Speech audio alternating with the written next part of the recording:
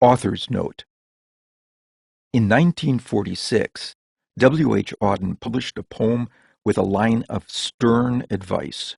Thou shalt not sit with statisticians, nor commit a social science. For a long time, even high-ranking decision-makers seemed to concur, preferring to base their choices on intuition, personal experience, and anecdote. Although a name change was required in each instance, statistics is now data analytics, and social science is now behavioral science, those days are gone. They've been replaced by an era of evidence-based decision-making in the major institutions of society: business, government, education, defense, sports. It's an era that prizes information from big data analysts and behavioral scientists. I have no direct knowledge of how the transformation occurred in the realm of statistical analysis, but I've been able to observe firsthand the rise in the status of behavioral science through my experiences as a social psychologist and the author of the book Influence. When Influence first appeared in 1984, it had little impact. Sales were so disappointing, my publisher withdrew allotted advertising and promotional funds, explaining that to do otherwise would be throwing money down a pit. Few readers were interested in what a social psychologist had to say about social influence. That ended 4 to 5 years later when sales of the book began rising, eventually to bestseller levels, where they've remained ever since. I think I know what changed to cause the upswing: the times. By then, the idea of evidence-based decision-making was gaining widespread acceptance, and the book Influence offered a type of valuable evidence from scientific, social psychological research into successful persuasion that hadn't been available before, at least not in one place. 2 additional factors have played a role in the current popularity of such social psychological analysis, and by extension, of the book Influence. The first is the rise of behavioral economics, an approach to understanding human economic choices that has challenged and, in certain domains, swept away classical economic thinking. Although staking out its own territory, behavioral economics has incorporated aspects of social psychological thinking. For example, the frequent irrationality of human conduct, as well as some social psychological methodology, for example, randomized controlled experiments. I have colleagues who feel robbed of the credit by behavioral economists who have claimed various discoveries as their own without acknowledging existing, highly similar social psychological findings. I don't share the resentment. Although there's some overlap, it's not extensive. Moreover, if anything, behavioral economics has raised the public stature of social psychology by adopting some core features and legitimizing them in the minds of decision-makers. There was a time, as recently as 10 years ago, when social psychologists wouldn't be invited to international conferences on government or economic policy. Again, those days are gone. The other contributor to the current acceptance of social psychological approaches is the newfound willingness of social psychologists to present their work and its relevance to the public. It's a turnabout I'd like to think Influence helped produce. Before its publication, most of my colleagues didn't feel safe, professionally, writing for a popular audience. Indeed, if social psychology had been a business, it would have been known for having great research and development units, but no shipping department. We didn't ship, except to one another, in academic journals that no general reader was likely to read. An observation by the legal scholar James Boyle captures the main reason. You have never heard true condescension until you've heard academics pronounce the word popularizer. That is changed today. Owing in some degree to the success of the book Influence, social psychologists, as well as myriad other behavioral scientists, are communicating like never before with the broader community in widely appreciated blogs, columns, videos, and books. In this respect, behavioral science is in a kind of golden age. The book Persuasion adds to the body of behavioral science information general readers find both inherently interesting and applicable to their daily lives. It identifies what savvy communicators do before delivering a message to get it accepted. Their sharp timing is what's new here.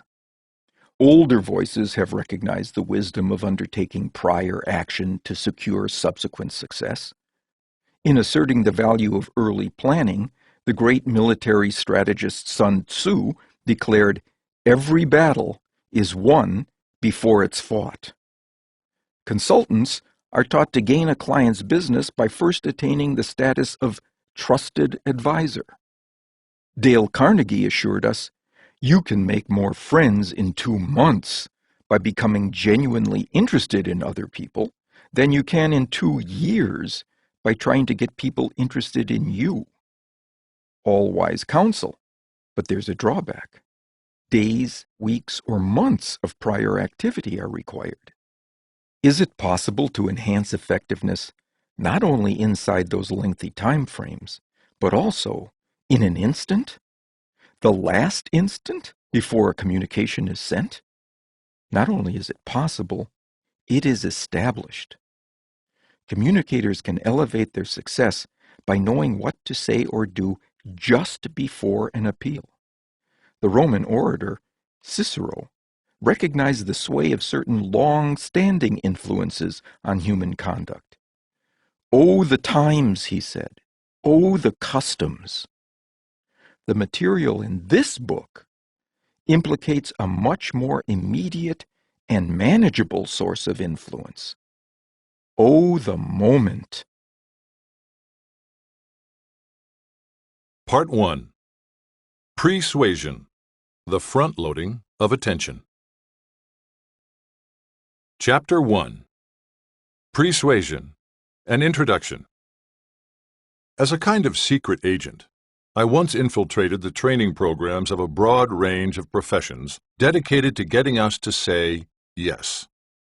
For almost 3 years, I recorded the lessons taught to aspiring automobile salespeople, direct marketers, TV advertisers, frontline managers, charity fundraisers, public relations specialists, and corporate recruiters. My intent was to find out which practices worked time after time. So I answered the organization's ads for trainees, or otherwise arranged to be present in their classrooms, notebook in hand, ready to absorb the wisdom born of long-standing experience in the business of persuasion. In these programs, advanced trainees were often allowed to accompany and observe an old pro who was conducting business. I always jumped at those opportunities because I wanted to see if I could register not just what practitioners in general did to succeed, but also what the best of them did. One such practice quickly surfaced that shook my assumptions. I'd expected that the aces of their professions would spend more time than the inferior performers developing the specifics of their requests for change, the clarity, logic, and desirable features of them. That's not what I found. Pre-suasion. The highest achievers spent more time crafting what they did and said before making a request. They set about their mission as skilled gardeners who know that even the finest seeds will not take root in stony soil or bear fullest fruit in poorly prepared ground. They spent much of their time toiling in the fields of influence, thinking about and engaging in cultivation, in ensuring that the situations they were facing had been pre-treated and readied for growth. Of course, the best performers also considered and cared about what, specifically, they would be offering in those situations. But much more than their less effective colleagues, they didn't rely on the legitimate merits of an offer to get it accepted. They recognized that the psychological frame in which an appeal is first placed can carry equal or even greater weight. Besides, they were frequently in no position to tinker with the merits of what they had to offer, Someone else in the organization had created the product, program, or plan they were recommending, often in fixed form. Their responsibility was to present it most productively. To accomplish that, they did something that gave them a singular kind of persuasive traction. Before introducing their message, they arranged to make their audience sympathetic to it. There's a critical insight in all this for those of us who want to learn to be more influential. The best persuaders become the best through pre-suasion, the process of arranging for recipients to be receptive to a message before they encounter it. To persuade optimally, then, it's necessary to persuade optimally. But how? In part, the answer involves an essential but poorly appreciated tenet of all communication. What we present first changes the way people experience what we present to them next. Consider how a small procedural difference has improved the bottom line of the consulting business of a Toronto-based colleague of mine. For years, when bidding on a big project, it wasn't unusual to get price resistance from the client, who might propose a 10% or 15% reduction. That was frustrating, he says, because he never felt comfortable padding the budget to cover this kind of potential pushback on costs. If he did agree to the cut, his profit margin became so thin it barely paid to take the business. If he didn't acquiesce, he either lost the job or produced partners who were initially disgruntled because he wasn't willing to work with them on price. Then, during one proposal meeting, he accidentally hit upon a maneuver that rid him of the problem forever.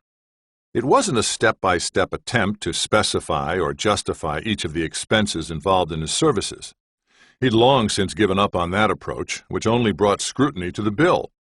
Instead, after his standard presentation and just before declaring his $75,000 fee, he joked, "As you can tell, I'm not going to be able to charge you $1 million for this." The client looked up from the written proposal he'd been studying and said, "Well, I can agree to that." The meeting proceeded without a single subsequent reference to compensation and ended with a signed contract. My colleague claims that this tactic of mentioning an admittedly unrealistic price tag for a job doesn't always win the business. Too many other factors are involved for that. But it almost always eliminates challenges to the charges. Although he stumbled onto it, my friend is not alone in experiencing the remarkable effects of merely launching a large number into the air and, consequently, into the minds of others. Researchers have found that the amount of money people said they'd be willing to spend on dinner went up when the restaurant was named Studio 97 as opposed to Studio 17. That the price individuals would pay for a box of Belgian chocolates grew after they'd been asked to write down a pair of high versus low digits from their Social Security numbers. That participants in a study of work performance predicted their effort and output would be better when the study happened to be labeled Experiment 27 versus Experiment 9, and that observers' estimates of an athlete's performance increased if he wore a high versus low number on his jersey. What's more, the potent impact of what goes first isn't limited to big initial numbers. Other researchers have shown that just after drawing a set of long lines on a sheet of paper, college students estimated the length of the Mississippi River as much greater than those who had just drawn a set of short lines. In fact, the impact of what goes first isn't limited to numerics at all. Customers in a wine shop were more likely to purchase a German vintage if, before their choice, they'd heard a German song playing on the shop's sound system. Similarly, they were more likely to purchase a French vintage if they'd heard a French song playing. So it's not one particular experience that guides what's done later. It can be exposure to a number, the length of a line, or a piece of music, and, as we will see in later chapters, it can be a brief burst of attention to any of a variety of selected psychological concepts.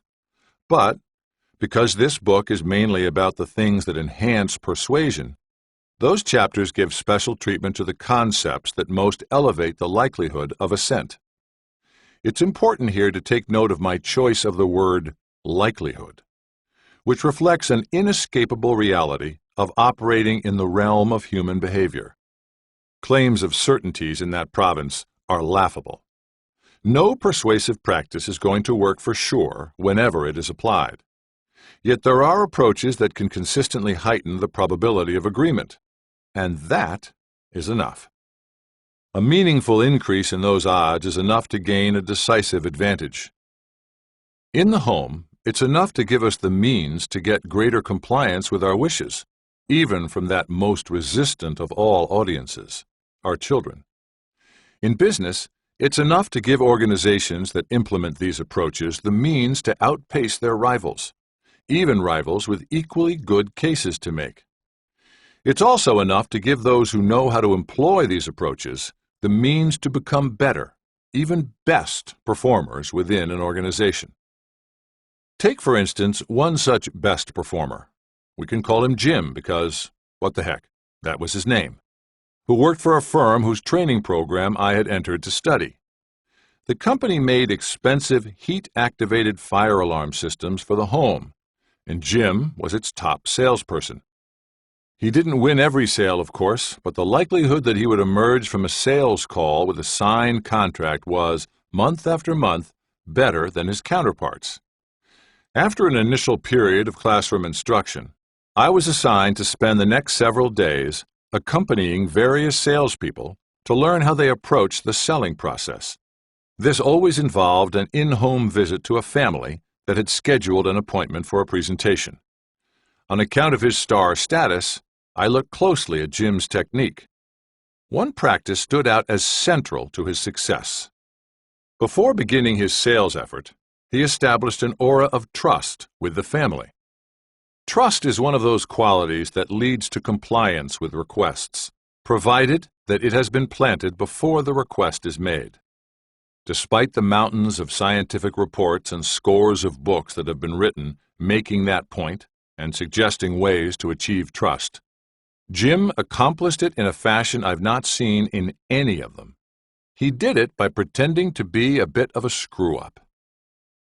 The sales sequence taught to all company representatives was fairly standard to the industry. After making small talk to build rapport, the prospects, usually a couple, were given a timed 10-minute written test of fire safety knowledge designed to reveal how little they knew about the actual dangers of a home fire.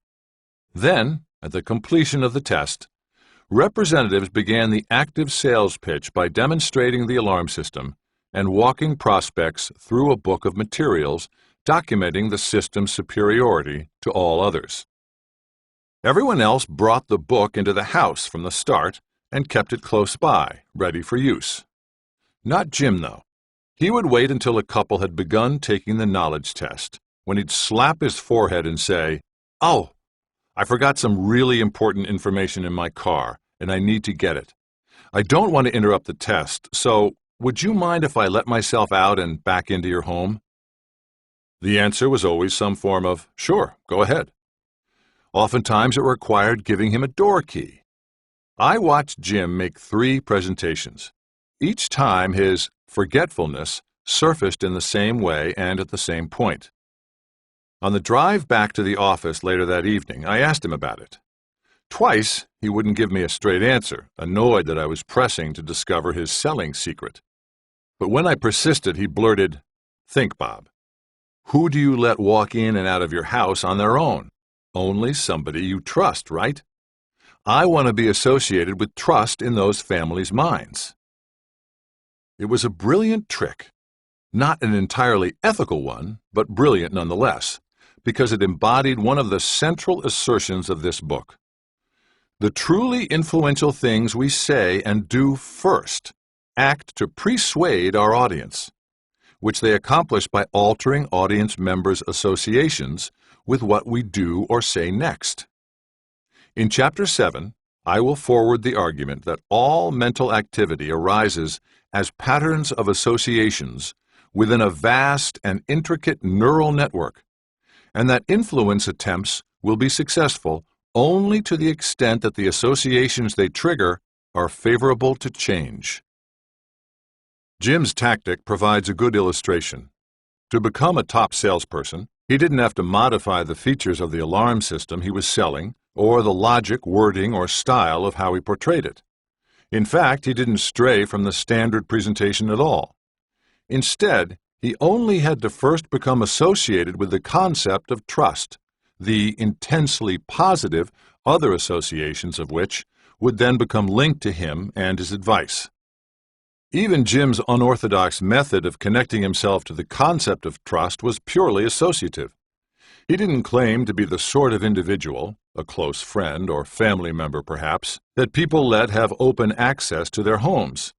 He just arranged to be treated in a way characteristic of trusted individuals of this sort. It's noteworthy that this tactic was the only real difference I registered between Jim's presentations and those of his significantly less successful coworkers. Such is the strength of mere association. All told, there are any of a number of first steps, besides establishing trust, persuaders can take that will make audiences more receptive to the case they intend to present. The steps can take multiple forms and, accordingly, they've been given multiple labels by behavioral scientists. They can be called frames or anchors or primes or mindsets or first impressions. We will encounter each of those types in the remainder of this book, where, throughout, I'm going to refer to them as openers, because they open up things for influence in two ways. In the first, they simply initiate the process. They provide the starting points, the beginnings of persuasive appeals. But it is in their second function that they clear the way to persuasion by removing existing barriers. In that role, they promote the openings of minds and, for would-be persuaders like Jim, of protectively locked doors.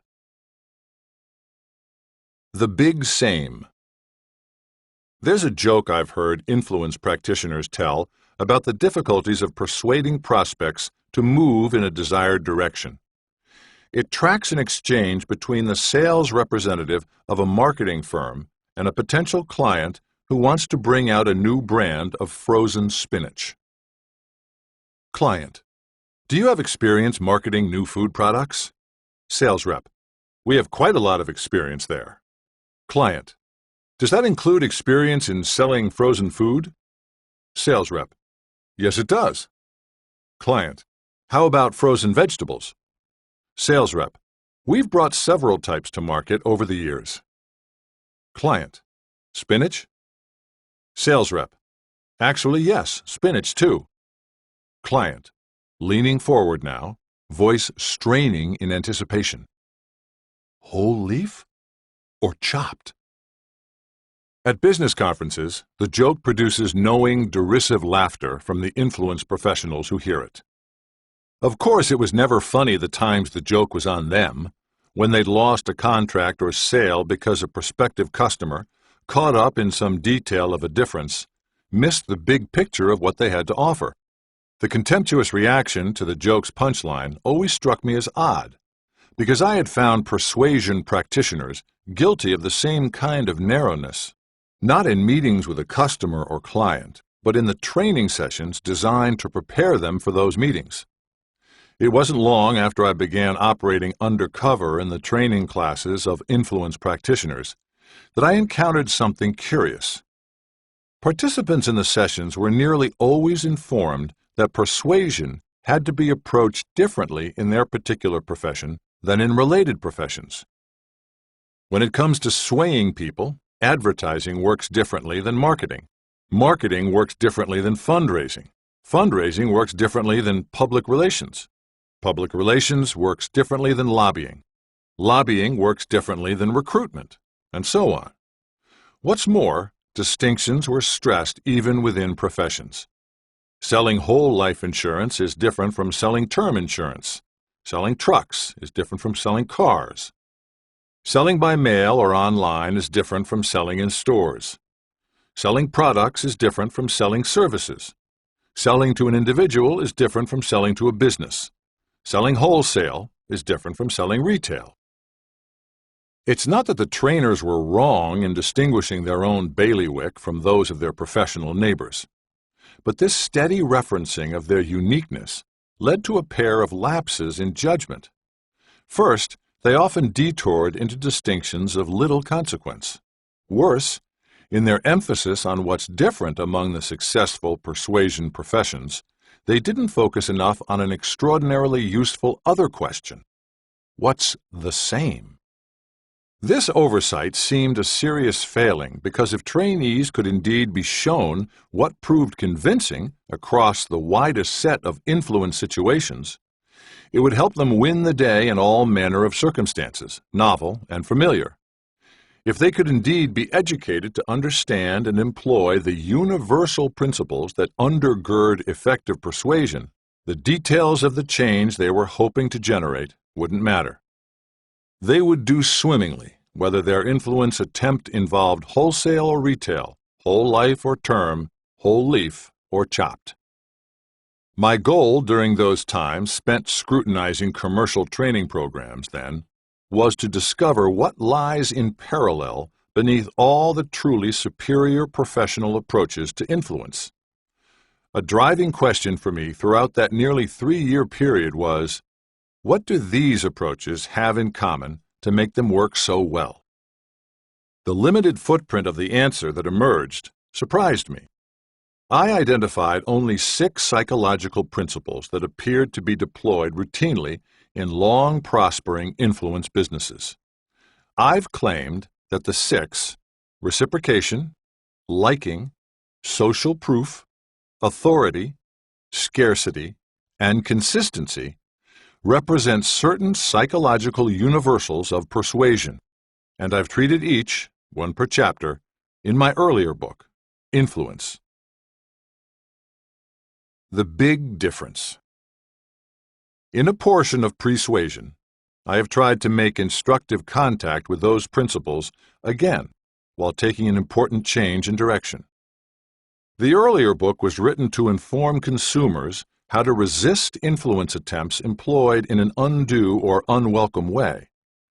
One factor that spurred me to write this book is that although influence has now appeared in multiple editions and sold more copies than I could have sensibly imagined, few consumer groups ever contacted me for follow-up. But my phone hasn't stopped ringing with requests from 2 other types of callers: corporate representatives inviting me to speak to their groups, and individual readers wanting to know how to become more influential in everyday interactions with coworkers, friends, neighbors, and family members. It became plain that more than just learning how to deflect or reject it, large numbers of people are ravenously interested in learning how to harness persuasion. In contrast to influence, one aim of this book is to help satisfy that hunger directly, but with a pair of dietary restrictions. The first concerns the ethics of persuasive success. Just because we can use psychological tactics to gain consent doesn't mean we are entitled to them. The tactics are available for good or ill. They can be structured to fool and thereby exploit others. But they can also be structured to inform and thereby enhance others.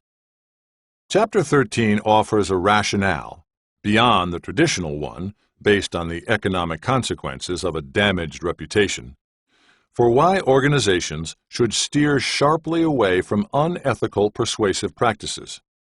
Those practices will lend themselves to the attraction and retention of employees who find cheating acceptable and who will ultimately cheat the organization as a consequence.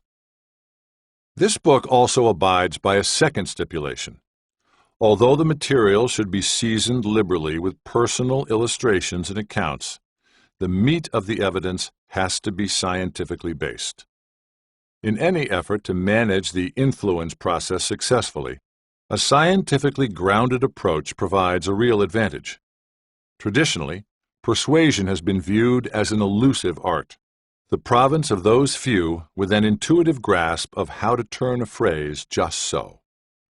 But something radical has happened to the study of persuasion during the past half-century that permits the rest of us to benefit as fully as the born masters. Researchers have been applying a rigorous scientific approach to the question of which messages lead people to concede, comply, and change. They have documented the sometimes staggering impact of making a request in a standard way versus making the identical request in a different, better informed fashion.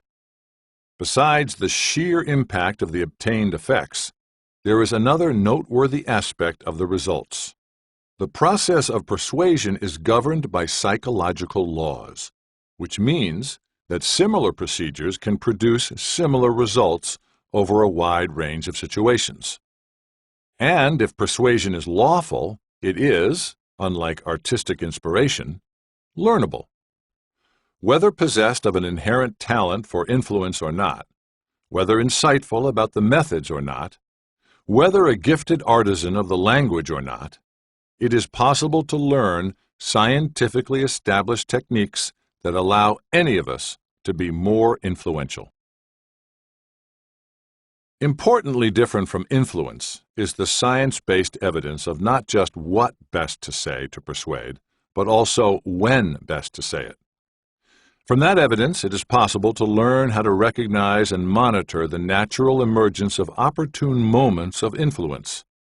It is also possible, but more perilous from an ethical standpoint, to learn how to create, to make those moments.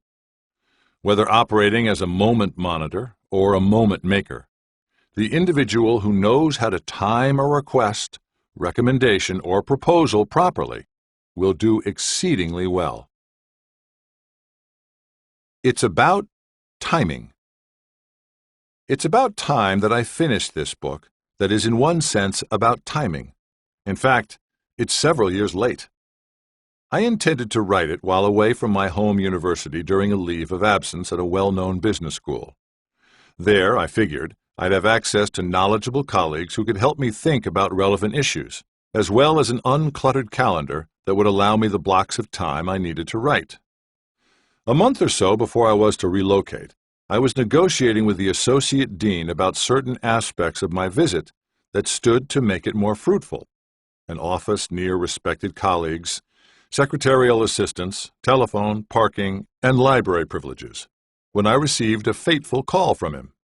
It began wonderfully. "Bob," he said, "I have good news. I was able to get you the office you wanted. The computer in there is more powerful than the one you asked for. Don't worry about access to a secretary. The library, parking, long-distance calls, we'll take care of all that." I was grateful and told him how much I appreciated all he'd done for me. He waited a beat and replied, "Well, there's something you could do for me. We've just experienced the need for someone to teach a specialized marketing class for our MBA students. I'm in a bind, and it would really help me out if you could do it." I knew that agreeing to his request would torpedo my chances of completing the planned book during my stay because, one, I had never taught in a business school before, which meant learning a new set of teaching norms. Two, I had never taught a marketing class before, which meant developing an entire course with coordinated lectures, readings, exercises, and exams. And three, I had never taught MBAs before, which meant, for the first time in my career, I'd be allocating much of my out-of-class activities to the questions, comments, and needs of the most relentless students known to the teaching profession, first-year MBAs. I agreed anyway. I couldn't see any other appropriate option, not in the instant after expressing my sincere thanks for everything this moment maker had just provided. If he had asked the day before or the day after, I would have been able to say no, explaining that there was a book I needed to write during my stay. But the circumstances were different inside his privileged moment. Because of what he had just done for me, there was no socially acceptable alternative to saying yes. I can only be glad he didn't need a kidney. So, owing to the demands of the moment, yes, it necessarily was. And yes, at the end of my leave of absence, arranged specifically to write this book, there was no book. Family members were disappointed, as were a few editors, and I was disappointed in myself. I can see a pair of upsides to this sequence of events, though. First, instructive new research has accumulated within the domain of persuasion science, which I have incorporated into the writing. Second, the Associate Dean's extraordinarily effective maneuver illustrates perfectly another major assertion of this book. Persuasive practices create windows of opportunity that are far from propped open permanently. I am confident that I would have been able to muster the resources to decline the man's request if he had made it in a separate, subsequent phone call. It's because of the only temporary receptiveness that persuasive actions often produce in others that I've introduced the concept of privileged moments. The meaning of the word privileged is straightforward, referring to special, elevated status. The word moment, though, is more complex, as it evokes a pair of meanings. One connotes a time-limited period, in this case, the window of opportunity following a persuasive opener, when a proposal's power is greatest. The other connotation comes from physics and refers to a unique leveraging force that can bring about unprecedented movement. These yoked dimensions, temporal on the one hand and physical on the other, have the capacity to instigate extraordinary change in yet a third psychological dimension. The remaining chapters, described briefly, show how. Part 1. Pre-suasion, the front-loading of attention. Chapter 2. Privileged moments. Chapter 2 explicates the concept of privileged moments, identifiable points in time when an individual is particularly receptive to a communicator's message.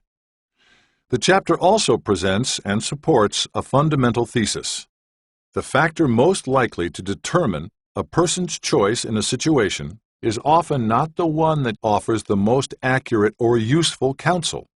Instead, it is the one that has been elevated in attention and thereby in privilege at the moment of decision. Chapter 3. The importance of attention is importance. Chapter 3 explores and documents one central reason that channeled attention leads to persuasion. The human tendency to assign undue levels of importance to an idea as soon as one's attention is turned to it. The chapter looks at the effects of channeled attention in 3 different arenas: effective online marketing efforts, positive consumer product reviews, and successful wartime propaganda campaigns. Chapter 4. What's focal is causal. Chapter 4 adds a second reason for why channeled attention leads to persuasion. In the same way that attentional focus leads to perceptions of importance, it also leads to perceptions of causality. If people see themselves giving special attention to some factor, they become more likely to think of it as a cause. The influence-related upshots of the what's focal is presumed causal effect are examined in domains such as lottery number choices and false confessions in police interrogations. Chapter 5. Commanders of Attention 1. The Attractors. If elevated attention provides persuasive leverage, are there any features of information that automatically invite such attention and therefore don't even require a communicator's special efforts? Chapter 5 examines several of these naturally occurring commanders of attention: the sexual, the threatening, and the different. Chapter 6. Commanders of Attention 2. The Magnetizers. Besides the advantages of drawing attention to a particular stimulus, there is considerable benefit to holding it there. The communicator, who can fasten an audience's focus onto the favorable elements of an argument, raises the chance that the argument will go unchallenged by opposing points of view, which get locked out of the attentional environment as a consequence. Chapter 6 covers certain kinds of information that combine initial pulling power with staying power, the self-relevant, the unfinished, and the mysterious. Part 2. Processes. The role of association. Chapter 7. The primacy of associations. I link, therefore I think. Once attention has been channeled to a selected concept, what is it about the concept that leads to a shift in responding? All mental activity is composed of patterns of associations, and influence attempts, including persuasive ones, will be successful only to the extent that the associations they trigger are favorable to change.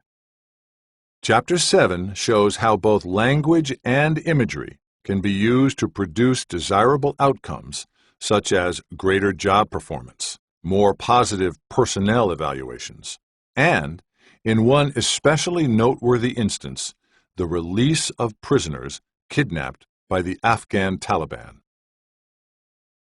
Chapter 8. Persuasive Geographies. All the right places, all the right traces. There is a geography of influence. Just as words and images can prompt certain associations favorable to change, so can places. Thus, it becomes possible to send ourselves in desired directions by locating to physical and psychological environments pre-fit with cues associated with our relevant goals. It's also possible for influencers to achieve their goals by shifting others to environments with supportive cues.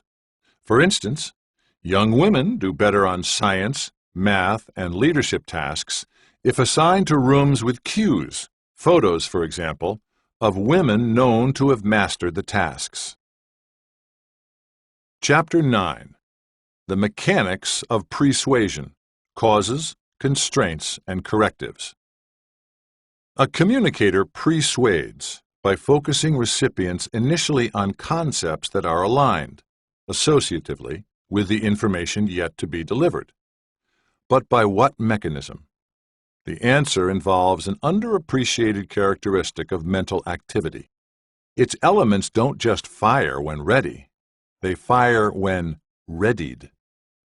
Chapter 9 examines this mechanism's operation in such varied phenomena as how advertising imagery works, how infants can be persuaded toward helpfulness, and how opiate drug addicts can be persuaded into performing an important therapeutic activity that none would consent to otherwise. Part 3. Best Practices. The Optimization of Persuasion. Chapter 10. Main Roads to Change. Broad Boulevards as Smart Shortcuts. On which specific concept should an audience's attention be focused for the greatest persuasive effect? Attention should be channeled to one or another of the universal principles of influence treated in my earlier book, Influence: reciprocity, liking, authority, social proof, scarcity, and consistency. There is good reason for their prevalence and success, for these are the principles that typically steer people in the right direction when they are deciding what to do. Chapter 11. Unity 1. Being Together. Chapter 11 reveals an additional, seventh universal principle of influence: unity.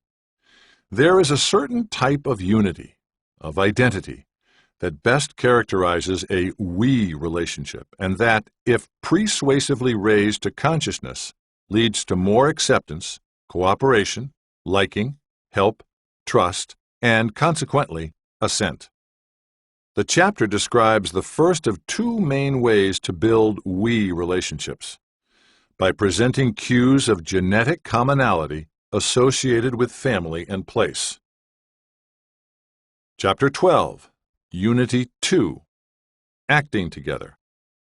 Besides the unitizing effect of being together in the same genealogy or geography, we relationships can result from acting together synchronously or collaboratively. When people act in unitary ways, they become unitized. And when such activity is arranged persuasively, it produces mutual liking and support. Chapter 12 provides illustrations in the forms of greater helping among strangers, cooperation among teammates, self-sacrifice among 4-year-olds, friendship among school children, love among college students, and loyalty between consumers and brands. Chapter 13. Ethical Use.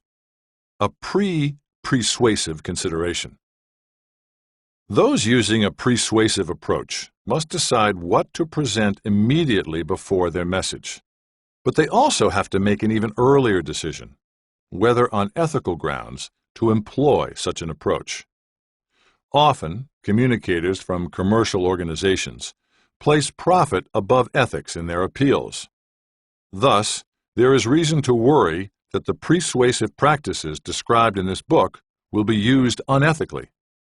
However, Chapter 13 argues against unethical use, offering data from studies indicating that such tactics undermine organizational profits in 3 potent ways.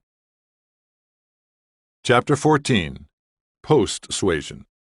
After effects. Persuaders want to do more than create temporary changes via momentary shifts in attention. They want to make those changes durable. Accordingly, Chapter 14 provides the behavioral science evidence for 2 kinds of procedures that increase the likelihood that changes generated initially will take root and last well beyond persuasive moments. Chapter 2. Privileged Moments. Not many people know this about me, but I'm a palm reader. At least, I used to be. As a young man, I learned palmistry to use as an icebreaker at parties. I eventually abandoned the practice, though, because as soon as I'd do a reading, a line of expectant candidates would form, denying me access to meaningful conversation and the buffet table. Yet during those few years, I recognized something remarkable about the palm-based information I provided. It was almost always true. My partners in the process, strangers for the most part, were amazed by the accuracy of my depictions of their traits. "That's right," they'd say. "How could you possibly see that?" I learned to feign an all-knowing smile to evade the question because, frankly, I was amazed too. Not anymore. There are 2 general explanations for why I was correct so often. The first relies on paranormal mechanisms that can be mastered fully by only a select few.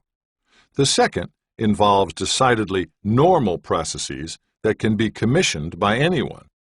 On the one hand, no pun intended, honest, it's conceivable that there is a real connection between the features of a human hand and its owner's character, history, and future. This type of explanation is often offered by purveyors of various paranormal systems. Besides the physical aspects of one's palm, the systems can be based on anything from star alignments to body auras to head bumps. Of course, these differences are crucial to those who proclaim the superiority of, let's say, bumps to auras for locating the truth. However, the content-based differences don't matter. In each case, we are assured that an expert practitioner, using special information from the system, can read our personality, past, and prospects. I doubt that my palm reading feats can be interpreted in paranormal terms. Whenever submitted to close scrutiny, these systems flop. Back in my palm deciphering period, I got unmistakable indications that something was amiss with paranormal methods for characterizing people. Curious about my palmistry successes, I put elements of the system to the test, sometimes reading someone's heart line as if it were the headline, that sort of thing. None of my alterations of tightly specified practices made any difference to my level of success. For instance, whether I followed or violated the proper procedure for uncovering the presence of a secret area of self-doubt within my subjects, they typically responded with the same guilty nod. On one particular evening, I was feeling out of place at a house party where I knew almost no one. Because interacting socially with strangers is one of my secret areas of self-doubt, I began doing palmistry as a way to fit in. I even read the homeowner's palm twice, once at the beginning of the night and once when he returned a couple of hours and several drinks later, wanting to know more. In the middle of the first reading, I bent back his thumb and said, "You know, I can tell that you are quite a stubborn man." During the second reading, when bending back his thumb, I said, "You know, I can tell that you are quite a flexible man." After each of the opposing depictions, he thought for a second and admitted that I was absolutely right about who he really was. What was going on? How could my readings be viewed as accurate no matter what, within reason, I claimed to see? Critics of the paranormal offer a standard explanation. Palmists or astrologers or phrenologists, head bump readers, describe characteristics so widespread, stubbornness and flexibility, for example, that almost everyone can identify with them. This point is surely true, but it doesn't resolve the whole mystery. If it's so easy for people to spot their own tendencies for both stubbornness and flexibility, shouldn't these opposites cancel themselves out upon quick reflection? When I labeled the homeowner at that party a stubborn man, why didn't he counter me then and there with the natural self-awareness of his flexibility? Why did he see the truth solely in the trait I suggested when I suggested it? Not hocus, not pocus, but focus. The answer has to do with a common operating tendency that can alter a person's decisions dramatically. Suppose at a party I bent back your thumb slightly and, on the basis of its resistance and curvature, proclaimed you quite a stubborn individual, someone who resists being pressured in a direction you don't want to go. I will have focused you on the trait of stubbornness, sending you down a single psychological chute constructed unfairly to confirm my judgment. Here's how it would work. To test if I were right, you'd automatically begin searching your memory for times when you'd acted stubbornly, only for those times. And you'd almost certainly come upon a ready instance, as mulishness under pressure is a frequent personal failing. If you extended this biased search further, you'd hit on other similar occurrences. With a blink of self-recognition, you'd likely look up at me and admit that I was on target. Now imagine instead that I'd labeled you quite a flexible individual, someone who, after getting new information, is willing to take it into account and adjust your position. I'd have focused you oppositely this time, sending you down a different chute, one rigged to ensure that you'd find occasions in your past when you embraced change. As a result, you'd be likely to look up from that equally biased memory search and declare me absolutely right about your fundamental flexibility. There's a very human reason for why you'd be prone to fall for my trick. Its obtuse scientific name is positive test strategy. But it comes down to this. In deciding whether a possibility is correct, people typically look for hits rather than misses, for confirmations of the idea rather than for disconfirmations. It is easier to register the presence of something than its absence. The great mystery novelist Sir Arthur Conan Doyle understood this tendency in crafting the anything-but-ordinary thinking style of Sherlock Holmes. The brilliant Holmes was as unrelenting in his attention to what didn't occur as to what did. Recall that in one of Doyle's most popular mystery stories, Silver Blaze, Holmes realizes that a theft under investigation is an inside job and could not have been committed by the stranger police had under arrest, because during the crime a guard dog didn't bark. His less intellectually disciplined counterparts, content to rely mainly on the presence rather than the absence of confirming evidence, never match his powers of deduction. Regrettably, you, I, and most everyone else fall into the sub-Holmesian category in this regard. In a song by Jimmy Buffett, a former lover has to be informed 5 separate times that the lack of something can convey the telling presence of something. If the phone doesn't ring, it's me. Target shooting. If I inquired whether you were unhappy in, let's say, the social arena, your natural tendency to hunt for confirmations rather than for disconfirmations of the possibility would lead you to find more proof of discontent than if I asked whether you were happy there. This was the outcome when members of a sample of Canadians were asked either if they were unhappy or happy with their social lives. Those asked if they were unhappy were far more likely to encounter dissatisfactions as they thought about it, and consequently were 375% more likely to declare themselves unhappy. There are multiple lessons to draw from this finding. First, if a pollster wants to know only whether you are dissatisfied with something, it could be a consumer product or an elected representative or a government policy, watch out. Be suspicious as well of the one who asks only if you are satisfied. Single-shoot questions of this sort can get you both to mistake and misstate your position. I'd recommend declining to participate in surveys that employ this biased form of questioning. Much better are those that use two-sided questions. How satisfied or dissatisfied are you with this brand? Are you happy or unhappy with the mayor's performance in office? To what extent do you agree or disagree with this country's current approach to the Middle East? These kinds of inquiries invite you to consult your feelings even-handedly. Decidedly more worrisome than the pollster whose leading questions usher you into a less than accurate personal stance, though, is the questioner who uses this same device to exploit you in that moment, that privileged moment. Cult recruiters often begin the process of seducing new prospects by asking if they are unhappy rather than happy.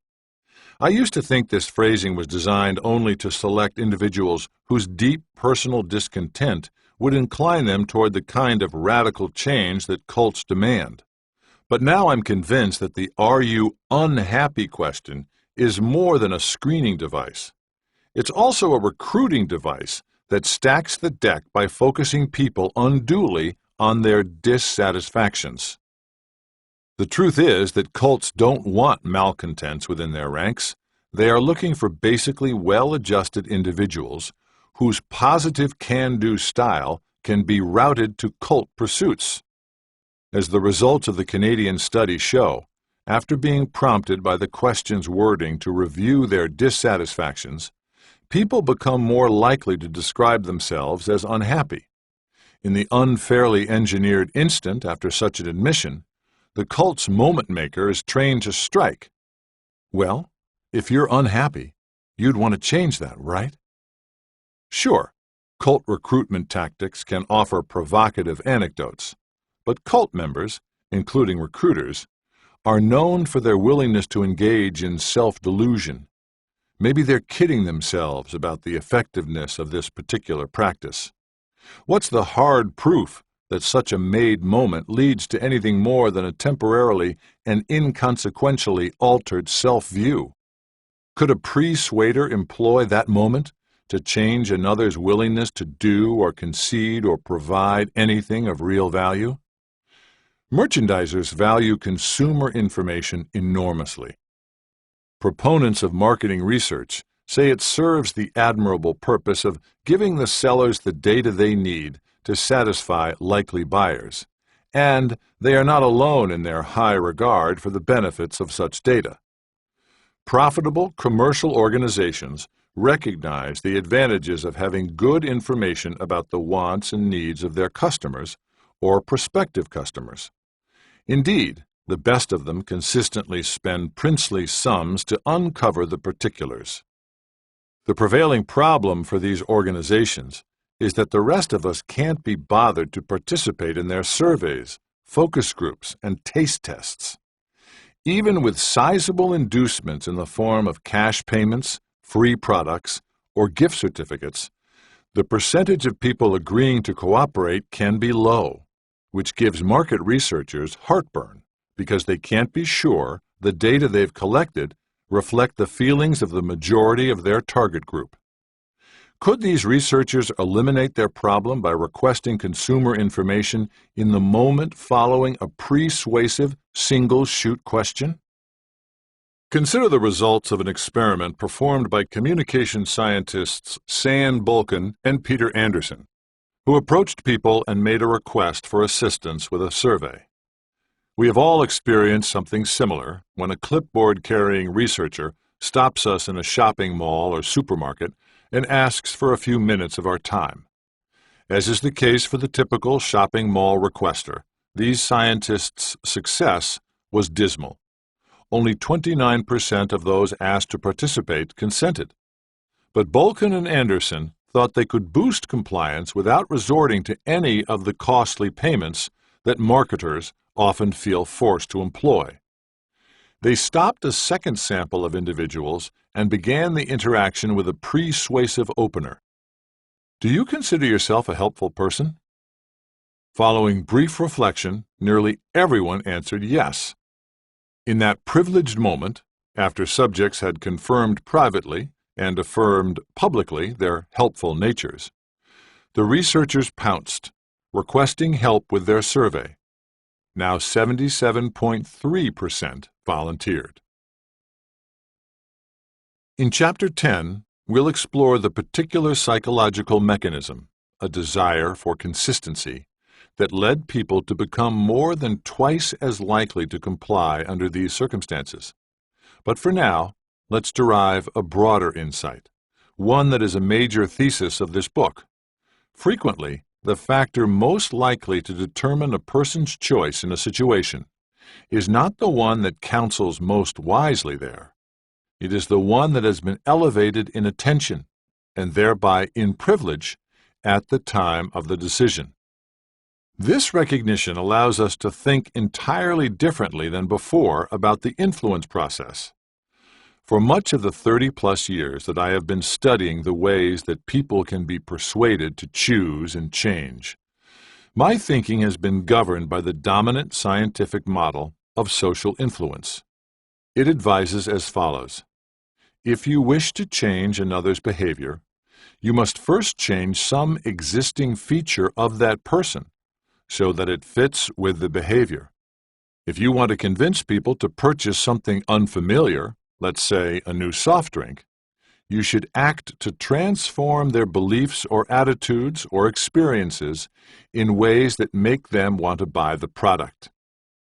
You might attempt to change their beliefs about the soft drink by reporting that it's the fastest growing new beverage on the market, or to change their attitudes by connecting it to a well-liked celebrity, or to change their experiences with it by offering free samples in the supermarket. Although an abundance of evidence shows that this approach works, it is now clear that there is an alternate model of social influence that provides a different route to persuasive success. Are you adventurous enough to consider a revolutionary model of influence? According to this non-traditional, channeled attention approach, to get desired action, it's not necessary to alter a person's beliefs or attitudes or experiences. It's not necessary to alter anything at all, except what's prominent in that person's mind at the moment of decision. In our example of the new soft drink, it might be the fact that in the past, he or she has been willing to look at new possibilities. Evidence for precisely this process can be found in an extension of the Bolkin and Anderson research, demonstrating that a marketer could greatly increase the chance of finding survey participants by beginning with a particular persuasive opener, asking people if they consider themselves helpful. In a companion study, the two scientists found that it was similarly possible to increase willingness to try an unfamiliar consumer product by beginning with a comparable but differently customized persuasive opener, this time asking people if they consider themselves adventurous. The consumer product was a new soft drink, and individuals had to agree to supply an email address so they could be sent instructions on how to get a free sample. Half were stopped and asked if they wanted to provide their addresses for this purpose. Most were reluctant. Only 33% volunteered their contact information. The other subjects were asked initially, "Do you consider yourself to be somebody who is adventurous and likes to try new things?" Almost all said yes, following which 75.7% gave their email addresses. Two features of these findings strike me as remarkable. First, of the subjects who were asked if they counted themselves adventurous, 97%, 70 out of 72, responded affirmatively. The idea that nearly everybody qualifies as an adventurous type is ludicrous. Yet when asked the single-shoot question of whether they fit this category, people nominate themselves almost invariably. Such is the power of positive test strategy and the blinkered perspective it creates.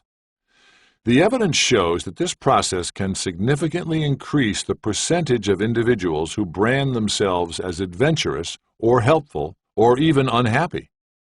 Moreover, the narrowed perspective, though temporary, is anything but inconsequential. For a persuasively privileged moment, it renders these individuals highly vulnerable to aligned requests, as the data of research scientists and the practices of cult recruiters attest. The other noteworthy feature of the soft drink experiment is not that a simple question could shunt so many people into a particular choice, but that it could shunt so many of them into a potentially dangerous choice. In recent years, if there is anything we have been repeatedly warned to safeguard against by all manner of experts, it's opening ourselves to some unscrupulous individual who might bombard our computers with spam, infect them with destructive viruses, or hack into them to sting us with the protracted misery of identity theft. Of course, to be fair, it must be acknowledged that experienced and discerning users are unlikely to be fooled by the offers they receive electronically. I, for instance, have been flattered to learn through repeated internet messages that many Ukrainian virgin prostitutes want to meet me. If that can't be arranged, they can get me an outstanding deal on reconditioned printer cartridges. Notwithstanding this particular exception, we'd be well advised to regard the authenticity of such solicitations skeptically. Indeed, given the mass of negative publicity regarding computer fraud, it makes great sense that 2/3 of Bulkin and Anderson's first group of subjects turned down the request for their email addresses. After all, this was a complete stranger who advanced on them unintroduced and unbidden. The circumstances clearly called for prudence. What's significant is that these circumstances applied equally to all those individuals. 75.6% in Bulkin and Anderson's second group, who, after being channeled to their adventurous sides by an initial single-shoot question, ignored the cues for caution and piled rashly into a potentially foolish choice. Their behavior, bewildering as it is on the surface, confirms this book's contention that the guiding factor in a decision is often not the one that counsels most wisely. It's one that has recently been brought to mind. But why? The answer has to do with the ruthlessness of channeled attention, which not only promotes the now focal aspect of the situation, but also suppresses all competing aspects of it, even critically important ones. The do's and don'ts of focused attention. In the English language, we are said to pay attention, which plainly implies that the process extracts a cost. Research on cognitive functioning shows us the form of the fee. When attention is paid to something, the price is attention to something else. Indeed, because the human mind appears able to hold only one thing in conscious awareness at a time. The toll is a momentary loss of focused attention to everything else. Have you ever noticed how difficult it is to genuinely experience two things at once? I know, for example, that if I start looking intently for a highway exit while listening to a CD in my car, I'll stop hearing the music. And if I am listening intently to the music, I'll often miss my exit. In this regard, my car's CD player is structured to work like my brain, allowing me but a single track of music at a time. That's for good reason, as it would be folly to play more than one simultaneously. I just hear noise. So it is with human cognition. Even though there are always multiple tracks of information available, we consciously select only the one we want to register at that moment. Any other arrangement would leave us overloaded and unable to react to distinct aspects of the mongrelized input.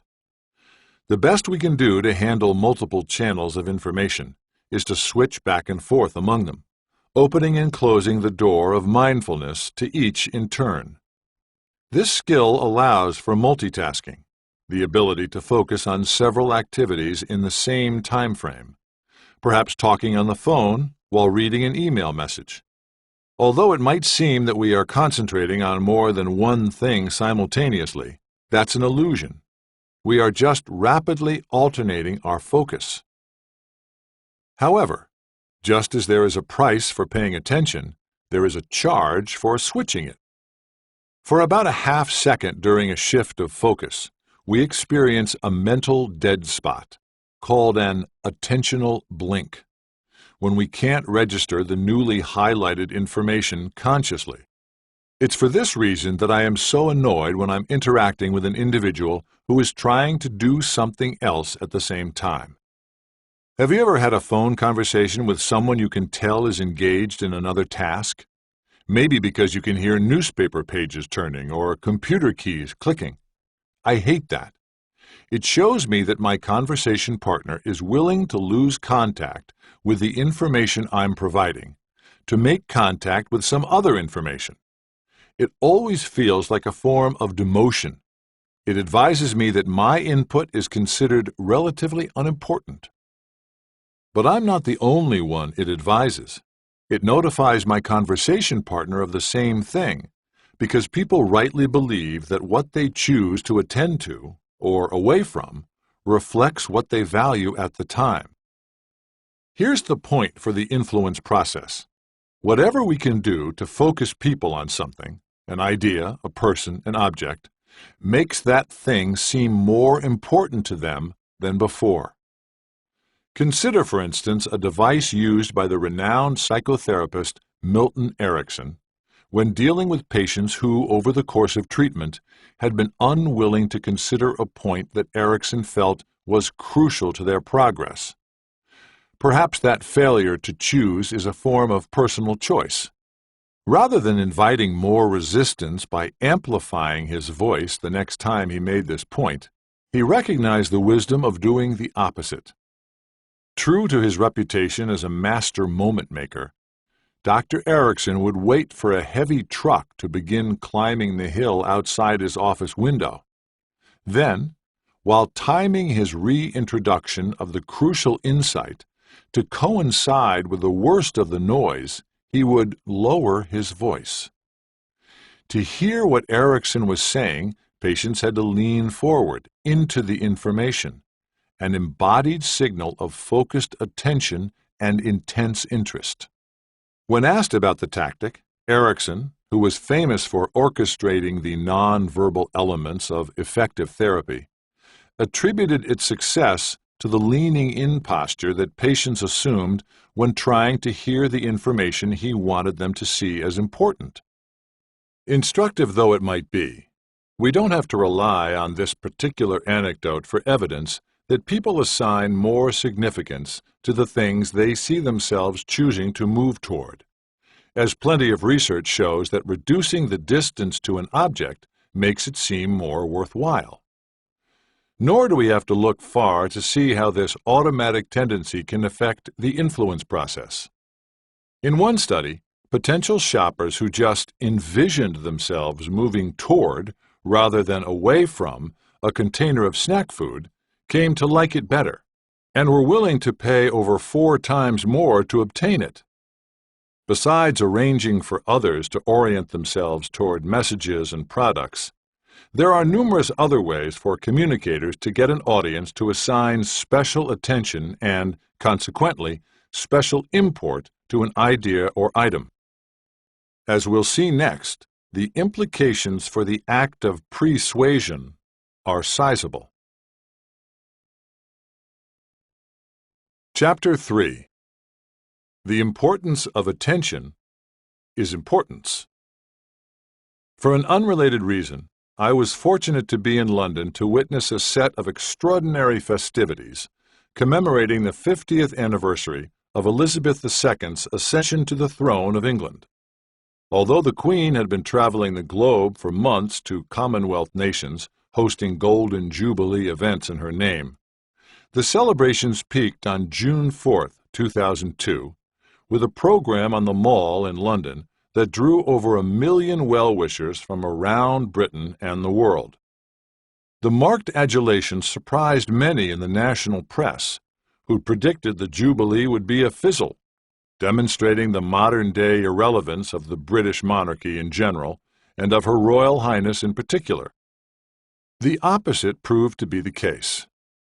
In the several weeks run-up to June 4th, throngs within the United Kingdom flocked to dedications, parades, concerts, and special proceedings honoring the Queen, which she honored in turn with her presence. Especially coveted were invitations to small parties, where it was sometimes possible to be addressed personally by the Queen in a receiving line. Of course, the opportunity to meet Elizabeth II under any circumstances would be considered exceptional, but the chance to meet her amid the pomp and pageantry of the Golden Jubilee added even more significance to such occasions, which were widely reported by the media. One report stood out from all the others for me. A young woman moving through a reception line at one of the small fetes experienced the horror of hearing the cell phone in her purse begin to ring just as she met the Queen. Flustered and frozen with embarrassment as her phone pealed insistently, she stared helplessly into the royal eyes that had become fixed on her bag. Finally, Elizabeth leaned forward and advised, "You should answer that, dear. It might be someone important." What's salient is important. While the graciousness of Elizabeth's advice offers an insight into her beloved standing among her subjects, the content of that advice offers another type of insight. Anything that draws focused attention to itself can lead observers to overestimate its importance. Who, on the other end of the line, could conceivably have been more important at that singular moment than Her Majesty, the Queen of the realm, on the occasion of the 50th anniversary of her reign? I can't think of anyone. Yet the unknown caller was proclaimed worthy of it by the Queen, no less. Now, a critic might argue that Elizabeth didn't overestimate the potential import of the caller one whit, that her response was born of a characteristic personal tendency toward kindness, and not at all of a characteristic human tendency toward misassessment in that sort of situation. The critic would be wrong, I believe, because although royals are often said to be of a different breed than the rest of us, they are not of a different species. Numerous researchers have documented the basic human inclination to assign undue weight to whatever happens to be salient at the time. One of those researchers is Daniel Kahneman, who, for personal and professional reasons, is an excellent informant on the character and causes of human behavior. On the personal side, he's been able to observe from within a multitude of cultures and roles. Having grown up in France, earned degrees in Jerusalem, Israel, and Berkeley, California, served as a soldier and personnel assessor in Israel, and taught in Canada and the United States. More impressive, though, are Kahneman's credentials as a renowned authority on matters of human psychology. His teaching positions have always been prestigious, culminating with an appointment at Princeton University that included simultaneous professorships in psychology and public affairs. His numerous awards have also been prestigious, but none as noteworthy as the 2002 Nobel Prize in Economic Sciences, the only Nobel in history given to an individual trained as a psychologist. It's no wonder, then, that when Daniel Kahneman speaks on issues of human psychology, he gets hushed attention. I am reminded of a famous television commercial of many years ago for the financial services firm E.F. Hutton that depicts a pair of businessmen in a busy restaurant trying to talk over the din of clanking silverware, loud waiters, and neighboring table conversations. One of the men says to his colleague, "Well, my broker is E.F. Hutton," and E.F. Hutton says, the place goes silent. Waiters stop taking orders, busboys stop clearing tables, diners stop speaking, while everyone in the room turns to take in the advice, and an announcer's voice intones, "When E.F. Hutton talks, people listen." I've been to several scientific conferences at which Professor Kahneman has spoken, and when Daniel Kahneman talks, people listen. I am invariably among them. So I took special notice of his answer to a fascinating challenge put to him not long ago by an online discussion site. He was asked to specify the one scientific concept that, if appreciated properly, would most improve everyone's understanding of the world. Although in response he provided a full 500-word essay describing what he called the focusing illusion, his answer is neatly summarized in the essay's title. Nothing in life is as important as you think it is while you are thinking about it. The implications of Kahneman's assertion apply to much more than the momentary status of the caller to a ringing phone. They apply tellingly well to the practice of pre-suasion, because a communicator who gets an audience to focus on a key element of a message preloads it with importance. This form of pre-suasion accounts for what many see as the principal role, labeled agenda setting, that the news media play in influencing public opinion. The central tenet of agenda setting theory is that the media rarely produce change directly by presenting compelling evidence that sweeps an audience to new positions. They are much more likely to persuade indirectly by giving selected issues and facts better coverage than other issues and facts. It's this coverage that leads audience members, by virtue of the greater attention they devote to certain topics, to decide that these are the most important to be taken into consideration when adopting a position. As the political scientist Bernard Cohen wrote, "The press may not be successful most of the time in telling people what to think, but it is stunningly successful in telling them what to think about." According to this view, in an election, whichever political party is seen by voters to have the superior stance on the issue highest on the media's agenda at the moment will likely win. That outcome shouldn't seem troubling provided the media have highlighted the issue or set of issues most critical to the society at the time of the vote.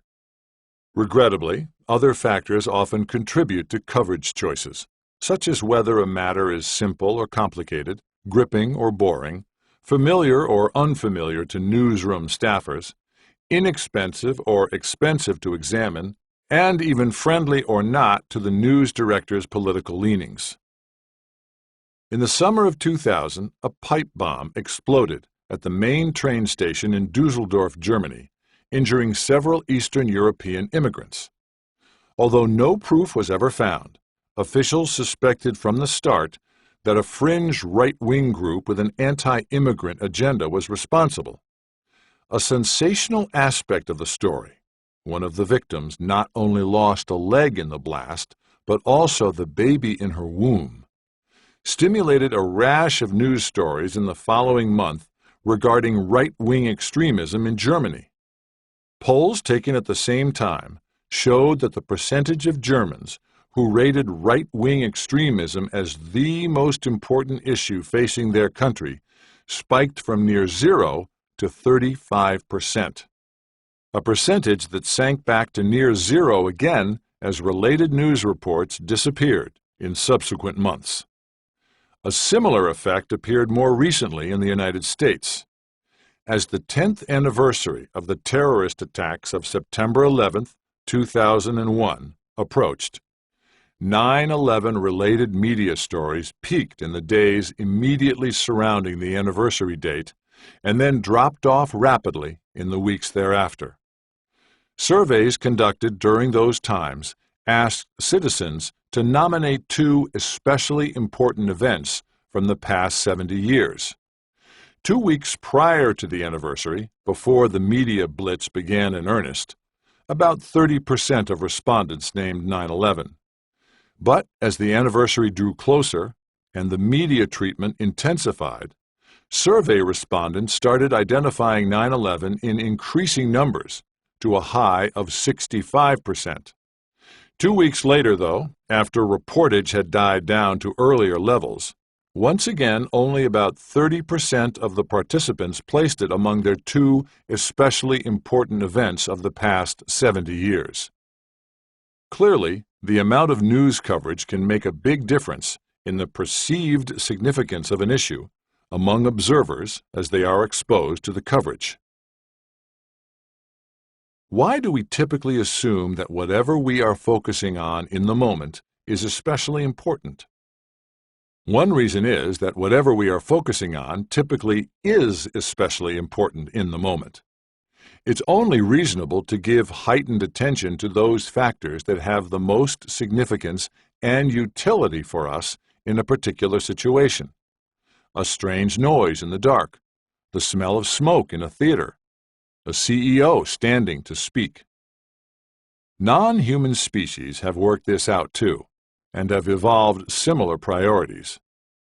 Rhesus monkeys, for example, will pay in the form of sacrificed food rewards just for the opportunity to view important, high-status members of their colony. But they will require a reward to divert their attention to unimportant members. In all kinds of species and for all kinds of reasons, it makes great sense to direct attention to those options that scale largest in rank. This sensible system of focusing our limited attentional resources on what does indeed possess special import has an imperfection, though. We can be brought to the mistaken belief that something is important merely because we have been led by some irrelevant factor to give it our narrowed attention.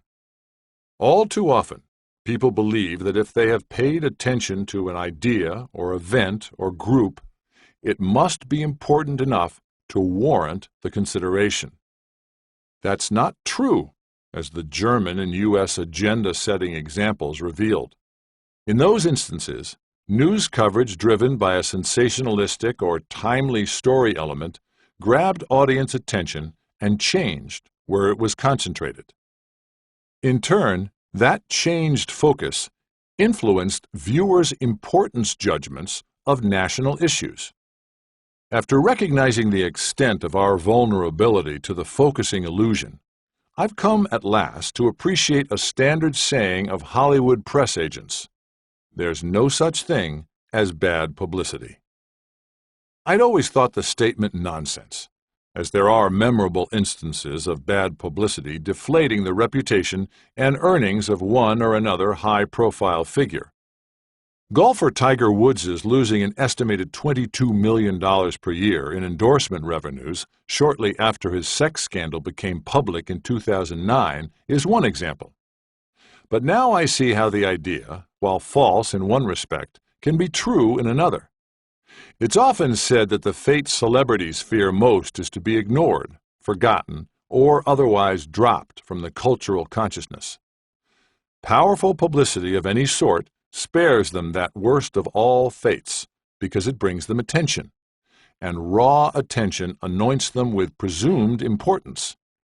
Especially in the arts, where one's worth is almost entirely subjective, an elevated public presence contributes to that worth. Accordingly, people will pay to see high-profile celebrities within their performances, productions, and appearances because they, as individuals, seem to matter.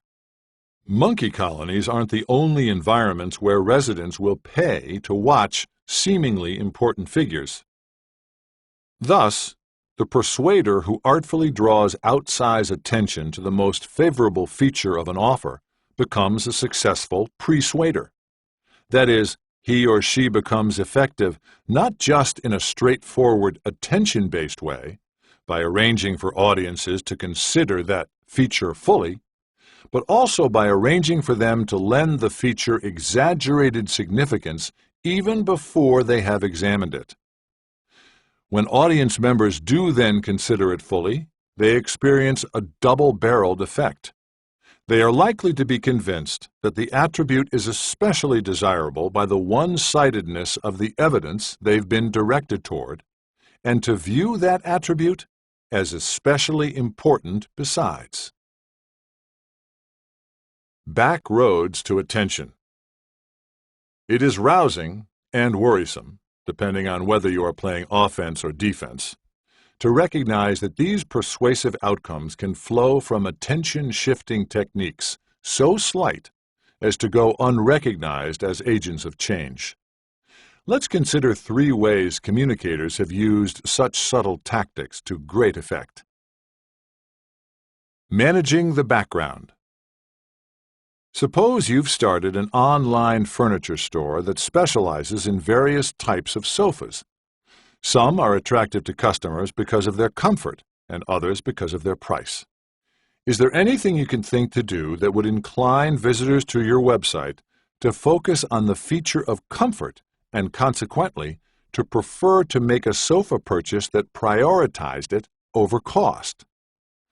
You've no need to labor long for an answer, because 2 marketing professors, Naomi Mandel and Eric Johnson, have provided one in a set of studies using just such an online furniture site. When I interviewed Mandel regarding why she decided on this particular set of issues to explore, she said her choice had to do with 2 big unresolved matters within the field of marketing, one relatively recent and one long-standing. The new topic at the time was e-commerce. When she began the research project in the late 1990s, the impact of virtual stores such as Amazon and eBay was only beginning to be seen. But how to optimize success within this form of exchange had not been addressed systematically, so she and Johnson opted for a virtual store site as the context for their study. The other matter that had piqued Mandel's interest is one that has vexed merchandisers forever: how to avoid losing business to a poorer quality rival whose only competitive advantage is lower cost. That is why Mandel chose to pit higher quality furniture lines against less expensive, inferior ones in her study. It's a traditional problem that the business-savvy students in our marketing courses raise all the time, she said. We always instruct them not to get caught up in a price war against an inferior product, because they'll lose. We tell them to make quality the battleground instead, because that's a fight they'll most likely win. Fortunately for me, she continued, the best of the students in those classes have never been satisfied with that general advice. They'd say, "Yeah, but how?" And I never really had a good answer for them, which gave me a great question to pursue for my research project. Fortunately for us, after analyzing their results, Mandel and Johnson were in a position to deliver a stunningly simple answer to the "yeah, but how" question.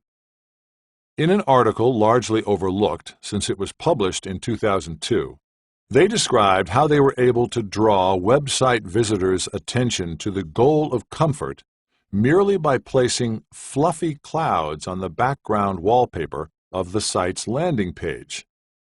That maneuver led those visitors to assign elevated levels of importance to comfort when asked what they were looking for in a sofa. Those same visitors also became more likely to search the site for information about the comfort features of the sofas in stock, and, most notably, to choose a more comfortable and more costly sofa as their preferred purchase. To make sure their results were due to the landing page wallpaper and not to some general human preference for comfort, Mandel and Johnson reversed their procedure for other visitors, who saw wallpaper that pulled their attention to the goal of economy by depicting pennies instead of clouds. These visitors assigned greater levels of importance to price, searched the site primarily for cost information, and preferred an inexpensive sofa.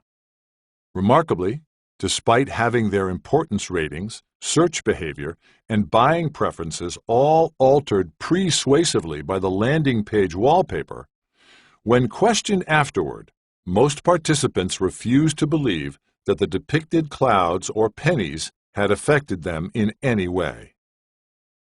Additional research has found similarly sly effects for online banner ads, the sort we all assume we can ignore without impact while we read. Well-executed research has shown us mistaken in this regard. While reading an online article about education, repeated exposure to a banner ad for a new brand of camera made the readers significantly more favorable to the ad when they were shown it again later. Tellingly, this effect emerged even though they couldn't recall having ever seen the ad, which had been presented to them in 5-second flashes near the story material. Further, the more often the ad had appeared while they were reading the article, the more they came to like it. This last finding deserves elaboration, because it runs counter to abundant evidence that most ads experience a wear-out effect after they have been encountered repeatedly, with observers tiring of them or losing trust in advertisers who seem to think that their message is so weak that they need to send it over and over. Why didn't these banner ads, which were presented as many as 20 times within just 5 pages of text, suffer any wear-out? The readers never processed the ads consciously, so there was no recognized information to be identified as tedious or untrustworthy. These results pose a fascinating possibility for online advertisers. Recognition recall, a widely used index of success for all other forms of ads, might greatly underestimate the effectiveness of banner ads. In the new studies, frequently interjected banners were positively rated and were uncommonly resistant to standard wear-out effects, yet they were neither recognized nor recalled. Indeed, it looks to be this third result, lack of direct notice, that makes banner ads so effective in the first 2 strong and stubborn ways. After many decades of using recognition recall as a prime indicator of an ad's value, who in the advertising community would have thought that the absence of memory for a commercial message could be a plus? Within the outcomes of the wallpaper and the banner ad studies is a larger lesson regarding the communication process. Seemingly dismissible information presented in the background captures a valuable kind of attention that allows for potent, almost entirely uncounted instances of influence. The influence isn't always desirable, however. In this regard, there's a body of data on consequential background factors that parents especially should take into account. Environmental noise, such as that coming from heavy traffic or airplane flight paths, is something we think we get used to and even block out after a while. But the evidence is clear that the disruptive noise still gets in, reducing the ability to learn and perform cognitive tasks. One study found that the reading scores of students in a New York City elementary school were significantly lower if their classrooms were situated close to elevated subway tracks on which trains rattled past every 4 to 5 minutes. When the researchers, armed with their findings, pressed New York City transit system officials and Board of Education members to install noise-dampening materials on the tracks and in the classrooms, students' scores jumped back up. Similar results have been found for children near airplane flight paths. When the city of Munich, Germany, moved its airport, the memory and reading scores of children near the new location plummeted, while those near the old location rose significantly. Thus, parents whose children's schools or homes are subjected to intermittent automotive, train, or aircraft noise should insist on the implementation of sound-baffling remedies. Employers, for the sake of their workers and their own bottom lines, should do the same. Teachers need to consider the potentially negative effects of another kind of distracting background stimuli, this one of their own making, on young students' learning and performance. Classrooms with heavily decorated walls displaying lots of posters, maps, and artwork reduce the test scores of young children learning science material there. It is clear that background information can both guide and distract focus of attention. Anyone seeking to influence optimally must manage that information thoughtfully. Inviting favorable evaluation. Although communicators can use attention-drawing techniques to amplify the judged importance of a feature or issue, that's not always wise. Relevant here is Bernard Cohen's observation about press coverage, that it doesn't so much tell people what to think as what to think about. Any practice that pulls attention to an idea will be successful only when the idea has merit. If the arguments and evidence supporting it are seen as meritless by an audience, directed attention to the bad idea won't make it any more persuasive. If anything, the tactic might well backfire. After all, if audience members have come to see an idea as more important to them than before, they should then be even more likely to oppose it when it is a plainly poor one. Indeed, a lot of research has demonstrated that the more consideration people give to something, the more extreme, polarized, their opinions of it become.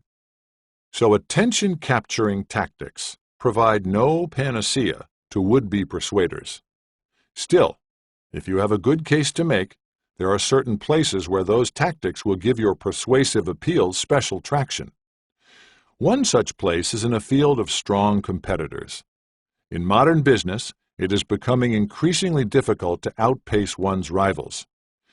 Easily copied advances in development technologies, production techniques, and business methods make it hard for a company to distinguish the essence of what it offers: bottled water, gasoline, insurance, air travel, banking services, industrial machinery, from what other contestants for the same market can deliver. To deal with the problem, alternative ways of creating separation have to be tried. Retailers can establish multiple convenient locations. Wholesalers can put big sales staffs into the field. Manufacturers can grant broad guarantees. Service providers can assemble extensive customer care units. And they all can engage in large-scale advertising and promotional efforts to create and maintain brand prominence. But there's a downside to such fixes. Because these means of differentiation are so costly, their expense might be too burdensome for many organizations to bear. Could resolving the dilemma lie in finding an inexpensive way to shift attention to a particular product, service, or idea? Well, yes, as long as the spotlighted item is a good one, a high scorer in customer reviews, perhaps. Critical here would be to arrange for observers to focus their attention on that good thing rather than on rivals' equally good options. Then, its favorable features should gain both verification and importance from the scrutiny. Already some data show that these twin benefits can produce a substantial advantage for a brand when consumers focus on it in isolation from its competitors. Although the data have come from different settings, shopping malls, college campuses, and websites, and different types of products, cameras, big screen TVs, VCRs, and laundry detergents, the results all point to the same conclusion. If you agreed to participate in a consumer survey regarding some product, perhaps 35mm cameras, the survey taker could enhance your ratings of any strong brand, let's say Canon, simply by asking you to consider the qualities of Canon cameras, but not asking you to consider the qualities of any of its major rivals, such as Nikon, Olympus, Pentax, or Minolta. More than that, without realizing why, your intention to purchase a Canon 35mm camera would likely also jump, as would your desire to make the purchase straight away, with no need to search for information about comparable brands. However, all of these advantages for Canon would drop away if you'd been asked to consider the qualities of its cameras, but before rating those qualities, to think about the options that Nikon, Olympus, Pentax, and Minolta could provide. Thus, to receive the benefits of focused attention, the key is to keep the focus unitary. Some impressive research demonstrates that merely engaging in a single shoot evaluation of one of several established hotel and restaurant chains, consumer products, and even charity organizations can automatically cause people to value the focused upon entity more and become more willing to support it financially. One applicable tactic being employed with increasing frequency by various organizations is to request evaluation of their products and services. Only their products and services. As a consumer, I am routinely asked by providers to consider and rate business performances of one sort or another. Occasionally, I am petitioned through a phone call or direct mail, but typically it is via email. Sometimes I am to evaluate a single experience, such as a recent hotel stay, online purchase, or customer service interaction. Periodically, the "How are we doing?" question asks me to assess features of an ongoing partnership with my travel agency, financial services firm, or phone provider. The requests seem innocent enough and acceptable because they appear intended, as I am sure they are, to gather information that will improve the quality of my commercial exchanges. But I'd be surprised if my compliance didn't also give the petitioners, especially the highly ranked ones, a hidden bonus. My focused attention to their mostly favorable facets with no comparable attention to the mostly favorable facets of their ablest rivals. Other research has extended these findings to the way that leaders and managers make strategic choices inside their organizations. Individuals assigned the responsibility for reversing a sales slump within a paint manufacturing company took part in a study. Each was asked to evaluate the wisdom of only one of four worthy possible solutions. 1. Increasing the advertising budget, which would raise brand awareness among do-it-yourself painters. 2. Lowering prices, which would attract more price-sensitive buyers. 3. Hiring additional sales representatives who could press for more shelf space in retail stores. Or 4. Investing in product development to boost quality so that the brand could be promoted to professional painters as the best in the market. It didn't matter which of the four ideas the decision-makers evaluated. The process of targeting and evaluating one by itself pushed them to recommend it among the options as the best remedy for the company to adopt. But surely the typical highly placed decision-maker wouldn't settle on an important course of action without evaluating all viable alternatives fully. And he or she certainly wouldn't make that choice after evaluating just one strong option, right? Wrong and wrong, for a pair of reasons. First, a thorough analysis of all legitimate roads to success is time-consuming, requiring potentially lengthy delays for identifying, vetting, and then mapping out each of the promising routes. And highly placed decision-makers didn't get to their lofty positions by being known as bottlenecks inside their organizations. Second, for any decision maker, a painstaking comparative assessment of multiple options is difficult and stressful, akin to the juggler's task of trying to keep several objects in the air all at once. The resultant and understandable tendency is to avoid or abbreviate such an arduous process by selecting the first practicable candidate that presents itself. This tendency has a quirky name: satisficing, a term coined by economist and Nobel laureate Robert Cialdini to serve as a blend of the words satisfy and suffice. The combination reflects two simultaneous goals of a chooser when facing a decision: to make it good and to make it gone, which, according to Cialdini, usually means making it good enough. Although in an ideal world one would work and wait until the optimal solution emerged, in the real world of mental overload, limited resources, and deadlines, satisficing is the norm. But even courses of action selected in this manner should not be allowed the unfair advantages of a different sort of unitary assessment, one focused only on upsides.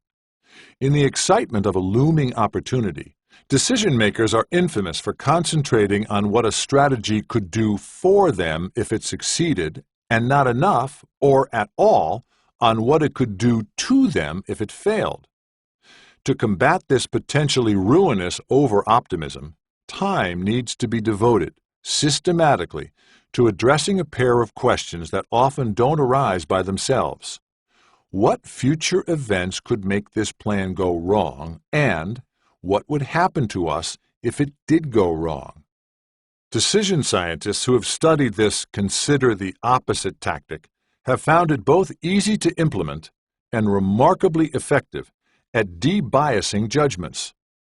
The benefits to the organization that strives to rid itself of this and other decision-making biases can be considerable.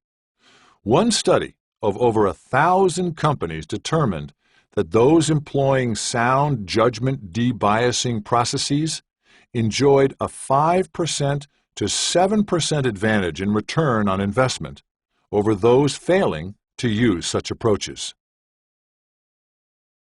Shifting the task at hand. On March 20, 2003, President George W. Bush ordered an invasion of Iraq by U.S.-led forces. After a series of rapid military strikes that crushed the government of Saddam Hussein, it eventuated in an extended, agonizing, and brutal slog that cost the United States dearly in blood, money, prestige, and global influence. The Bush administration's initial justification for the war, to rid the region of Saddam's cache of weapons of mass destruction, was debunked. The weapons never materialized, and was revised regularly to incorporate such new purposes as eliminating Saddam's humanitarian abuses, terminating Iraq's support of al-Qaeda, safeguarding the world's oil supply, and establishing a bulwark for democracy in the Middle East. Nonetheless, the administration deflected attention from these questionable and shifting reasons through an ingenious media program, one that had the effect of directing the public's gaze away from the larger rationale for the war and onto its daily execution. That outcome was neatly accomplished by changing the task that representatives of the world's most important news agencies set for themselves in covering the conflict. The embedded reporter program of the war in Iraq was the product of a joint decision by U.S. officials and major media bureau chiefs to place reporters directly within combat units, to eat, sleep, and travel with them during the course of military operations. Although the exact numbers vary depending on the source, at the program's height, between 600 and 700 media representatives had the kind of access to the hostilities that had been denied them by U.S. decision-makers in the 1991 Gulf War and prior military operations in Afghanistan. Partly as a way to better ensure the safety of all concerned, and partly as a public relations move, the U.S. military developed the idea for the program with direction from Bush administration public affairs officials in the Department of Defense. To media heads, the advantages of the program were obvious and exciting. With their personnel functioning alongside the troops in almost every sense, they would be able to convey to their audiences the experience of combat with levels of detail and currency rarely available to them before. The prospect of viscerally engaging video, graphic photographs, and riveting first-person accounts offered a dream come true to news organizations that had chafed under the information restrictions of earlier military campaigns. Besides a window into the reality of soldiering, their live-in status would allow embedded reporters special access to the soldiers themselves, and thus to the personal circumstances of these men and women. Those human interest stories are also highly coveted by news media for their audience-drawing powers. One study found that embedded reporters were able to include such human interest elements in over a third of their stories, whereas unembedded reporters could do so in only 1% of theirs.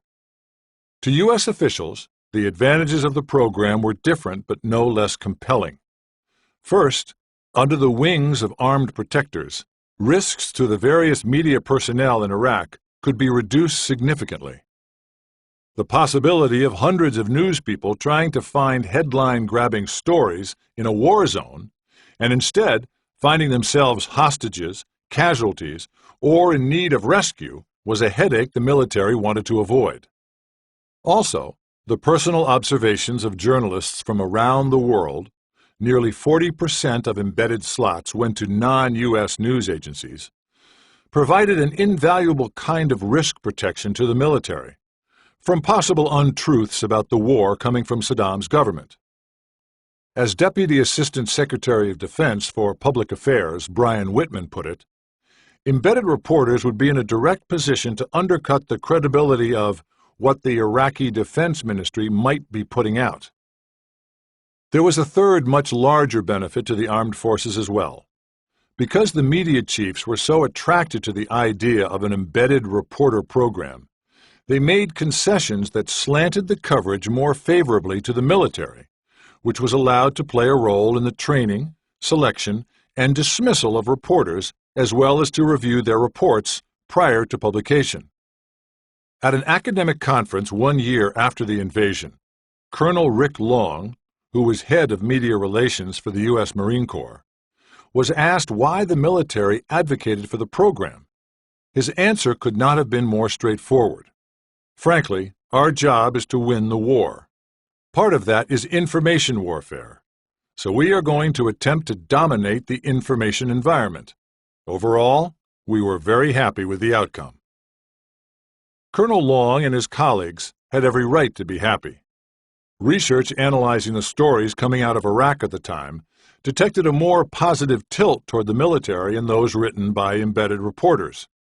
But this disparity in tone was modest compared with another difference between the reports of embedded and unembedded journalists. It was a difference that served the purposes of the Bush administration more than those of the military personnel on the ground. Embedded reporters' accounts were focused almost entirely on the troops, their daily activities, food, clothing, and supplies, how they prepared for battles, the tactics they employed, and the bravery they showed in battle. Indeed, 93% of all stories filed by embedded journalists came from the soldiers' perspectives, compared with less than half of that from their unembedded counterparts. And because, for the most part, the armed services had done a good job of feeding, clothing, supplying, and training the soldiers, who, for the most part, performed effectively and courageously, the military had a strong case to exhibit to those who could report on it firsthand. Something crucial was lost, though, in this deepened but narrowed coverage. The embedded journalists, whose reports received an astonishing 71% of front-page war coverage during the conflict, were not reporting in any meaningful way on the broader political issues involved, such as the justifications for the war. As an example, the absence of weapons of mass destruction was mentioned in just 2% of all stories, or the operation's impact on U.S. standing and power abroad. How could we expect anything else of them? Their eager superiors assigned them to cover what one analysis termed the minutiae of the conflict, which absorbed all of their time, energy, and consideration. Home again after leaving their combat units, many of the embeds were able to reflect on the constrained point of view that their assignment had created for them. But while they were in the field, their incessant focus on soldiers and soldiering set the media agenda for the conflict. After an extensive review of published articles at the time, news analyst and sociologist Andrew Lindner described the upshot starkly. Not only did embedded reporting represent a majority of the total available press, it dominated public attention. Thus, with the vast majority of front-page war stories never addressing the whys of the fight, but instead its whos and hows, the predominant media message to the public was evident. The thing you should be paying attention to here is the conduct of the war, not the wisdom of it. One conclusion from research we've covered in this chapter is that issues that gain attention also gain presumed importance.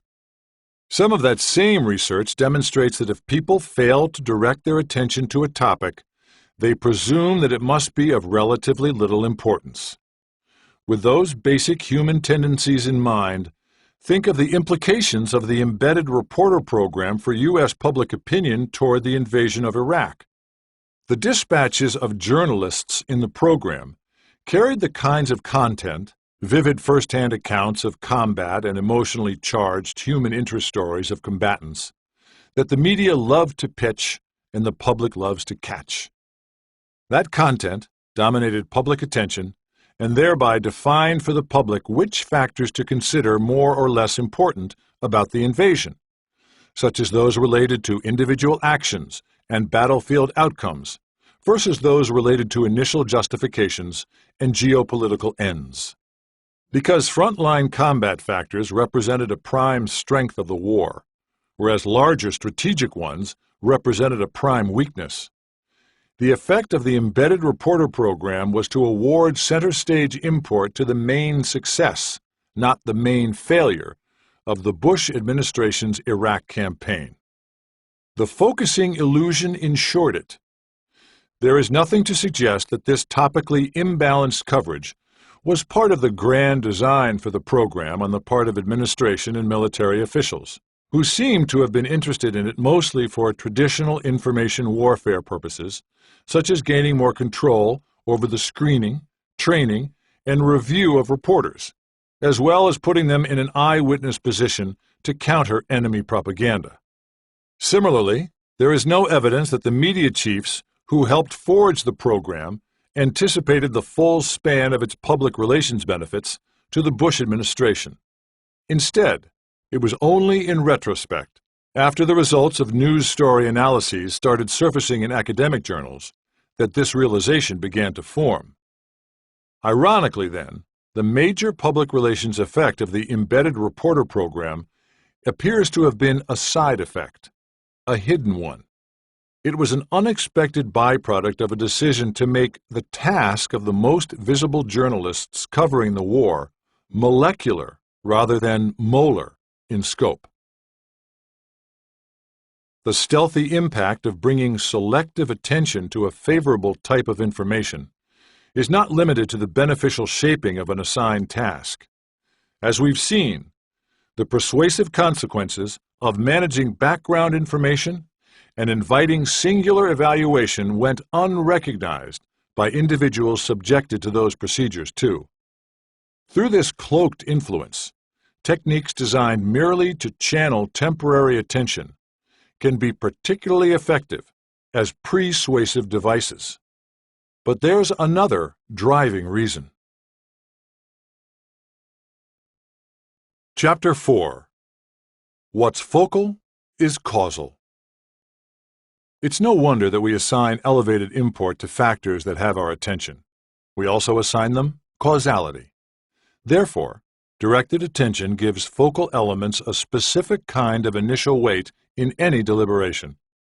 It gives them standing as causes, which in turn gives them standing as answers to that most essential of human questions: why? Because we typically allot special attention to the true causes around us, if we see ourselves giving such attention to some factor, we become more likely to think of it as a cause. Take monetary payments. Because the amount of money is so salient in the exchanges, I'll pay you X when you do Y, we tend to infer that the payment spurred the act, when in fact it was often some other, less visible factor. Economists in particular are prone to this bias because the monetary aspects of a situation dominate their attentions and analyses. Thus, when Harvard Business School economist Felix Oberholzer approached people waiting in line at several different venues and offered them money to let him cut in, he recognized that a purely economics-based model would predict that the more cash he offered, the more people would agree to the exchange. And that's what he found. Half of everyone offered $1, let him cut in line. 65% did so if offered them $3, and acceptance rates jumped to 75% and 76% when he proposed the larger sums of $5 and $10. According to classical economic theory, which enshrines financial self-interest as the primary cause of human behavior, those greater incentives convinced people to take the deal for their own fiscal betterment. How could any observer to the transaction doubt it? The highly visible incentives cause the obtained effects due to their direct links to personal monetary gain, right? Nothing surprising occurred here, right? Well, right, except for an additional finding that challenges all this thinking. Almost no one took the money. Gee, Oberholzer must have said to himself, that's odd. Indeed, a number of oddities appeared in his data, at least for adherence to the idea that the ultimate cause of human action is one's own financial interest. For instance, although bigger cash incentives upped compliance with a line cutter's wish, they didn't increase acceptance of the payment. Richer deals increasingly caused people to sacrifice their places in line, but without taking the greater compensation. To explain his findings, Oberholzer stepped away from a consideration of salient economic factors and toward a hidden factor, an obligation people feel to help those in need. The obligation comes from the helping norm, which behavioral scientists sometimes call the norm of social responsibility. It states that we should aid those who need assistance in proportion to their need. Several decades' worth of research shows that, in general, the more someone needs our help, the more obligated we feel to provide it, the more guilty we feel if we don't provide it, and the more likely we are to provide it. When viewed through this lens, the puzzling findings make perfect sense. The payment offers stimulated compliance because they alerted recipients to the amount of need present in the situation. This account explains why larger financial inducements increased consent, even though most people weren't willing to pocket them. More money signaled a stronger need on the part of the requester. If this guy is willing to pay a lot to jump ahead of me, he must really need to get to the front fast. It would be naive to assert that fiscal factors are less than potent determinants of human action. Still, I'd argue that merely because they are so visible, and therefore prominent in attention, they are often less determining than they seem. Conversely, there are many other factors: social obligations, personal values, moral standards, that, merely because they are not readily observable, are often more determining than they seem. Elements such as money that attract notice within human exchanges don't just appear more important, they also appear more causal. And presumed causality, especially when acquired through channeled attention, is a big deal for creating influence, big enough to account for patterns of human conduct that can range from perplexing to alarming. Taking a chance. In the first of these categories, consider the most famous case of product tampering of all time. In the autumn of 1982, someone went into supermarkets and drugstores in the Chicago area injected packaged capsules of Tylenol with cyanide and then returned the containers to the store shelves, where they were later purchased. Several reasons exist for the incident's long-standing notoriety. First, 7 Chicago residents died from ingesting the poison. 4 of them family members who had swallowed capsules from the same Tylenol container. Second, their killer has never been found, giving the crime an uncomfortably memorable lack of closure. But for the most part, the case lives on today not so much for these regrettable reasons as for a pair of favorable ones. It led to the passage of important product safety legislation and to pharmaceutical industry shifts to tamper-proof seals and packaging that have reduced risks to consumers. In addition, owing to the rapid customer-centered steps taken by Tylenol's maker, Johnson & Johnson, which recalled 31 million of the capsules from all stores, it produced a textbook approach to proper corporate crisis management that is still considered the gold standard. The recommended approach urges companies to act without hesitation to fully inform and protect the public, even at substantial expense to its own immediate economic interests. Aside from these high-profile features, another element of the case has gone almost entirely unnoticed, but strikes me as remarkable.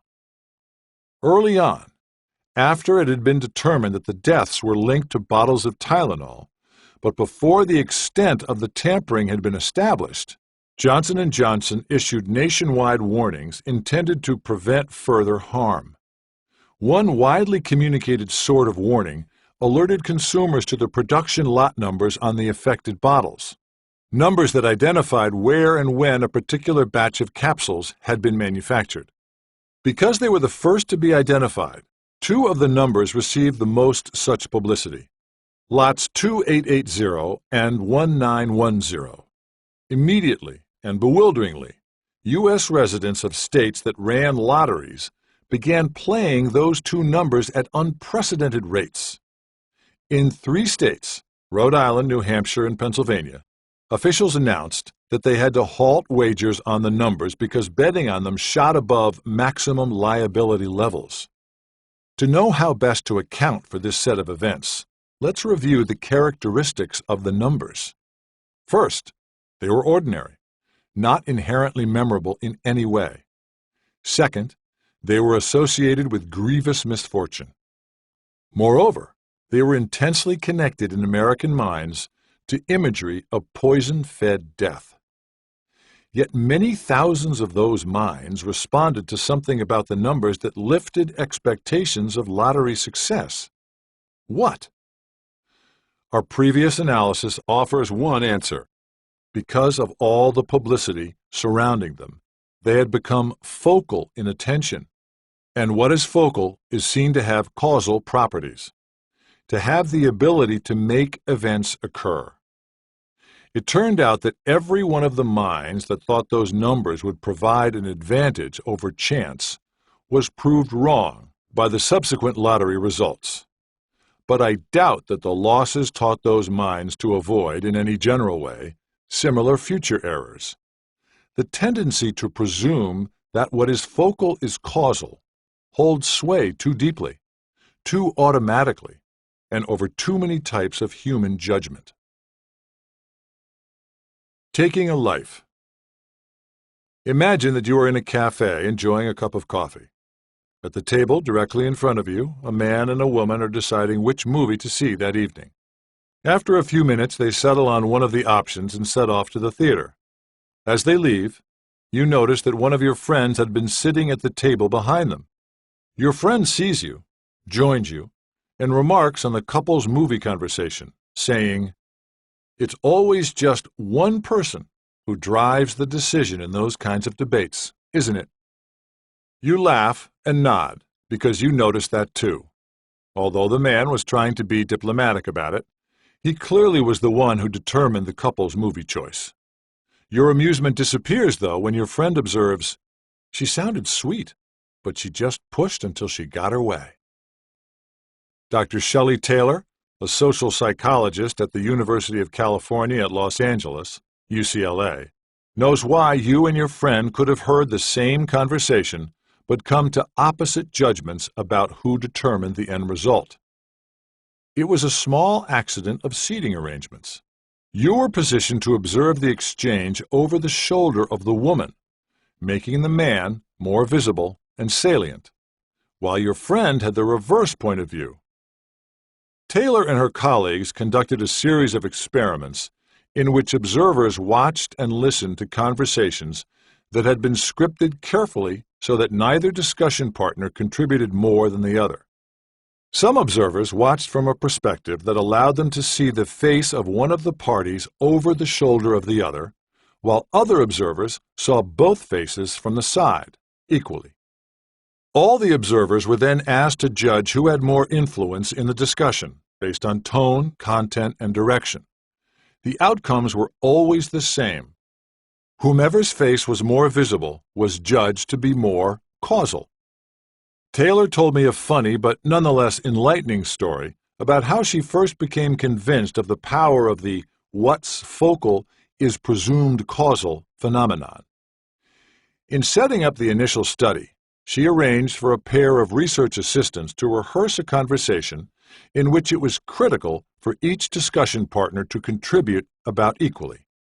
Standing alternately behind first one and then the other person, she found herself criticizing whomever she was facing for dominating the exchange.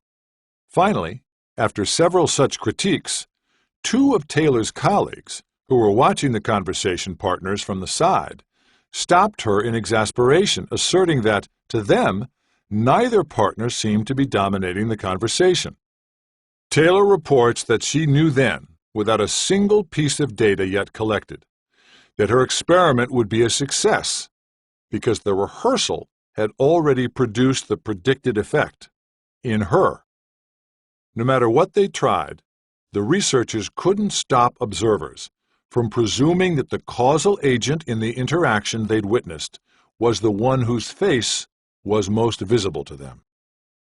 They were astonished to see it appear in practically unmovable and automatic form, even when the conversation topic was personally important to the observers, even when the observers were distracted by the researchers, even when the observers experienced a long delay before judging the discussants, and even when the observers expected to have to communicate their judgments to other people.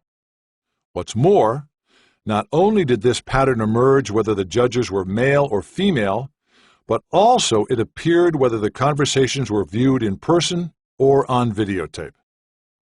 When I asked Taylor about this last variation, she recalled that the taping was done for reasons of experimental control. By recording the same discussion from different camera angles, she could ensure that everything about the conversation itself would be identical every time she showed it. When her results were first published, that videotaped interactions could produce the what's focal is presumed causal effect was not viewed as an important facet of Taylor's findings. But circumstances have now changed because certain kinds of videotaped interactions are used frequently to help determine the guilt or innocence of suspects in major crimes. To register how and why this is so, it is necessary to take an instructive detour and consider a frightening component of all highly developed criminal justice systems: the ability of police interrogators to generate confessions from individuals who did not commit the crime. Extracted false confessions are unsettling for a pair of reasons. The first is societal and concerns the miscarriages of justice and the affronts to fairness that such manufactured confessions create within any culture. The second is more personal, involving the possibility that we ourselves might be induced to confess by the tactics of interrogators convinced, mistakenly, of our guilt. Although for most of us such a possibility is remote, it is likely to be more real than we think. The idea that no innocent person could be persuaded to confess to a crime, especially a serious one, is wrong. It happens with disquieting frequency. Even though the confessions obtained in the great majority of police interrogations are in fact true and are corroborated by other evidence, legal scholars have uncovered a distressingly large number of elicited false confessions.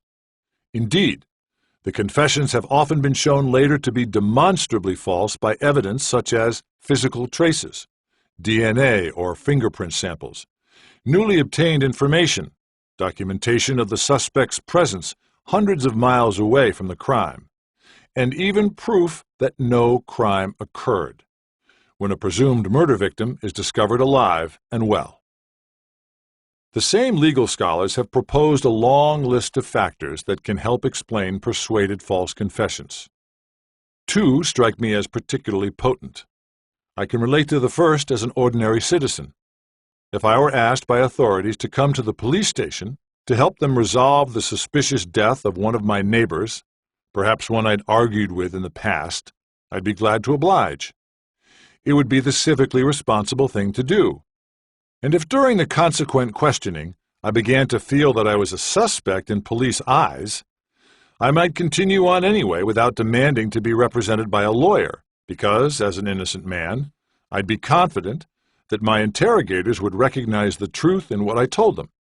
Plus, I wouldn't want to confirm any doubts they harbored about my innocence by seeming to hide behind a lawyer. Instead, I'd want to walk away from the session with all those doubts dismissed.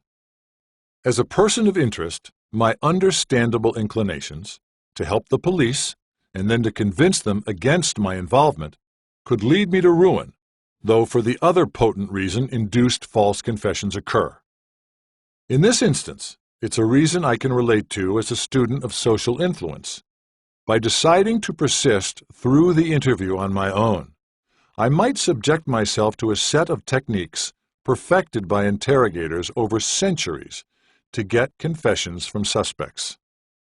Some of the techniques are devious and have been shown by research to increase the likelihood of false confessions. Lying about the existence of incriminating fingerprints or eyewitness testimony, pressing suspects to repeatedly imagine committing the crime, and putting them into a brain-clouded psychological state through sleep deprivation and relentless, exhaustive questioning. Defenders of such tactics insist that they are designed to extract the truth. An accompanying, complicating truth, however, is that sometimes they just extract confessions that are verifiably untrue.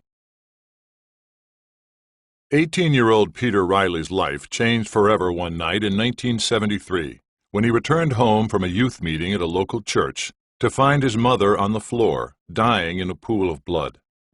Though shaken and reeling from the sight, he had the presence of mind to phone for help immediately. By the time aid arrived, however, Barbara Gibbons had died. An examination of the body revealed that she had been murdered savagely. Her throat had been cut, 3 ribs had been broken, and the thigh bones of both legs had been fractured. At 5'7" and 121 pounds, and with not a speck of blood on his body, clothes, or shoes, Peter Riley seemed an unlikely killer. Yet from the start, when they found him staring blankly outside the room where his mother lay dead, the police suspected that Peter had murdered her. Some people in their Connecticut town laughed at her unconventional ways, but many others were not amused, describing her as unpredictable, volatile, belligerent, and unbalanced. She appeared to take delight in irritating the people she met, men especially, belittling, confronting, and challenging them. By any measure, Barbara Gibbons was a difficult woman to get along with. So it didn't seem unreasonable to police officials that Peter, fed up with his mother's constant antagonisms, would fly off the handle and murder her in a spasm of rage. At the scene, and even later when taken in for questioning, Peter waived his right to an attorney, thinking that if he told the truth, he would be believed and released in short order. That was a serious miscalculation, as he was not prepared, legally or psychologically, for the persuasive assault he would face.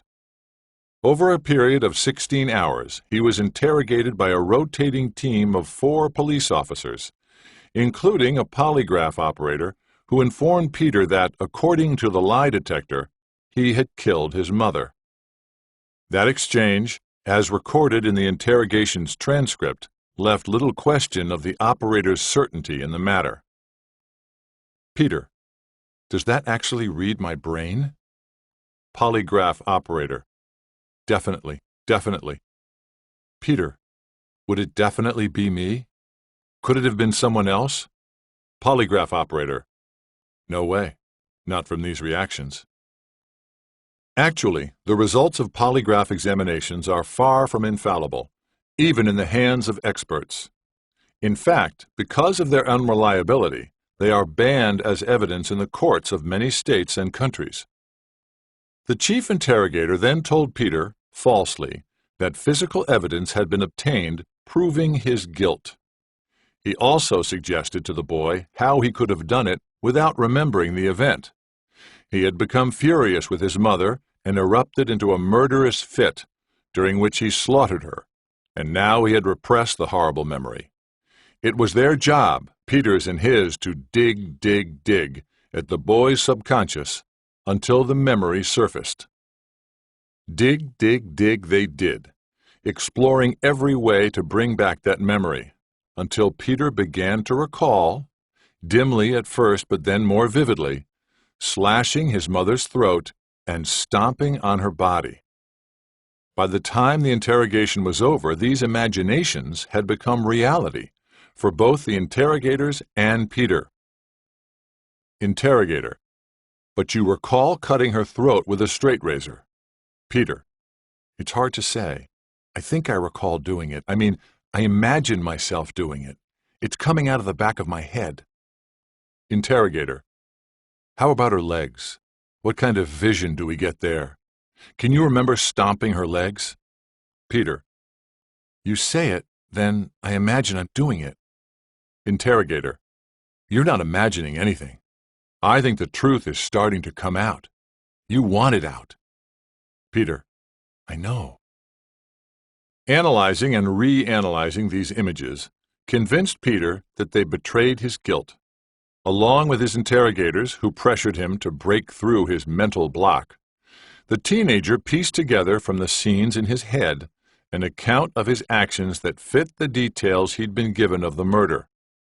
Finally, a little more than 24 hours after the grisly crime, though still uncertain of many specifics, Peter Riley confessed to it in a written, signed statement. That statement conformed closely to the explanation that had been proposed by his interrogators, and that he had come to accept as accurate, even though he believed none of it at the outset of his questioning, and even though, as events demonstrated later, none of it was true. When Peter awoke in a jail cell the next day, with the awful fatigue and the persuasive onslaught of the interrogation room gone, he no longer believed his confession. But it was too late to retract it convincingly. To virtually every official in the criminal justice system, it remained compelling evidence of his guilt. A judge rejected a motion to suppress it at Peter's trial, ruling that it had been made voluntarily. The police were so satisfied that it incriminated Peter that they stopped considering other suspects. The prosecuting attorneys made it the centerpiece of their case, and the jury that ultimately convicted Peter of murder relied on it heavily in its deliberations. 201. These individuals did not believe that a normal person could be made to confess falsely to a crime without the use of threats, violence, or torture. And 201, they were mistaken. 2 years later, when the chief prosecutor died, evidence was found hidden in his files that placed Peter at a time and in a location on the night of the crime that established his innocence and that led to the repeal of his conviction, the dismissal of all charges, and his release from prison. There is an old saying that confession is good for the soul, but for criminal suspects, it is bad for just about everything else. Those who confess are much more likely to be charged, tried, convicted, and sentenced to harsh punishment. As the great American jurist Daniel Webster recognized in 1830, there is no refuge from confession but suicide, and suicide is a confession. A century and a half later, renowned U.S. Supreme Court Justice William Brennan expanded upon Webster's assertion with a stunning observation about the criminal justice system. The introduction of a confession makes other aspects of a trial in court superfluous, and the real trial, for all purposes, occurs as the confession is obtained. There is chilling evidence that Brennan was right. An analysis of 125 cases involving fabricated confessions found that suspects who first confessed but then renounced their statements and pled not guilty were still convicted at trial 81% of the time. Yet these, recall, were all false confessions. Peter Riley suffered the same fate as the great majority of individuals persuaded to confess to crimes they didn't commit, which raises a legitimate question.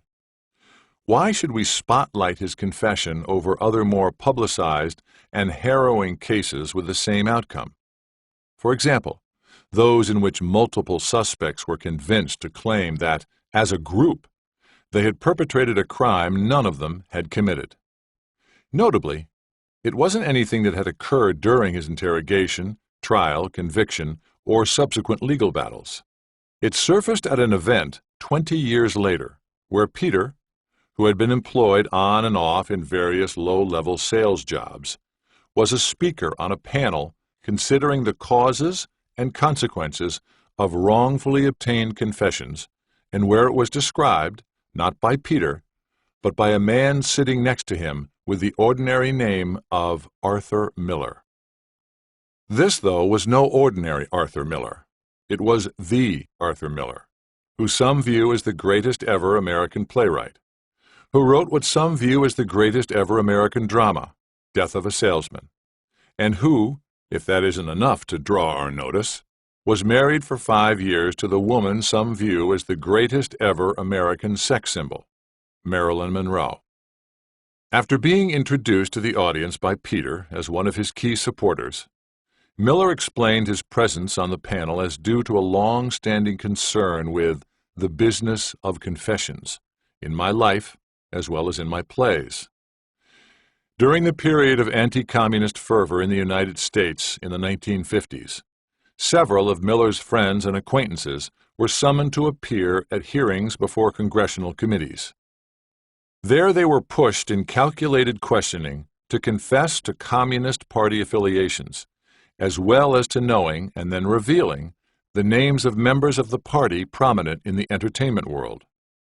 Miller himself was subpoenaed by the U.S. House Un-American Activities Committee, HUAC, and was blacklisted, fined, and denied a passport for failing to answer all the chairman's questions. The role of confessions in Miller's plays can be seen in The Crucible, the most frequently produced of all his works. Although set in 1692 during the Salem witchcraft trials, Miller wrote it allegorically to reflect the form of loaded questioning he witnessed in congressional hearings and that he later recognized in the Peter Riley case. Miller's comments on the panel with Riley were relatively brief, but they included an account of a meeting he had in New York with a Chinese woman named Nian Cheng. During Communist China's Cultural Revolution of the 1960s and 1970s, which was intended to purge the country of all capitalistic elements, she was subjected to harsh interrogations designed to get her to confess to being an anti-communist and a spy.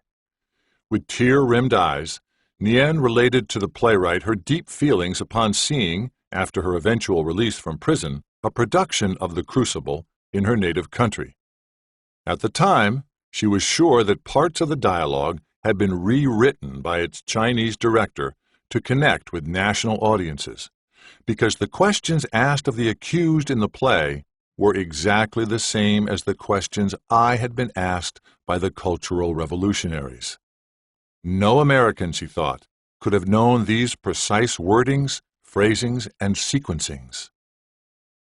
She was shocked to hear Miller reply that he had taken the questions from the record of the 1692 Salem witchcraft trials, and that they were the same as were deployed within the House Un-American Activities Committee hearings. Later, It was the uncanny match to those in the Riley interrogation that prompted Miller to get involved in Peter's defense. A scary implication arises from Miller's story. Certain remarkably similar and effective practices have been developed over many years that enable investigators, in all manner of places and for all manner of purposes, to wring statements of guilt from suspects, sometimes innocent ones. This recognition led Miller and other legal commentators to recommend that all interrogations involving major crimes be videotaped. That way, these commentators have argued, people who see the recordings, prosecutors, jury members, judges, can assess for themselves whether the confession was gained improperly. And indeed, video recording of interrogation sessions in serious criminal cases has been increasingly adopted around the globe for this reason. It's a good idea in theory, but there's a problem with it in practice. The point of view of the video camera is almost always behind the interrogator and onto the face of the suspect.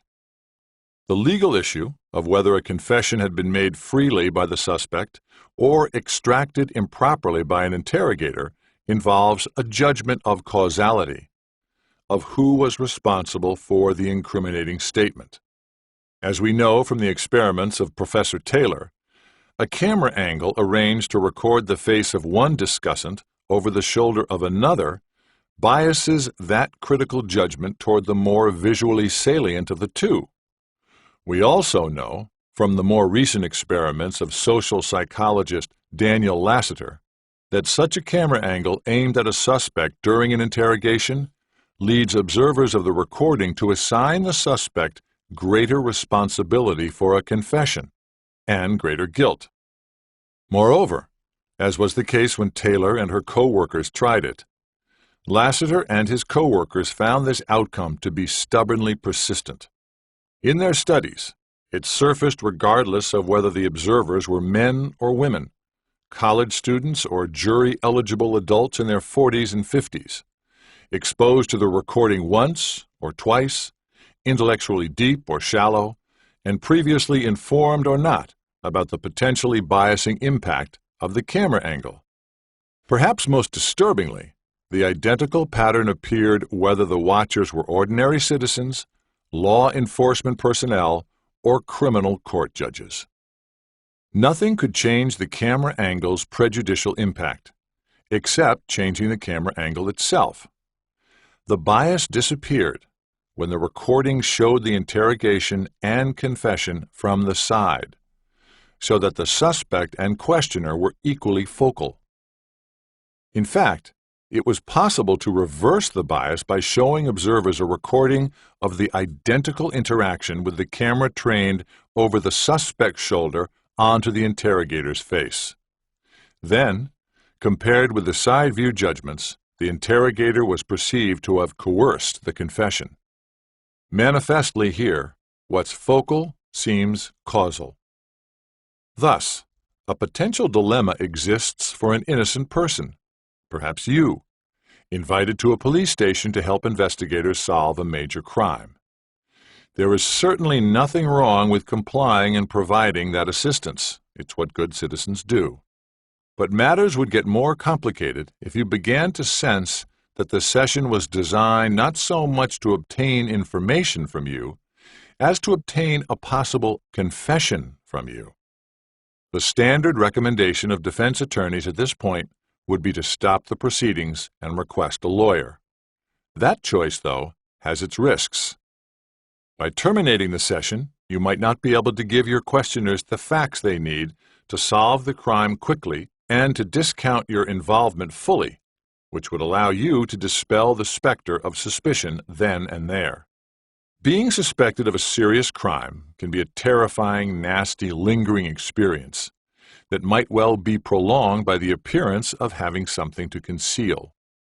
But choosing to go on with the increasingly interrogation-like session includes perils of its own. You might be laying yourself open to tactics that have evolved in disparate places over centuries to extract incriminating statements from suspects, including blameless ones. There are ample grounds for caution here because, wherever employed, These are the techniques that have proven themselves to interrogators most able to achieve that end. Suppose, after considering your options, you decide to soldier on through the interview in an earnest attempt to clear your name. Is there anything you could do to increase the odds that, should you be somehow tricked or pressured into making falsely incriminating comments, external observers would be able to identify the tricks and pressure as the causes? There is. It comes in 2 steps, straight from the research of Professors Taylor and Lassiter. First, find the camera in the room, which will usually be above and behind the police officer. Second, move your chair. Position yourself so that the recording of the session will depict your face and your questioner's face equally. Don't allow the what's focal is presumed causal effect to disadvantage you at trial. Otherwise, as Justice Brennan believed, your trial might already be over. By the way, if you ever found yourself in the interview situation I described, and you chose to end the session and demand a lawyer, is there anything you might do to reduce police suspicions that you therefore have something to hide? I have a suggestion.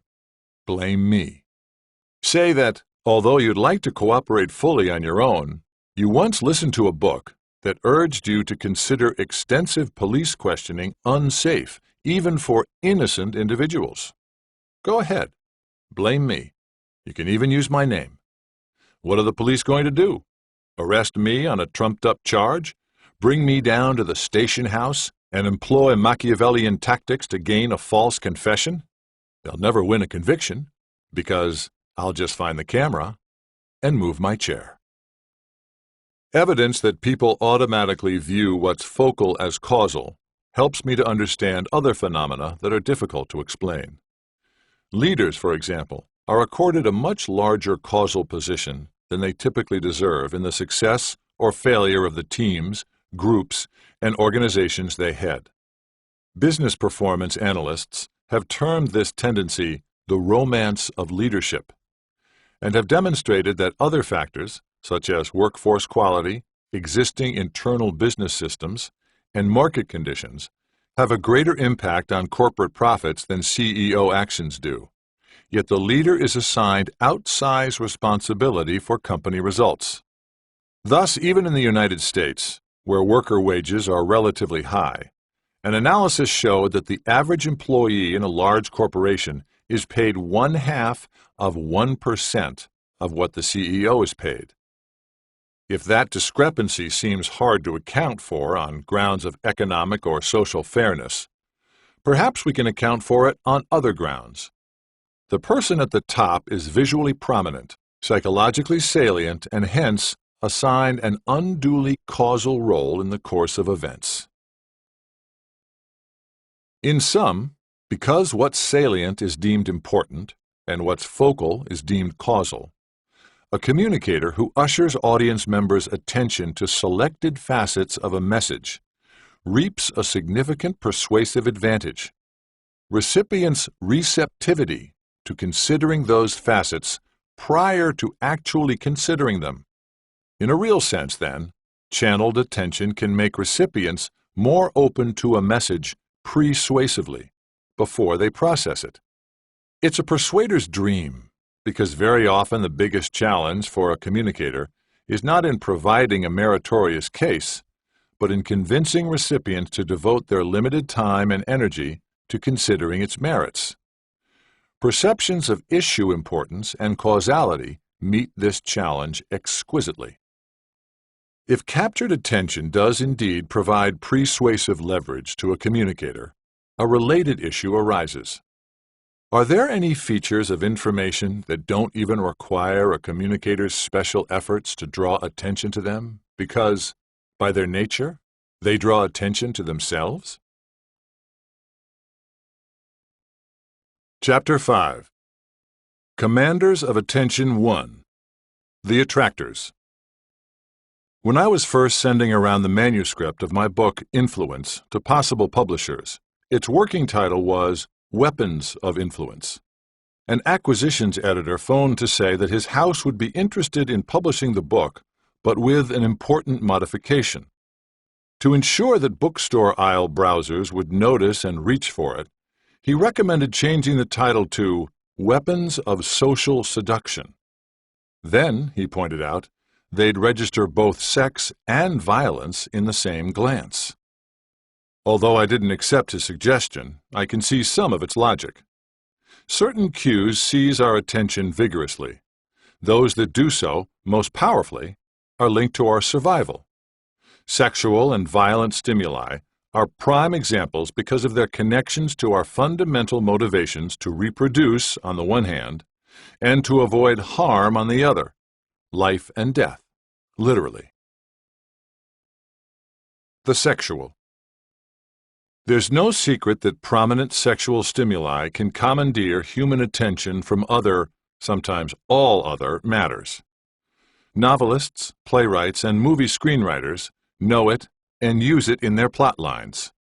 Think of Vladimir Nabokov's Lolita, Tennessee Williams's A Streetcar Named Desire, and Steven Soderbergh's Magic Mike.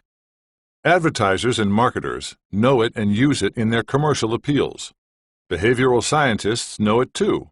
What's more, they've shown how easy it can be to sneak a sexual association into things and have it direct conduct. Consider a small study done in France. The researchers arranged for an attractive 19-year-old woman to approach two random samples of middle-aged men walking alone and ask them for a hazardous type of help. Pointing to a pack of 4 young toughs, she claimed they had stolen her mobile phone. "Could you get it back for me?" she asked. It's understandable that a lone man would be reluctant to intervene under the circumstances. He didn't know the mademoiselle, and he would be outnumbered 4-to-1 in any altercation. Indeed, in one sample, only 20% of the men took up the young woman's cause. But in the other sample, almost twice as many launched themselves into the dispute, just as requested. What accounted for the difference? All the men had been approached a few minutes before by a different young woman who asked for street directions, but some had been asked for the whereabouts of Martin Street, the others for Valentine Street. Those asked about the latter location made up the far braver sample of men.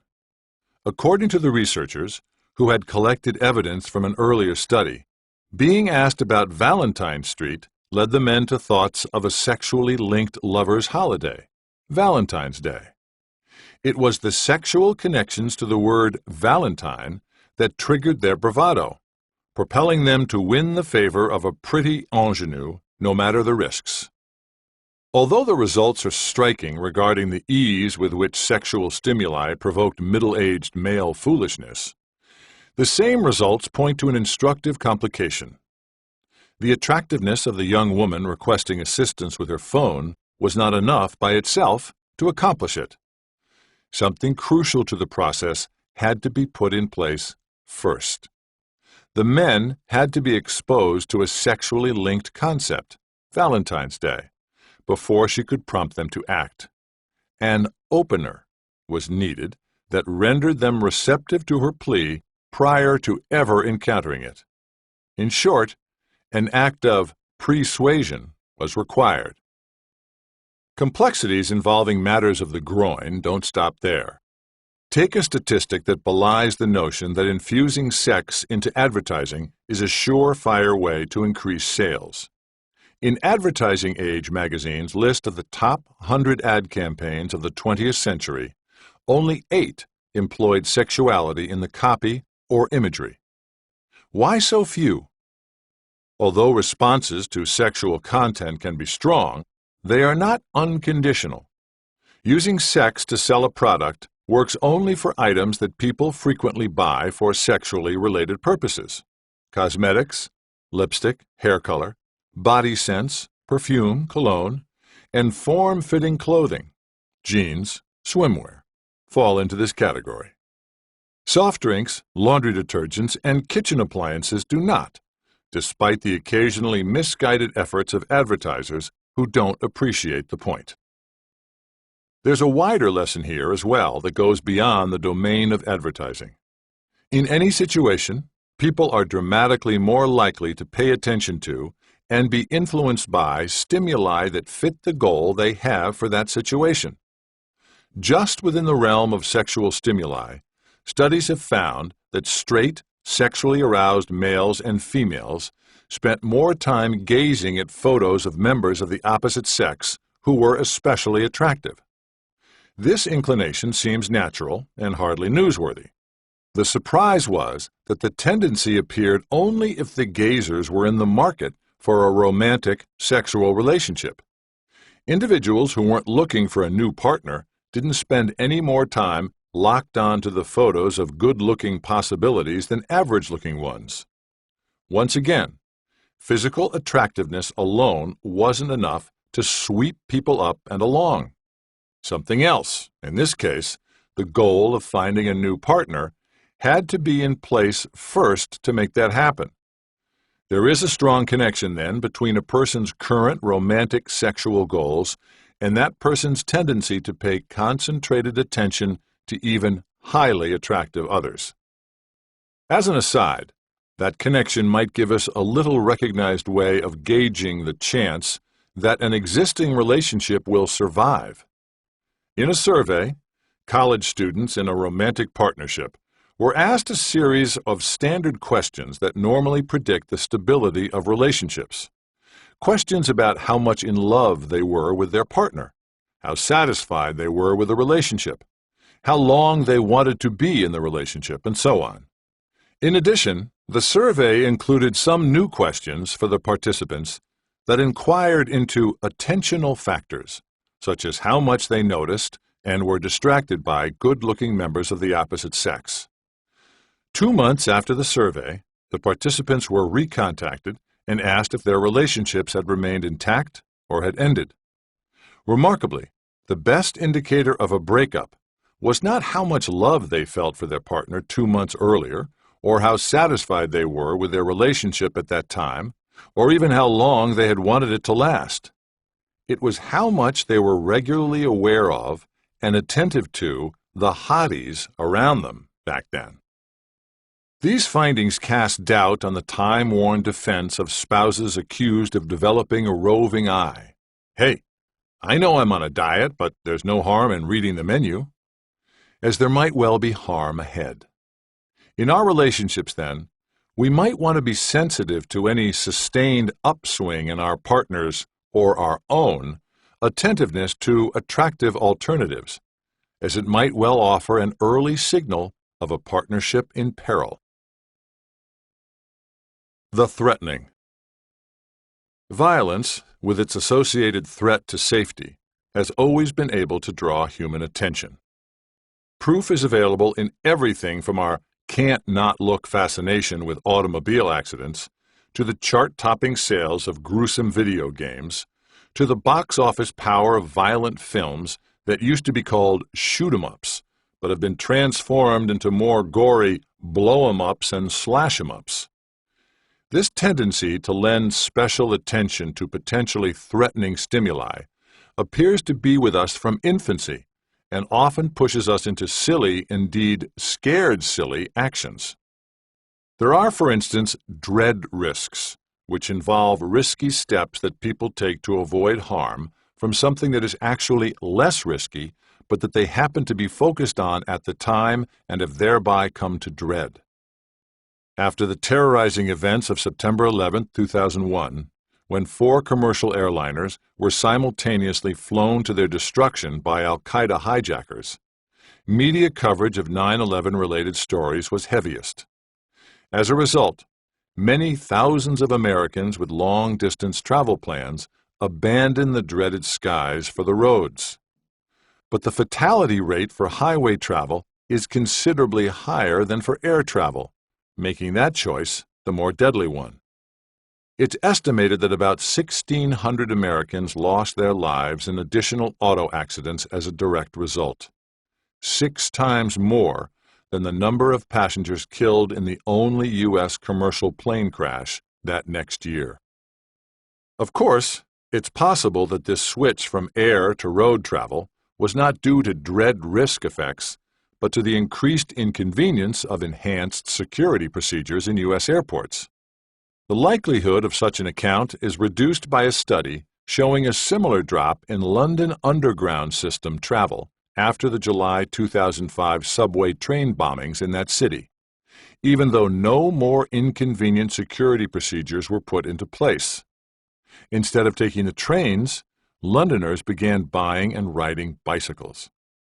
Because bicycle trips in London are generally more hazardous than underground trips, travel-related injuries there spiked during the next several months due to hundreds of additional bicycle casualties.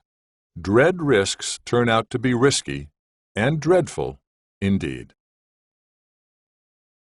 It's obvious that marketers of certain items, from home fire alarms to computer backup programs to deodorants, fill their ads with menacing information designed to capture our attention. However, most of the data on the effectiveness of such information come from the messages of communicators trying to steer us away from unhealthy lifestyle choices. As a rule, communications that present the most frightening consequences of poor health habits work better than milder messages or messages that present the positive consequences of good habits. Plus, the more prominent and attention-grabbing the fearsome appeals are, the better they work. In over a dozen countries, placing large, scary images and warnings on cigarette packages has had the double-barreled effect of convincing more non-smokers to resist and more smokers to stop the practice. But there's a particular type of fear-stoking message that appears most capable of changing behavior. It does so, ironically enough, by reducing the fear it produces. That's no small advantage, because high levels of fear about the ominous consequences of lung cancer, or diabetes, or hypertension might cause certain likely victims to deny that they will encounter those consequences personally. Hell, a heavy smoker might say, my grandfather on my mother's side smoked all his life and lived to 80, so I've probably got good cancer-fighting genes. Others might entertain different but similarly misleading nonsense to dampen the inflamed anxiety. A favorite among young people just starting to smoke is to suppose that by the time they suffer the ills of their actions, medical cures will be both available and easily obtained. What's the persuasive alchemy that allows a communicator to trouble recipients deeply about the negative outcomes of their bad habits without pushing them to deny the problem in an attempt to control their now heightened fears? The communicator has only to add to the chilling message clear information about legitimate, available steps the recipients can take to change their health-threatening habits. In this way, the fright can be dealt with not through self-delusional baloney that deters positive action, but through genuine change opportunities that mobilize such action. Consider how a Dutch team redirected the behaviors of individuals who, after undergoing tests, were informed of their especially high vulnerability to hypoglycemia, a blood glucose disorder also known as chronic low blood sugar, and of its sometimes severe consequences such as organ failure, convulsions, and depression. Paired with this alarming news, the recipients got information about a workshop they could attend to improve their diets and, hence, their chances of avoiding the disease. Most of them sought out further information about the diet workshop and, compared with similar health status individuals who received a less fear-inducing message, were 4 times more likely to sign up for the workshop then and there. That was because they believed the workshop would have a favorable impact on their health, and they used that new belief rather than denial to manage their anxieties. This approach, then, is how public health communicators can best deploy truthful yet frightening facts. By waiting to convey those facts until information about accessible assistance systems, programs, workshops, websites, and helplines can be incorporated into their communications. Overall, Sexual and threatening stimuli, though often compelling, are not simple or unitary in their effects. With their complexities in mind, it becomes possible to understand how employing those stimuli can lead to great successes in some influence situations, but to reversals in others. When several research teammates and I thought about the matter, we recognized that advertisers often ignore these complexities and, consequently, can produce expensive campaigns that actually undermine product sales. After one member of our research team, Vlad Griskavicius, urged us to take an evolutionary perspective, we realized that humans encountering threatening circumstances would have developed early on a strong tendency to be part of a group where there is safety and strength in numbers, and to avoid being separate where there is vulnerability to a predator or enemy. The opposite would be true, however, in a situation with sexual possibilities. There, a person would want distance from the pack in order to be the prime recipient of romantic consideration. We also realize that these two contrary motivations, to fit in and to stand out, map perfectly onto a pair of long-time favorite commercial appeals. One, of the don't be left out variety, urges us to join the many. The other, of the be one of the few sort, urges us to step away from the many. So, which would an advertiser be better advised to launch into the minds of prospects? Our analysis made us think that the popularity-based message would be the right one in any situation where audience members had been exposed to frightening stimuli, perhaps in the middle of watching a violent film on TV, because threat-focused people want to join the crowd. But sending that message in an ad to an audience watching a romantic film on TV would be a mistake, because amorously focused people want to step away from the crowd. When we tested this idea in an experiment, the results stunned me. An advertisement we created stressing the popularity of San Francisco's Museum of Modern Art, visited by over 1 million people each year, supercharged favorability toward the museum among people who had been watching a violent movie at the time. Yet among those who'd been watching a romantic movie, the identical ad deflated attraction to the museum. But a slightly altered ad, formulated to emphasize the distinctiveness rather than the popularity of museum attendance, stand out from the crowd, had the opposite effect. The distinctiveness ad was exceedingly successful among individuals who'd been watching the romantic film, and it was particularly unsuccessful among those who'd been viewing the violent one. Although the data pattern seems complex, it becomes simplified when viewed through the prism of a core claim of this book: the effectiveness of persuasive messages. In this case, carrying two influence themes that have been commonly used for centuries will be drastically affected by the type of opener experienced immediately in advance.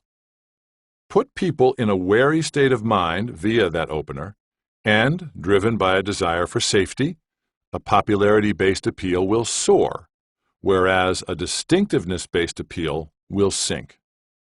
But use it to put people in an amorous state of mind and driven by a consequent desire to stand out, the reverse will occur. Nearly all television and radio stations have a person who handles traffic information. Their responsibilities are not what you might think: to coordinate on-air reports of local road conditions, automobile crashes, and street closures. Instead, most often in the role of log editor, this individual positions advertising spots so that any given ad is spaced appropriately at various times throughout the day and is not aired too closely to an ad for a direct competitor. As advertising practitioners know, it would be a grievous traffic management sin if, for example, the log editor scheduled an ad for Ford pickup trucks back-to-back with an ad for Toyota pickups. Such errors prompt bitter complaints from advertisers who recognize that mistakes of this sort blur their message and waste their money. I am confident, though, that no advertiser has recognized the potentially much larger monetary consequences of a different approach to ad placement that recognizes the content of media programming, a popular TV show, for instance, as doing more than exposing audiences to accompanying commercial messages, but as also opening those audiences persuasively to certain types of commercial messages. I'd bet, for instance, that if Ford media buyers plan to purchase TV slots for ads trumpeting the Ford F-150 pickup as America's largest selling truck for 39 years, as some ads do, they never consider favoring placements during crime dramas, scary movies, and news programming, while shunning romantic comedies and love stories. Conversely, I'd bet that if they plan to purchase slots for F-150 ads touting the distinctive FX appearance package to prod buyers to get ready to stand out, as some ads do, they never consider prioritizing those placements in the opposite fashion. Too bad for Ford. And now for something different. Changeo presto. Whenever we first register a change around us, our attention flies to it. We are not alone in this regard. The reaction appears widely across the animal kingdom. It is so basic that it was able to overpower the most renowned behavior patterns of perhaps the most renowned group of animals in the history of psychological science: Pavlov's dogs. Anyone who has taken a psychology class knows the headlines of their story. In a groundbreaking series of experiments, the great Russian scientist Ivan Pavlov got the dogs to salivate to the presence of something, the sound of a bell, for instance, that had no business extracting that reaction. To accomplish the trick, he just rang the bell immediately prior to introducing food to them on repeated occasions. Before long, the dogs were drooling at the sound of the bell, even in the absence of any food. But almost no one who's taken a psychology class knows the full story, because few psychology professors know it. After many tests had convinced Pavlov of the reliability and strength of his momentous discovery of classical conditioning, he wanted to show it to others. Yet when visitors were invited to his institute to observe a demonstration, it usually failed. The same happened when one of his assistants would condition a dog in one of the institute's experimental rooms and would then ask Pavlov to view the results. All too frequently, the dog wouldn't respond, leaving the assistant crestfallen and his boss mystified. It finally dawned on Pavlov that he could account for both breakdowns in the same way. Upon entering a new space, both he and the visitors became novel, new stimuli that hijacked the dog's attention, diverting it from the bell and food while directing it to the changed circumstances of the lab. Although he was not the first scientist to notice this type of occurrence, Pavlov recognized its purpose in the label he gave it: the investigatory reflex. He understood that in order to survive, any animal needs to be acutely aware of immediate changes to its environment, investigating and evaluating these differences for the dangers or opportunities they might present. So forceful is this reflex that it supersedes all other operations. The potent effect of a rapid change in environmental circumstances on human concentration can be seen in a mundane occurrence that afflicts us all. You walk from one room to another to do something specific, but once there, you forget why you made the trip. Before cursing your faulty powers of recollection, consider the possibility of a different and scientifically documented reason for the lapse. Walking through doorways causes you to forget because the abrupt change in your physical surroundings redirects your attention to the new setting, and consequently from your purpose, which disrupts your memory of it. I like this finding because it offers a less personally worrisome account of my own forgetfulness. I get to say to myself, "Don't worry, Cialdini, it wasn't you, it was the damn doorway." More than a century after Pavlov's characterization, our bodily reaction to change is no longer called a reflex. It's termed the orienting response, and scores of studies have enlightened us about it. It isn't limited to the senses, as Pavlov had thought, but extends to all manner of bodily adjustments, including respiration, blood flow, skin moisture, and heart rate. The indication that has attracted recent scientific scrutiny takes place in the brain, where a pattern of electrical activity known as the O wave, for orienting wave, flows across sectors associated with evaluation. By charting the rise and fall of O waves in people hooked up to brain imaging devices, neuroscientists have identified the kinds of stimuli that most powerfully produce shifts in attention. One such category of cues, associated with change, deserves our consideration, as it possesses intriguing implications for the psychology of influence. I once spent a year as a visiting scholar at the Annenberg School for Communication and Journalism at the University of Southern California, where I wanted to learn about mass media approaches to persuasion. A big reason I chose the Annenberg School, besides the quality of its faculty, was the background of its students. Many pursuing advanced degrees had prior experience in the broadcasting or motion picture industries, and I thought they'd be valuable sources of information about how to communicate with impact in a mass medium. One woman, who had produced successful television advertising spots as well as documentary films, was particularly instructive on the topic. She claimed that, in both arenas, a persuasion-oriented producer, writer, or director needs to be concerned principally with shots and cuts. All else, she said, is just variations and refinements of those foundational elements. I remember thinking, well, of course you'd want to manage your shots carefully because they provide the content of your message. That's obvious. But to give equal standing to cuts, the mere shifts to and from aspects of your content, that's new to me. That's different. And true to the larger point here, it was that difference that grabbed my interest.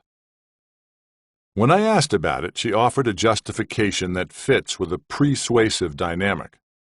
You use your cuts to get people to swing attention to the parts of your message you really want them to focus on. In other words, cuts are crucial to persuasive success because they can be manipulated to bring into focus the feature of a message the persuader believes to be most convincing, by shifting the scene to that feature. That cut will instigate an orienting response to the winning feature in audience members' brains before they even experience it. I'm aware of no evidence that other advertisers or film producers have learned to employ this insight systematically as moment makers. But I do know that television advertisers, at least, seem to have misunderstood its essence. Research confirms that rather than using cuts judiciously to direct attention solely to the most important facets of their material, TV advertisers have chosen instead to increase indiscriminately and dramatically the overall frequency of scene shifts within their ads by more than 50% over the years.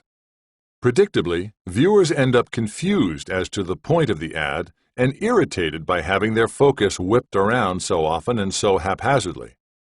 As a result, even though cut-heavy TV commercials draw more total attention, they produce significantly less memory for the ad's persuasive claims and significantly less persuasion.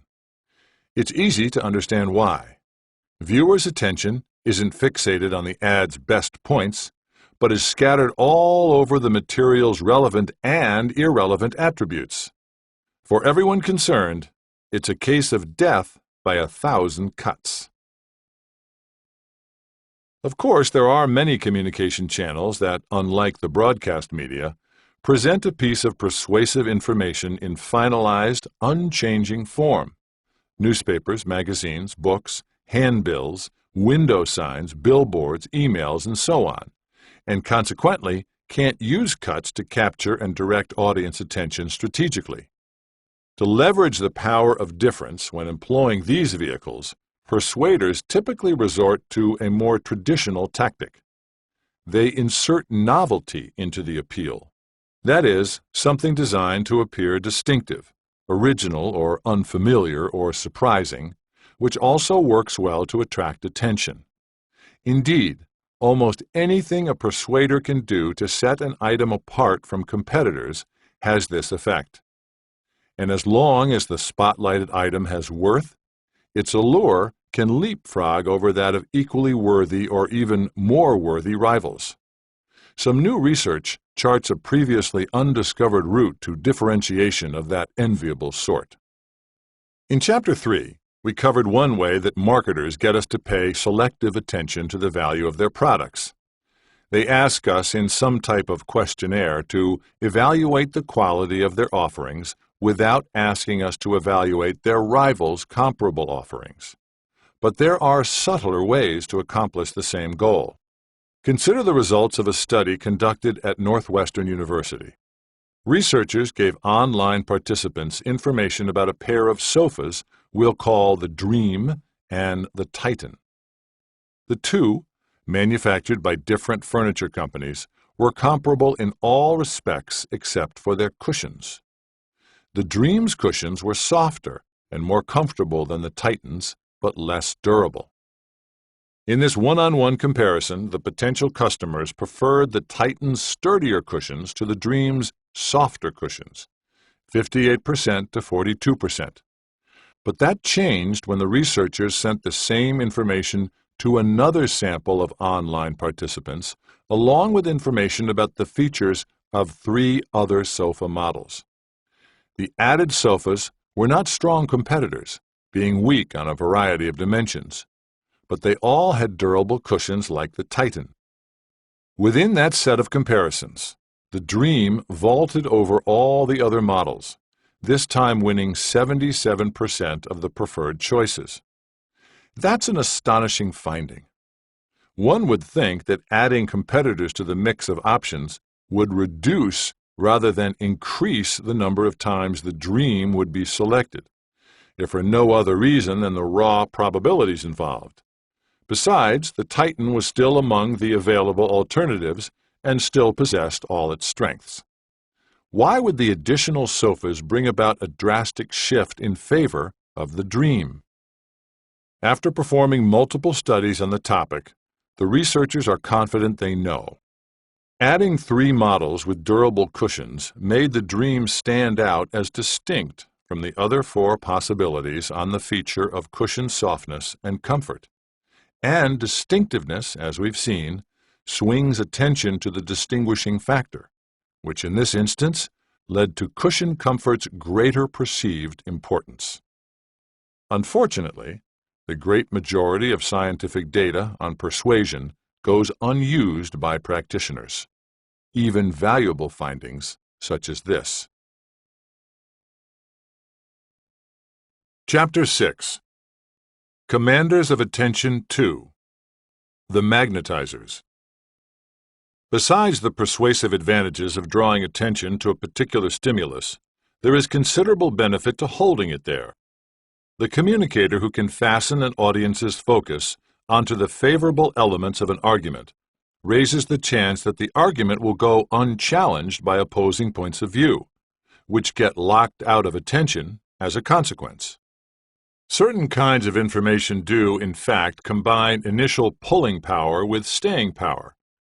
Information about oneself, for example, packs that potent 1-2 punch. If you doubt it, try a small experiment with some friends. Take a group shot with a digital camera and then pass the camera and resultant photo from hand to hand. Watch how each individual scans the picture before passing it on. If your friends are anything like mine, or like me for that matter, they will look first, longest, and last at themselves. The self-relevant. There is no question that information about the self is an exceedingly powerful magnet of attention. The ramifications for persuasive social influence are significant. In the province of personal health, when recipients get a message that is self-relevant, because it has been tailored specifically for them, for example by referencing the recipient's age, sex, or health history, they are more likely to lend it attention, find it interesting, take it seriously, remember it, and save it for a future reference. all of which leads to greater communication effectiveness, as reflected in arenas as diverse as weight loss, exercise initiation, smoking cessation, and cancer screening. The continuing emergence of large-scale electronic databases, digitized medical records, and personal contact devices such as mobile phones makes individualized message customization and delivery increasingly possible and economical. Purely from an effectiveness standpoint, any health communicator who has not fully investigated the potential use of such tools should be embarrassed. The focus-fixing impact of self-relevance applies to commercial appeals too.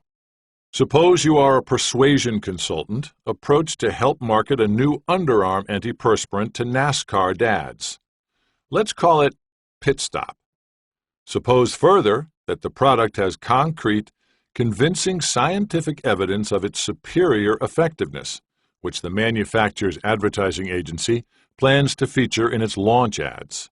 But the agency is unsure about what to say first to draw audience attention to the rest of the ad and its compelling case. That's why it has come to you, to get your opinion on the lead-in lines of ad copy, which read, "After all these years, people might accept that antiperspirants just aren't going to get any better. They might even accept the ugly stains on clothes from hot days and hard work. They won't have to anymore." What seemingly minor wording change could you suggest to improve the odds that the Pit Stop campaign will be a big success, the ad agency will be delighted, and your reputation as a wizard of influence will be burnished? It would be to replace the externalizing words people and they in the opener with the personalizing pronoun you.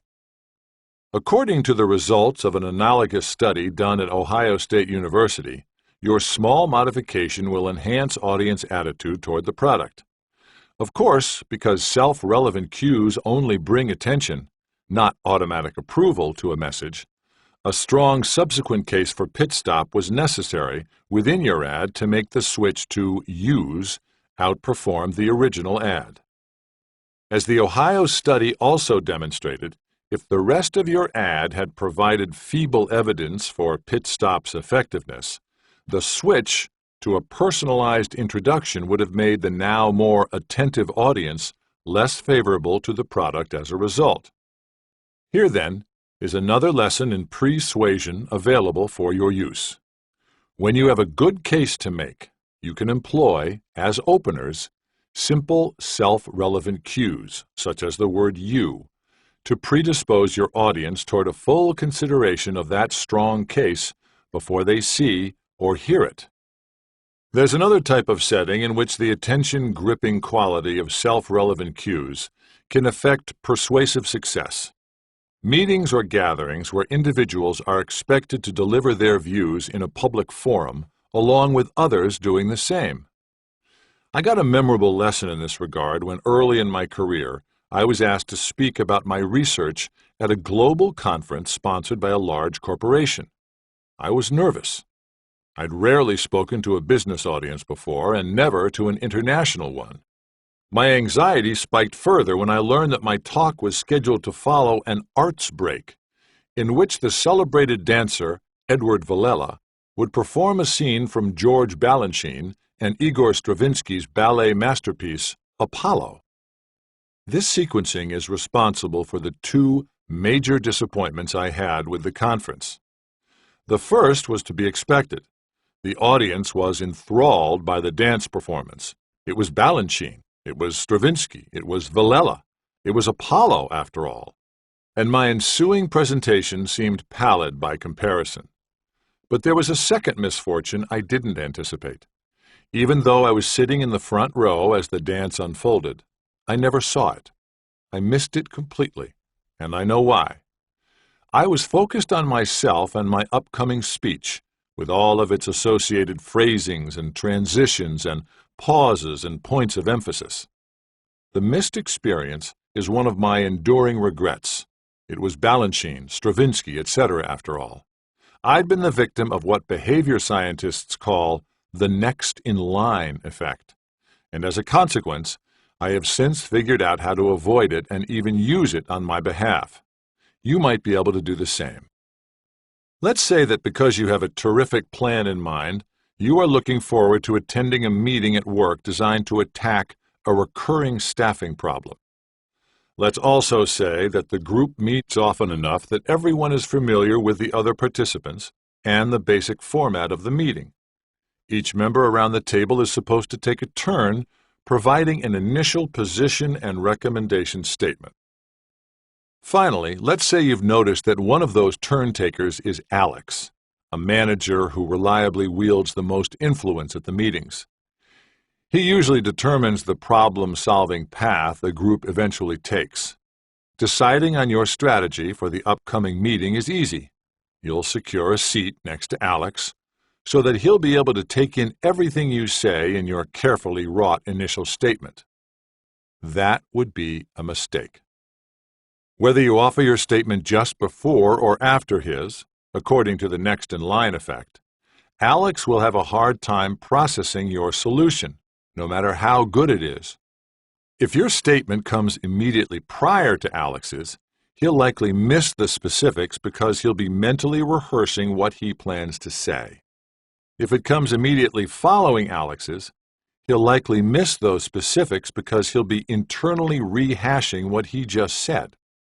It's what happened to me at that international conference. The pulling and holding power of my heightened self-focus within those underprivileged moments prevented me from appreciating the event's merits. How might you sail the waters of your meeting more expertly than your first inclination suggested? I'd propose charting a course that takes into account both the next-in-line effect and the what's focal is presumed causal effect. Take a spot at the table across from Alex where 1. He'll be sufficiently distant from his own presentation to hear yours fully, and 2. Because of your visual prominence, he'll see you as fully responsible for the insights within your fine recommendation for resolving the problem. Of course, if you haven't come up with a credibly reasoned solution to the problem, you might want to grab a chair right next to his so that in his self-focus-induced bubble, he won't likely register the fact. Although self-relevance might justly be considered the superglue of attention, another kind of information also has this binding effect, but to a less recognized degree.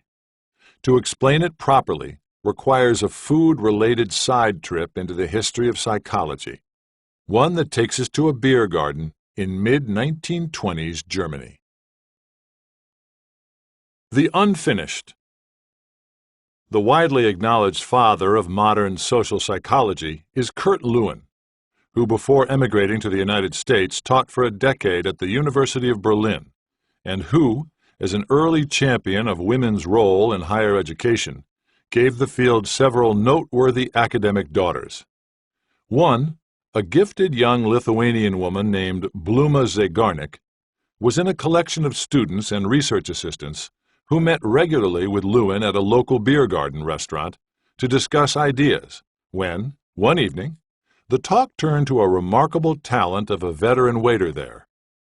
Without keeping any written record, he could remember and distribute perfectly the food and drink selections of large tables of diners.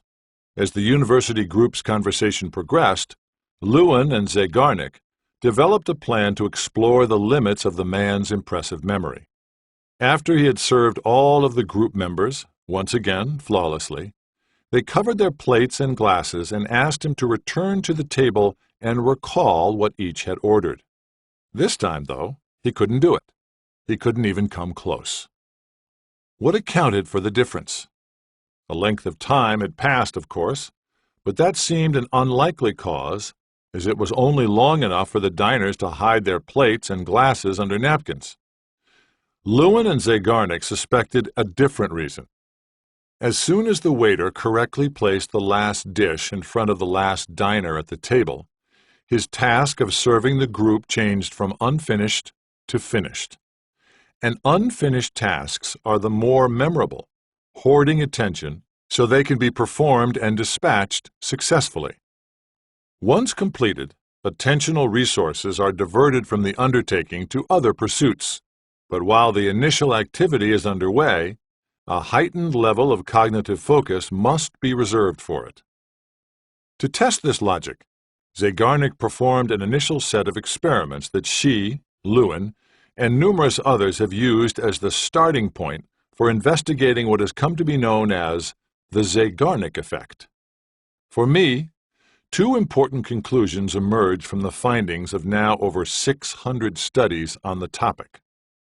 First, and altogether consistent with the beer garden series of events on a task that we feel committed to performing, we will remember all sorts of elements of it better if we have not yet had the chance to finish, because our attention will remain drawn to it. Second, if we are engaged in such a task and are interrupted or pulled away, we'll feel a discomforting, gnawing desire to get back to it. That desire, which also pushes us to return to incomplete narratives, unresolved problems, unanswered questions, and unachieved goals, reflects a craving for cognitive closure. The first of these conclusions, that not completing an activity can make everything about it more memorable, helps explain certain research results I never would have understood otherwise. In one set of studies, people either watched or listened to television programming that included commercials for soft drinks, mouthwash, and pain relievers. Later, their memory for the commercials was tested. The greatest recall occurred for details of ads that the researchers stopped 5 to 6 seconds before their natural endings. What's more, better memory for specifics of the unfinished ads was evident immediately, 2 days later, and especially 2 weeks later, demonstrating the holding power that a lack of closure possesses. Perhaps even more bewildering at first glance are findings regarding college women's attraction to certain good-looking young men. The women participated in an experiment in which they knew that attractive male students, whose photographs and biographies they could see, had been asked to evaluate them on the basis of their Facebook information. The researchers wanted to know which of these male raters the women, in turn, would prefer at a later time. Surprisingly, it wasn't the guys who had rated them highest. Instead, it was the men whose ratings remained yet unknown to the women. An additional piece of information allows us to understand this puzzling result. During the experiment, the men who kept popping up in the women's minds were those whose ratings hadn't been revealed, confirming the researchers' view that when an important outcome is unknown to people, they can hardly think of anything else. And because, as we know, regular attention to something makes it seem more worthy of attention, the women's repeated refocusing on those guys made them appear the most attractive. What of the implication that a lack of closure can instigate a nagging, uncomfortable feeling that people will take action to avoid or escape? Are there lessons we can take from that insight? A problem that afflicts most writers is procrastination. Writing is hard. At least, writing well, texting doesn't count, is hard. On this point, consider an exchange between the great British novelist Somerset Maugham and a young interviewer. "So, Mr. Maugham, do you enjoy writing?" "I enjoy having written." And that's the dilemma. Writers all want to get to the place of having written, but getting there is no straightforward, trouble-free task. That reality applies to non-professionals as well, authors of extended reports and documents designed for coworkers or superiors, for example. So it becomes easy to submit to the impulse to turn our attention to some other activity, such as organizing our desk, checking the news, making a call, or getting a coffee shop latte. I have not been immune. However, one of my colleagues seemed to be. She'd always impressed me with the quantity of her written output in a consistent stream of commentaries, articles, chapters, and books. When I asked how she managed it, she said she didn't have any one secret. Instead, she showed me a magazine article she'd saved from years prior, advising authors on how to increase their productivity. Indeed, there were no secrets in the list of recommendations, which included tactics such as setting up a specific time to write every day, limiting distractions during that time, and rewarding oneself for a good day's yield. This apparently is the right time for that latte. The ideas on the list appeared reasonable but not particularly helpful in my case, as I'd already tried several without noticeable effect. Then, offhandedly, she mentioned a strategy of her own that I have used profitably ever since. She never lets herself finish a writing session at the end of a paragraph or even a thought.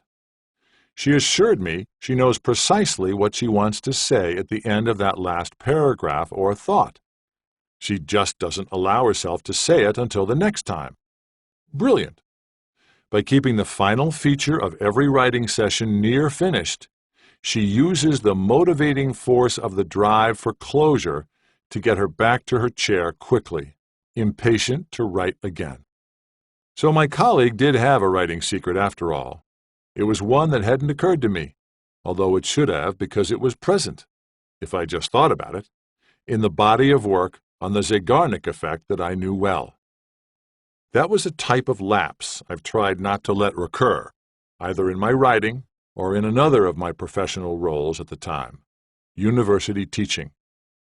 I learned that I could increase my classroom effectiveness persuasively by beginning each lecture with a special kind of unfinished story, a mystery. The mysterious. Teaching at a university is a really great job for all kinds of reasons, yet there are inherent difficulties.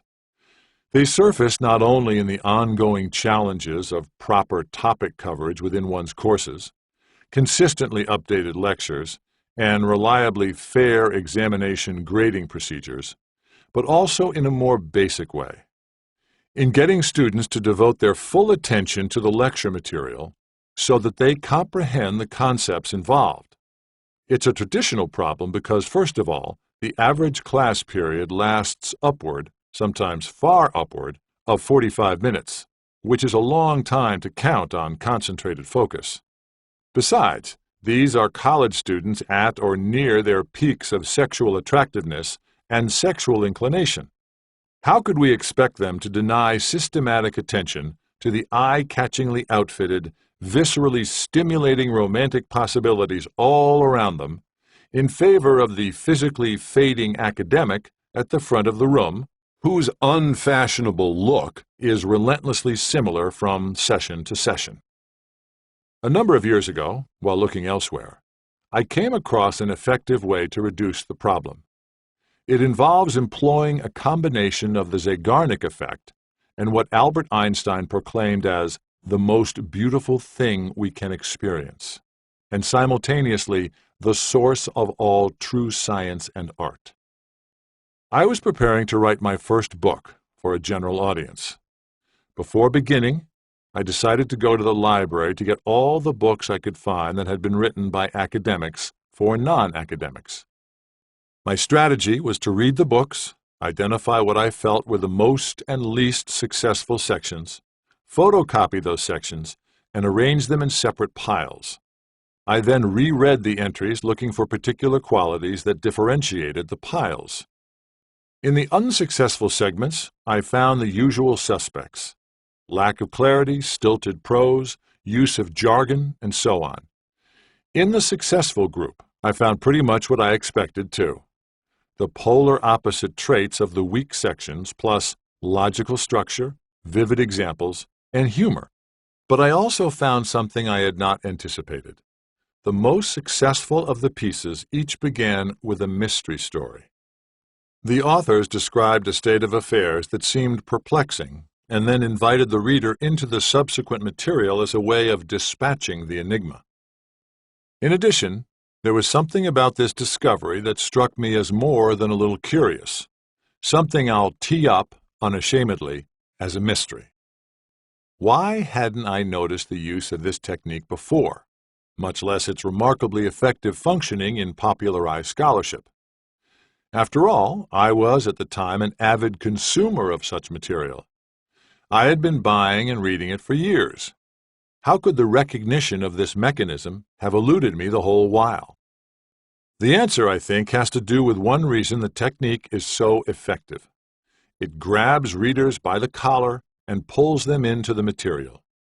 When presented properly, mysteries are so compelling that the reader can't remain an aloof outside observer of story structure and elements. In the throes of this particular literary device, one is not thinking of literary devices. One's attention is magnetized to the mystery story because of its inherent unresolved nature. I saw evidence of the force of the craving for closure born within mystery stories after I began using them in my classroom lectures.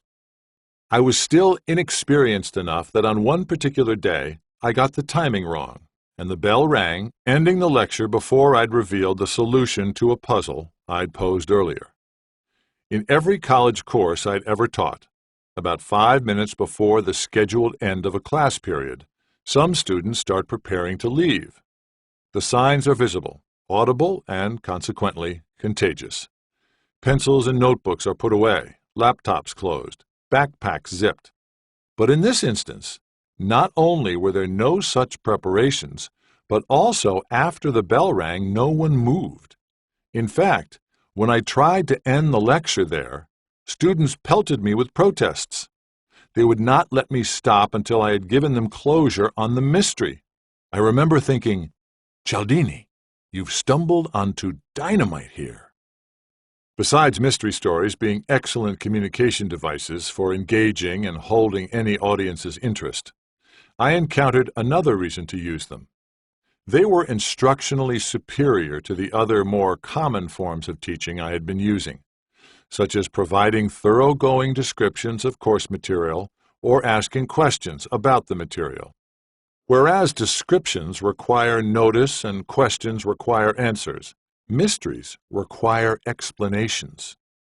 When I challenge students to engage in the process of providing explanations to account for states of affairs that otherwise wouldn't make sense, their test scores went up.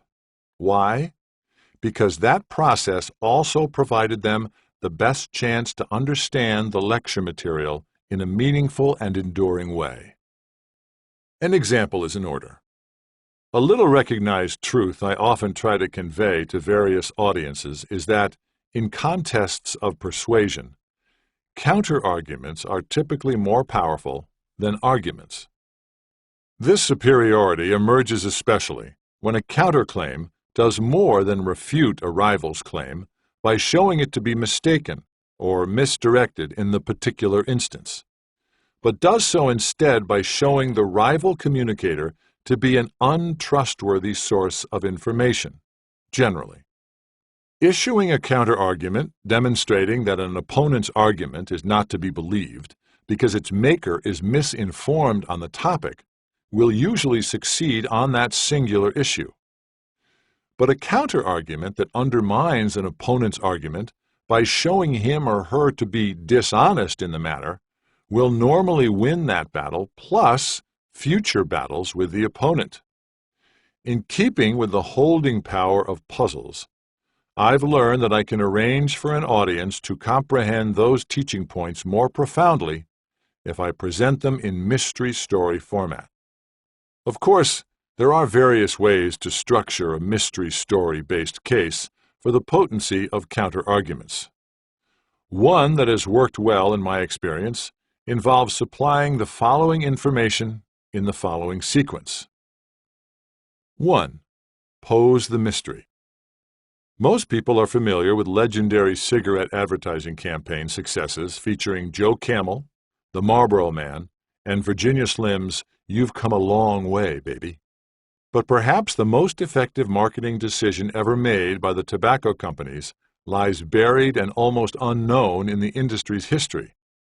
After a 3-year slide of 10% in tobacco consumption in the United States during the late 1960s, Big Tobacco did something that had the extraordinary effect of ending the decline and boosting consumption while slashing advertising expenditures by a third.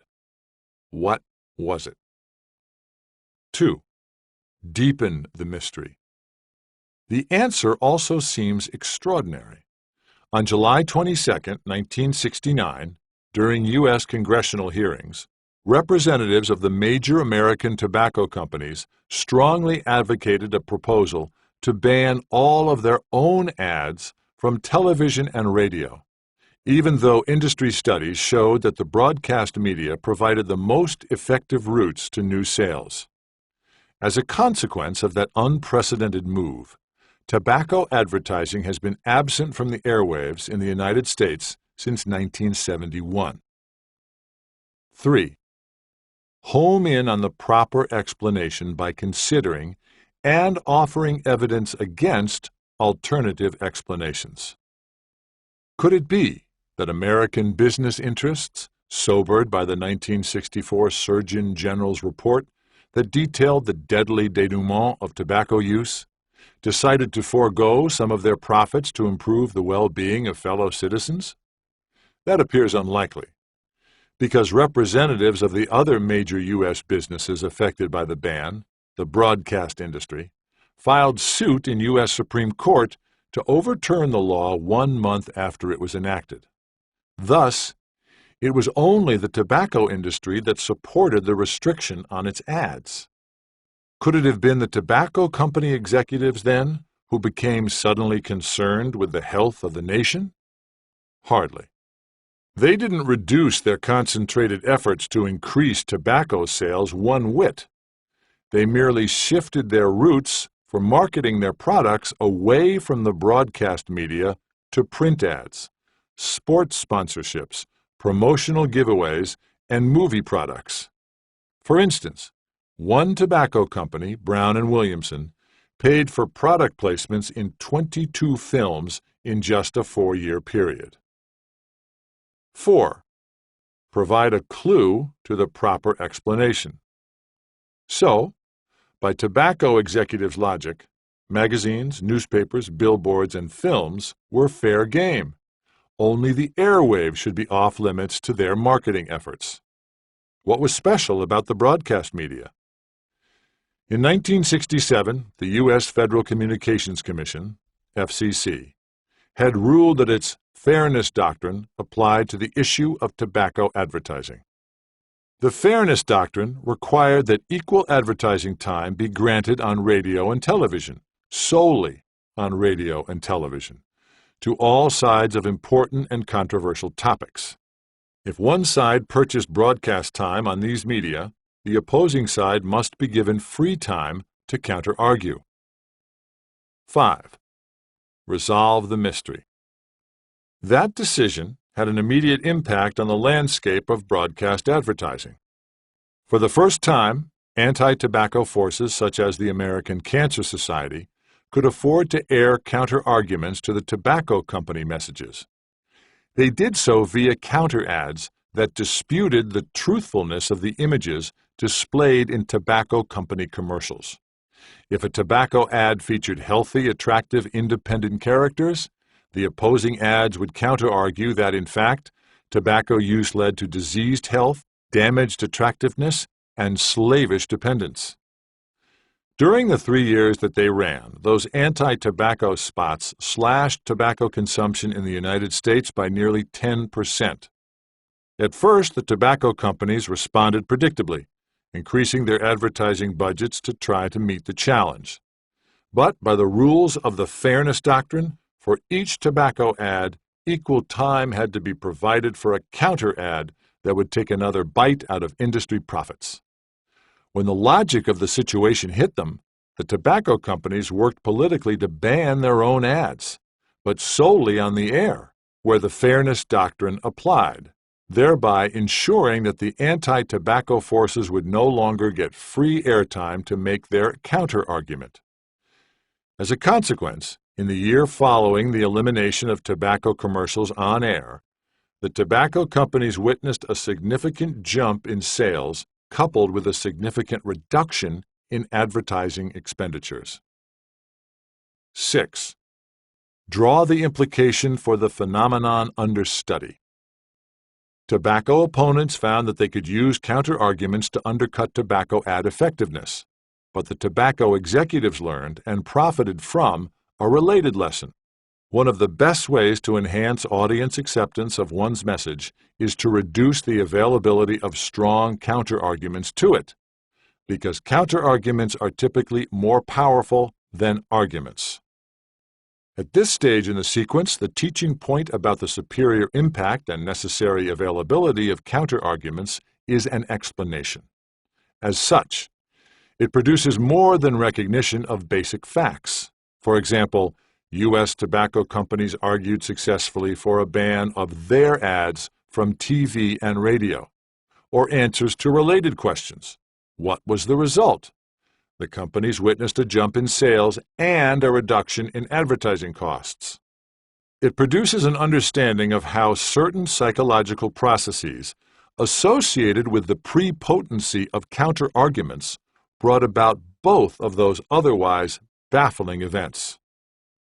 Notice that this type of explanation offers not just any satisfying conceptual account. Owing to its intrigue-fueled form, it carries a bonus. It's part of a presentational approach constituted to attract audiences to the fine points of the information, because to resolve any mystery or detective story properly, observers have to be aware of all the relevant details. Think of it. We have something available to us here that not only keeps audience members focused generally on the issues at hand, but also makes them want to pay attention to the details, the necessary but often boring and attention-deflecting particulars of our material. What more could a communicator with a strong but intricate case want? Oh, by the way, there's a telling answer to the question of what Albert Einstein claimed was so remarkable it could be labeled as both the most beautiful thing we can experience and the source of all true science and art. His contention? The mysterious. Part 2. Processes. The role of association. Chapter 7. The primacy of associations. I link, therefore I think. In the family of ideas, there are no orphans. Each notion exists within a network of relatives linked through a shared system of associations. The physiology and biochemistry of the links, involving the brain's neurons, axons, dendrites, synapses, neurotransmitters, and the like, have been a source of fascination to many scientists. Alas, not to me. I've been less interested in the internal workings of these neuronal processes than in their external consequences, especially their consequences for the ways in which a precisely worded communication can alter human assessment and action. Thinking is linking. Still, for those like me, intrigued by the persuasive properties of a communication, there is a crucial insight to be gained from the underlying structure of mental activity. The brain's operations arise fundamentally and inescapably from raw associations. Just as amino acids can be called the building blocks of life, associations can be called the building blocks of thought. In various influence training programs, it's common to hear instructors advise participants that to convince others to accept a message, it is necessary to use language that manages the recipient's thoughts, perceptions, or emotional reactions. That strikes me as partially right. We convince others by using language that manages their mental associations to our message. Their thoughts, perceptions, and emotional reactions merely proceed from those associations. Nowhere are the implications for effective messaging so stark than in a relatively recent research program designed to answer the question, what is language principally for? The leader among the group of researchers pursuing this line of inquiry is the renowned psycholinguist Gun Simen, whose conclusion, in my view, comes down to this. The main purpose of speech is to direct listeners' attention to a selected sector of reality. Once that is accomplished, the listener's existing associations to the now spotlighted sector will take over to determine the reaction. For issues of persuasion, this assertion seems to me groundbreaking. No longer should we think of language as primarily a mechanism of conveyance, as a means for delivering a communicator's conception of reality. Instead, we should think of language as primarily a mechanism of influence, as a means for inducing recipients to share that conception or, at least, to act in accord with it. When describing our evaluation of a film, for instance, the intent is not so much to explain our position to others as to persuade them to it. We achieve the goal by employing language that orients recipients to those regions of reality stocked with associations favorable to our view. Especially interesting are the linguistic devices that researchers have identified for driving attention to one or another aspect of reality.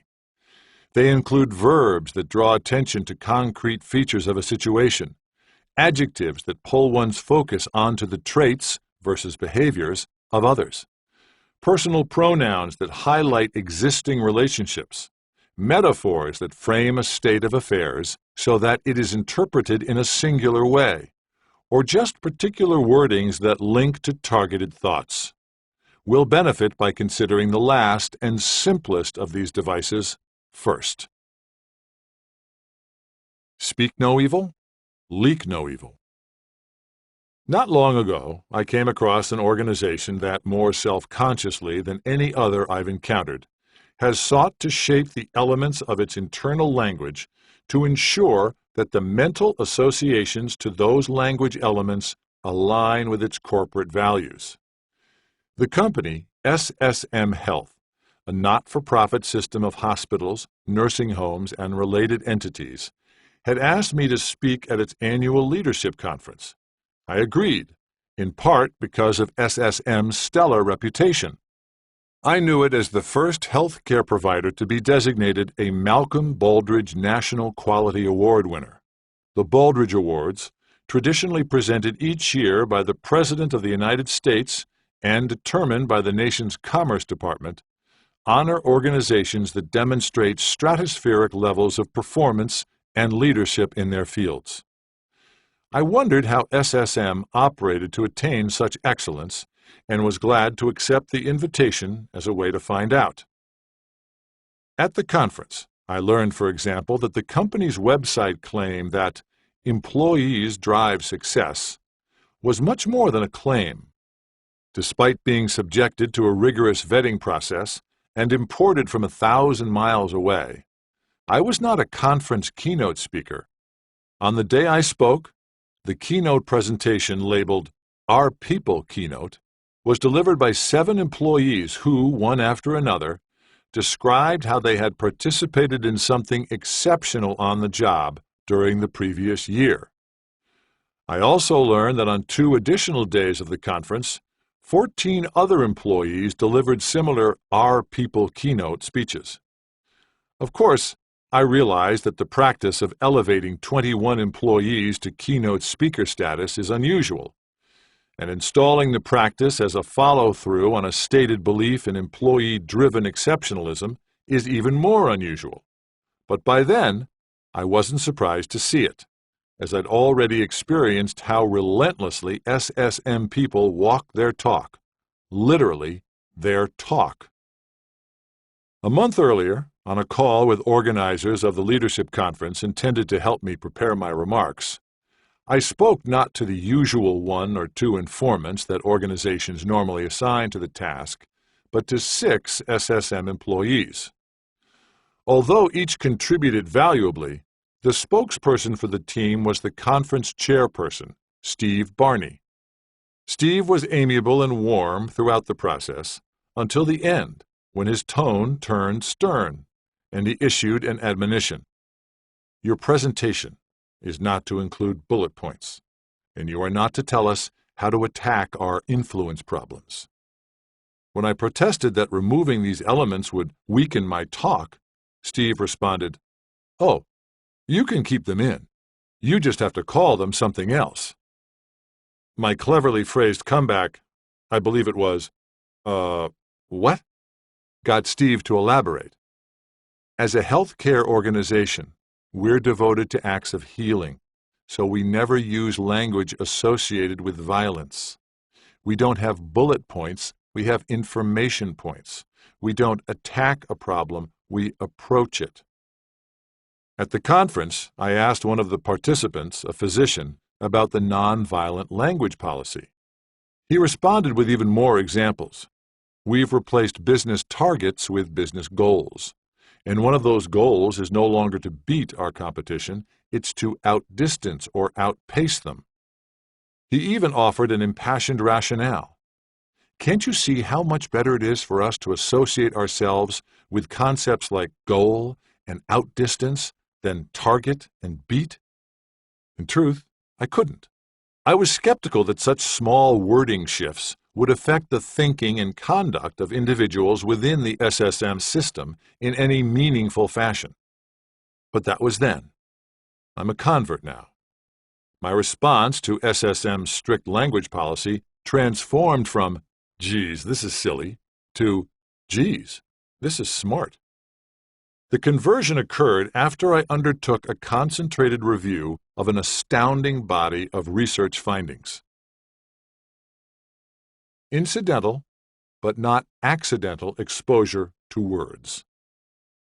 He who wants to persuade should put his trust not in the right argument, but in the right word. Joseph Conrad. Staying within the realm of violent language for the moment, consider the results of an experiment that exposed people to hostile words and then measured their subsequent aggressiveness. In the study, subjects completed a task requiring them to arrange 30 sets of scrambled words to make coherent sentences. For half of the subjects, when the words they were given were arranged correctly, they resulted mostly in sentences associated with aggression. For example, hit he them became he hit them. For the other half of the subjects, when the words they were given were arranged correctly, they resulted mostly in sentences with no connections to aggression. For example, door the fix became fix the door. Later, all the subjects participated in another task in which they had to deliver 20 electric shocks to a fellow subject and got to decide how painful the required shocks would be. The results are alarming. Prior exposure to the violence-linked words led to a 48% jump in selected shock intensity. In light of such findings, nonviolent language requirements make perfect sense for SSM. As a healthcare organization, it should operate within the bounds of the fundamental principle of medical ethics. Above all, do no harm. But note that, as a high-performance healthcare organization, SSM did not prohibit the use of achievement-related words. Instead, it replaced such words possessing menacing associations, target, beat, with comparable words that did not, goal, outdistance. Perhaps this practice reveals the belief of SSM's leadership that, just as violence-laden language could lead to elevated harm-doing and therefore should be eliminated, achievement-laden language could lead to elevated performance and therefore should be retained. If SSM leaders do hold that belief, they'd be right. Multiple studies have shown that subtly exposing individuals to words that connote achievement, win, attain, succeed, master, increases their performance on an assigned task and more than doubles their willingness to keep working at it. Evidence like this has changed my mind about the worth of certain kinds of posters that I've occasionally seen adorning the walls of business offices. Call centers appear to be a favored location. The signs usually carry a single word in capital letters: overcome, succeed, persevere, achieve, designed to spur employees toward greater accomplishments. Sometimes the word is presented alone. Sometimes it's accompanied by a related image, such as a runner winning a race. Sometimes just the image is presented. In any of their forms, I'd always thought it only laughably likely that signs of this sort would work. But once again, this time thanks to some Canadian researchers, that was then. I've since become aware of a project those researchers undertook to influence the productivity of fundraisers who operated out of a call center. At the start of callers' work shifts, all were given information designed to help them communicate the value of contributing to the cause for which they were soliciting, a local university. Some of the callers got the information printed on plain paper. Other callers got the identical information printed on paper carrying a photo of a runner winning a race. It was a photo that had previously been shown to stir achievement-related thinking. Remarkably, by the end of their 3-hour shifts, the second sample of callers had raised 60% more money than their otherwise comparable coworkers. It appears, then, that initial incidental exposure either to simple words or simple images can have a persuasive impact on later actions that are merely associated with the words or images. Let's explore some influence-related implications, beginning with words of a special kind. Metaphor is a metador, to change. If you want to change the world, change the metaphor. Joseph Campbell. Since Aristotle's Poetics, circa 350 BCE, communicators have been advised to use metaphor to get their points across. They've been told that an effective way to convey a somewhat elusive concept to an audience is to describe it in terms of another concept that the audience can recognize readily. Long-distance runners, for instance, recount the experience of being unable to continue a race as hitting the wall. Of course, there is no real wall involved, but certain characteristics of a physical barrier, it blocks further passage, it can't be dispatched easily, it can't be denied, have enough in common with the runner's bodily sensations that the label delivers useful meaning. Yet the use of metaphor has its critics, complaining that it is often misleading. They point out that when one thing, such as the inability to take another step in a race, is understood in terms of another, like a wall, some genuine overlap between the two might be revealed, but the correspondence is usually far from perfect. For instance, a physical wall normally owes its presence to the actions of someone other than the person who hits it, whereas a runner's wall normally owes its presence to the actions of the runner, whose training, or lack thereof, and race pacing led to the problem. So runners employing the wall metaphor might be doing more than choosing a frame designed to communicate the feeling of motoric collapse. For strategic purposes, they might be choosing a frame designed to depict the failing as external to them, as not of their doing and thus not their fault. Recall that new psycholinguistic analysis suggests that the main function of language is not to express or describe, but to influence, something it does by channeling recipients to sectors of reality preloaded with a set of mental associations favorable to the communicator's view. If so, we can see why metaphor, which directs people to think of one thing in terms of their associations to a selected other thing, possesses great potential as a linguistic device. Indeed, for well over a half-century, researchers have been documenting the superior impact of metaphor, applied properly. More recently, though, emphasis on the transfer of associations inherent in metaphor has generated an eye-opening array of persuasive effects. Suppose, for instance, that you are a political consultant who has been hired by a candidate for mayor of a nearby city to help her win an election in which a recent surge in crime is an important issue. In addition, suppose that this candidate and her party are known for their tough stance on crime that favors policies designed to capture and incarcerate lawbreakers. The candidate wants your counsel on what she could do to make voters believe that her approach to the problem is correct. With an understanding of the workings of metaphoric persuasion, your advice could be swift and confident. In any public pronouncements on the topic, she should portray the crime surge as a wild beast rampaging through the city that must be stopped. Why? because to bring a wild beast under control, it's necessary to catch and cage it.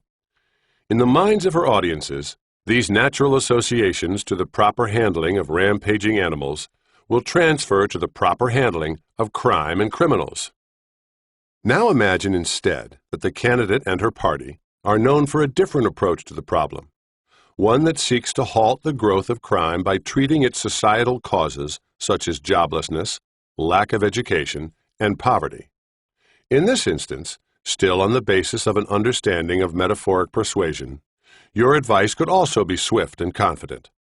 In all her public pronouncements on the topic, the candidate should portray the crime surge as a spreading virus infecting the city that must be stopped. Why? Because to bring a virus under control, it's necessary to remove the unhealthy conditions that allow it to breed and spread. These disease-related associations should now frame the way citizens think about how best to deal with their crime problem. If other advisors within the candidate's campaign scoff at the metaphor-based rationale for your plan, calling it simplistic, you might ask them to consider some relevant data. Stanford University researchers exposed a randomly chosen set of online readers to a news account of a 3-year rise in city crime rates that depicted crime as a ravaging beast.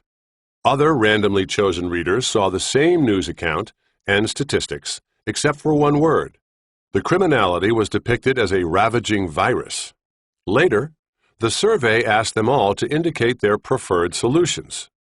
In the most precise analysis of the results, readers who initially saw crime portrayed as a beast recommended catch and cage solutions rather than remove unhealthy condition solutions. But the opposite pattern emerged among readers who initially saw crime portrayed as a virus.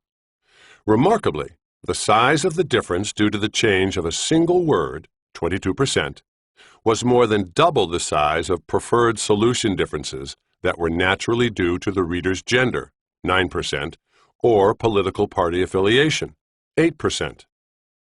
When predicting voter preferences, political campaigns include the role of demographic factors such as gender and party affiliation.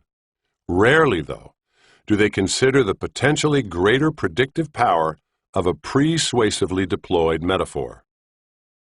If the mayor's other advisors are of the sort that dismisses findings from controlled scientific research as irrelevant to real-world settings, you could offer them a form of evidence from the real world.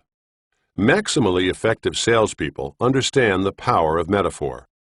You might ask the advisors to consider the case of high school dropout Ben Feldman, who, despite never doing business outside a 60-mile radius of his little hometown of East Liverpool, Ohio, became the greatest life insurance salesman of his time, and perhaps of all time.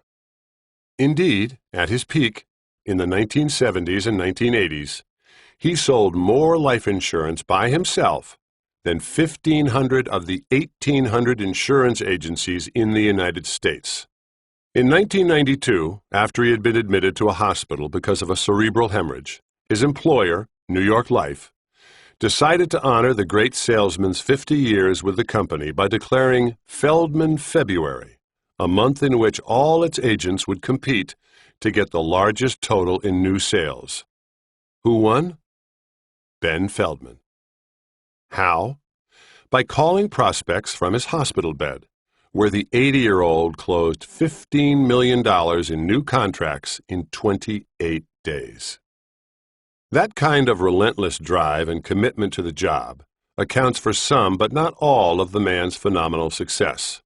According to chroniclers of that success, he never pressured reluctant prospects into a sale. Instead, he employed a light and enlightened touch that led them smoothly toward a purchase. Mr. Feldman was a master of metaphor. In his portrayal of life's end, for instance, people didn't die, they walked out of life. A characterization that benefited from associations to a breach in one's family responsibilities that would need to be filled. He was then quick to depict life insurance as the, metaphorically aligned, solution. When you walk out, he would say, your insurance money walks in. When exposed to this metaphoric lesson in the moral responsibility of buying life insurance, many a customer straightened up and walked right. Although metaphors require a language-based link between two things to work, once that link is in place, metaphoric persuasion can be triggered non-verbally. For instance, in English and many other languages, the concept of weight, heaviness, is linked metaphorically to the concepts of seriousness, importance, and effort. For that reason, 1.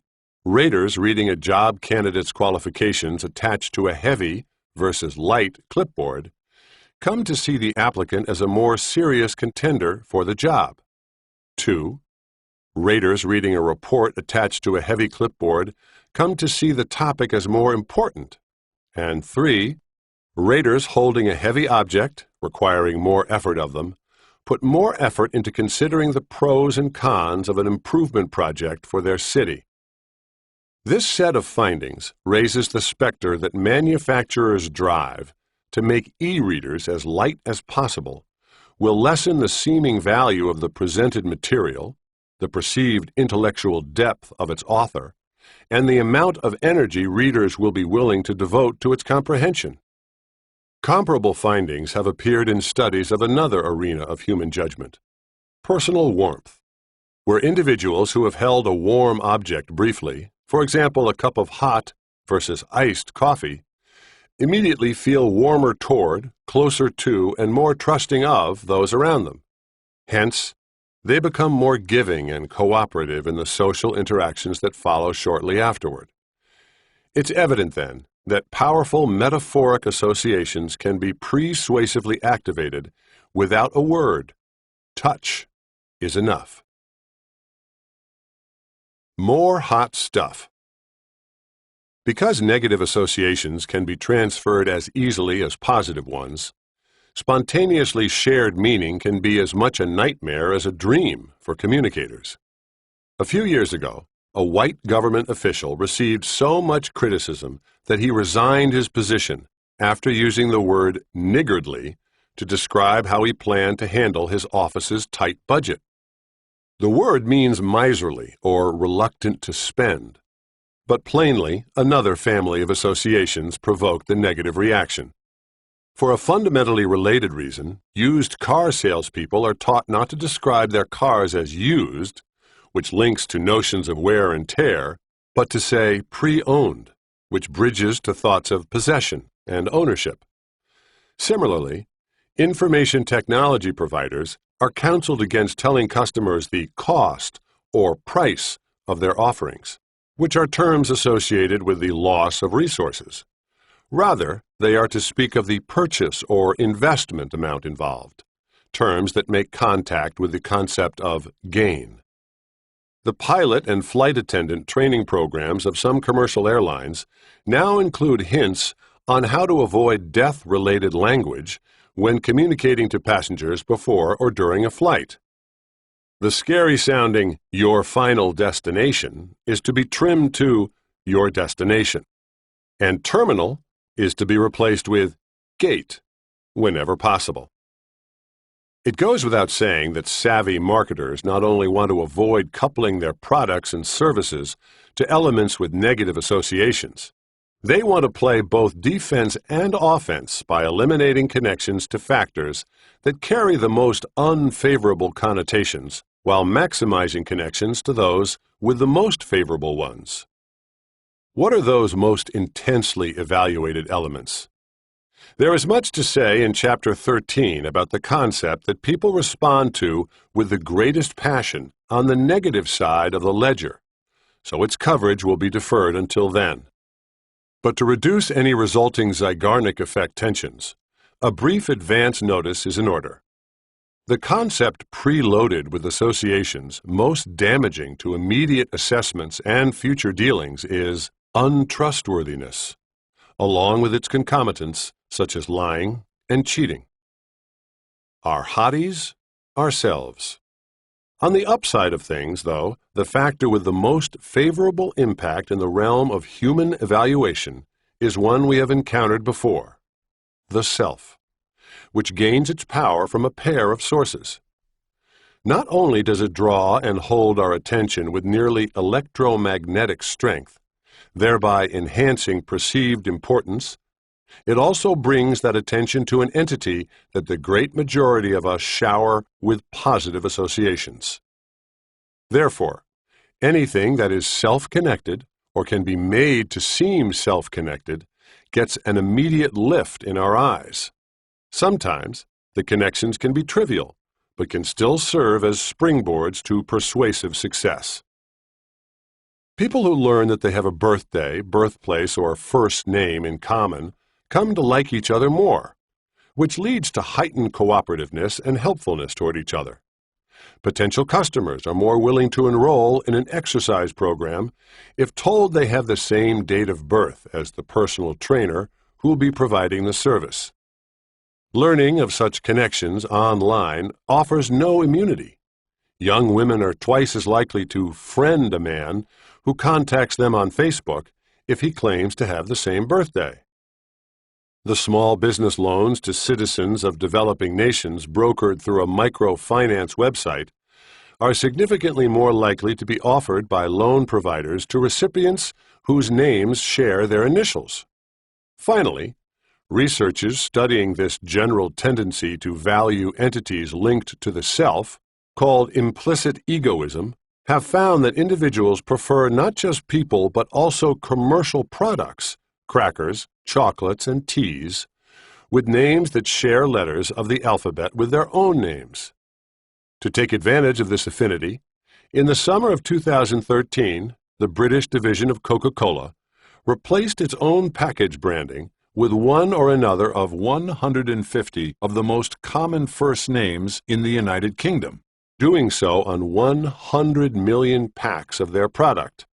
What could justify the expense? Similar programs in Australia and New Zealand had boosted sales significantly in those regions the year before.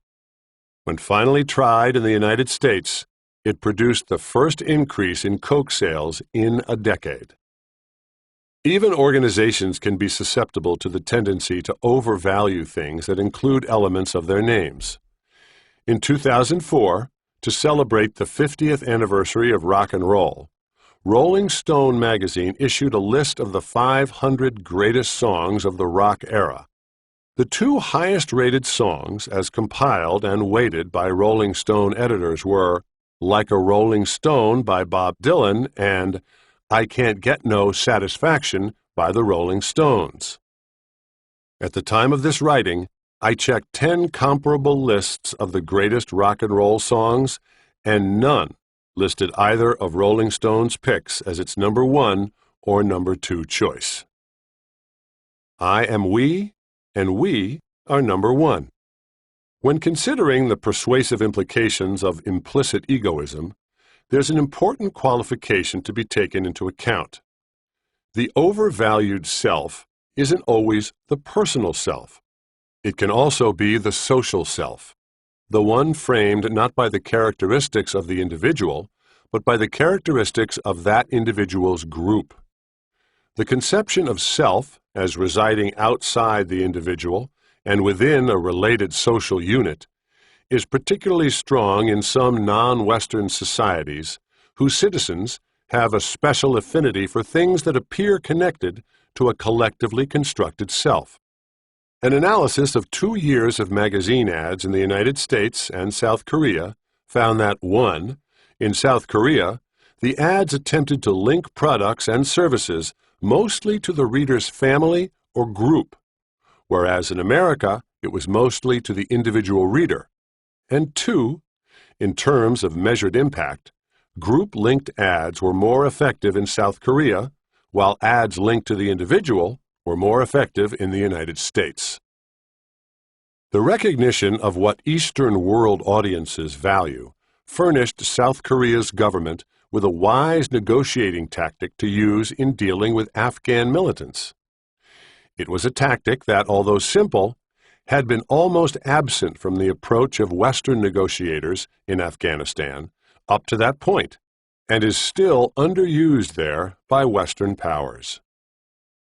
In July 2007, the Afghan Taliban kidnapped 21 South Korean church-sponsored aid workers, holding them hostage and killing 2 as a savage initial show of will. Talks designed to free the remaining 19 went so badly that the kidnappers named the next 2 hostages they planned to murder, prompting the head of the South Korean National Intelligence Service, Kim Man-bok, to fly in to try to salvage the negotiations. He brought a plan. It was to connect the South Korean bargaining team to something central to the group identity of the militants, their language. Upon his arrival, Kim replaced his head negotiator, whose appeals had been transmitted through an Afghan translator, with a South Korean representative who spoke fluent Pashtun.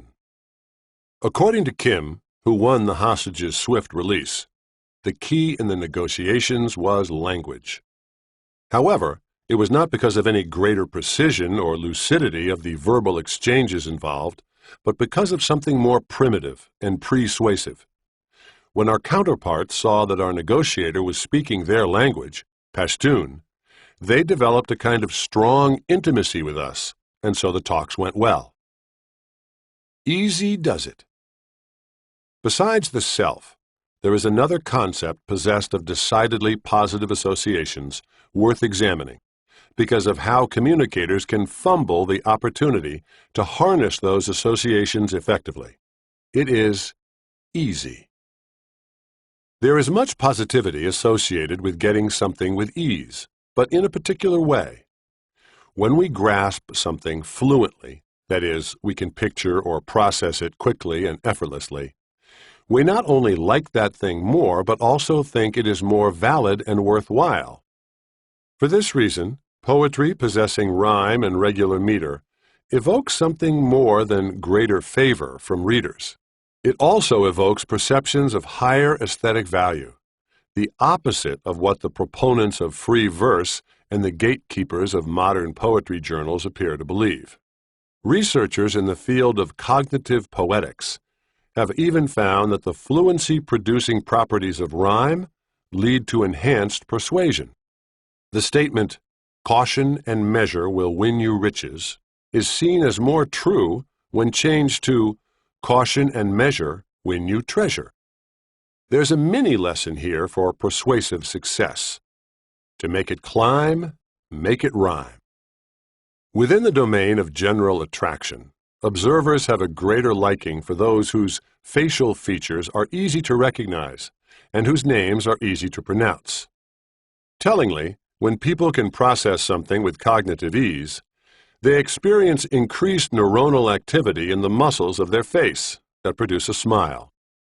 On the flip side, if it's difficult to process something, observers tend to dislike that experience and, accordingly, that thing.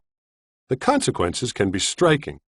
An analysis of the names of 500 attorneys at 10 U.S. law firms found that the harder an attorney's name was to pronounce, the lower he or she stayed in the firm's hierarchy. This effect held, by the way, independent of the foreignness of the names. A person with a difficult-to-pronounce foreign name would likely be in an inferior position to one with an easy-to-pronounce foreign name. A similar effect occurs when observers encounter hard-to-pronounce drugs or food additives. They become less favorable toward the products and their potential risks. So why do nutritional supplement and pharmaceutical companies give their products names that are difficult to pronounce and spell, such as Xeljanz and Farxiga? Maybe they are trying to communicate the family of plants or chemicals the product comes from. If so, it seems a poor trade-off. A lack of fluency in business communication can be problematic in additional ways.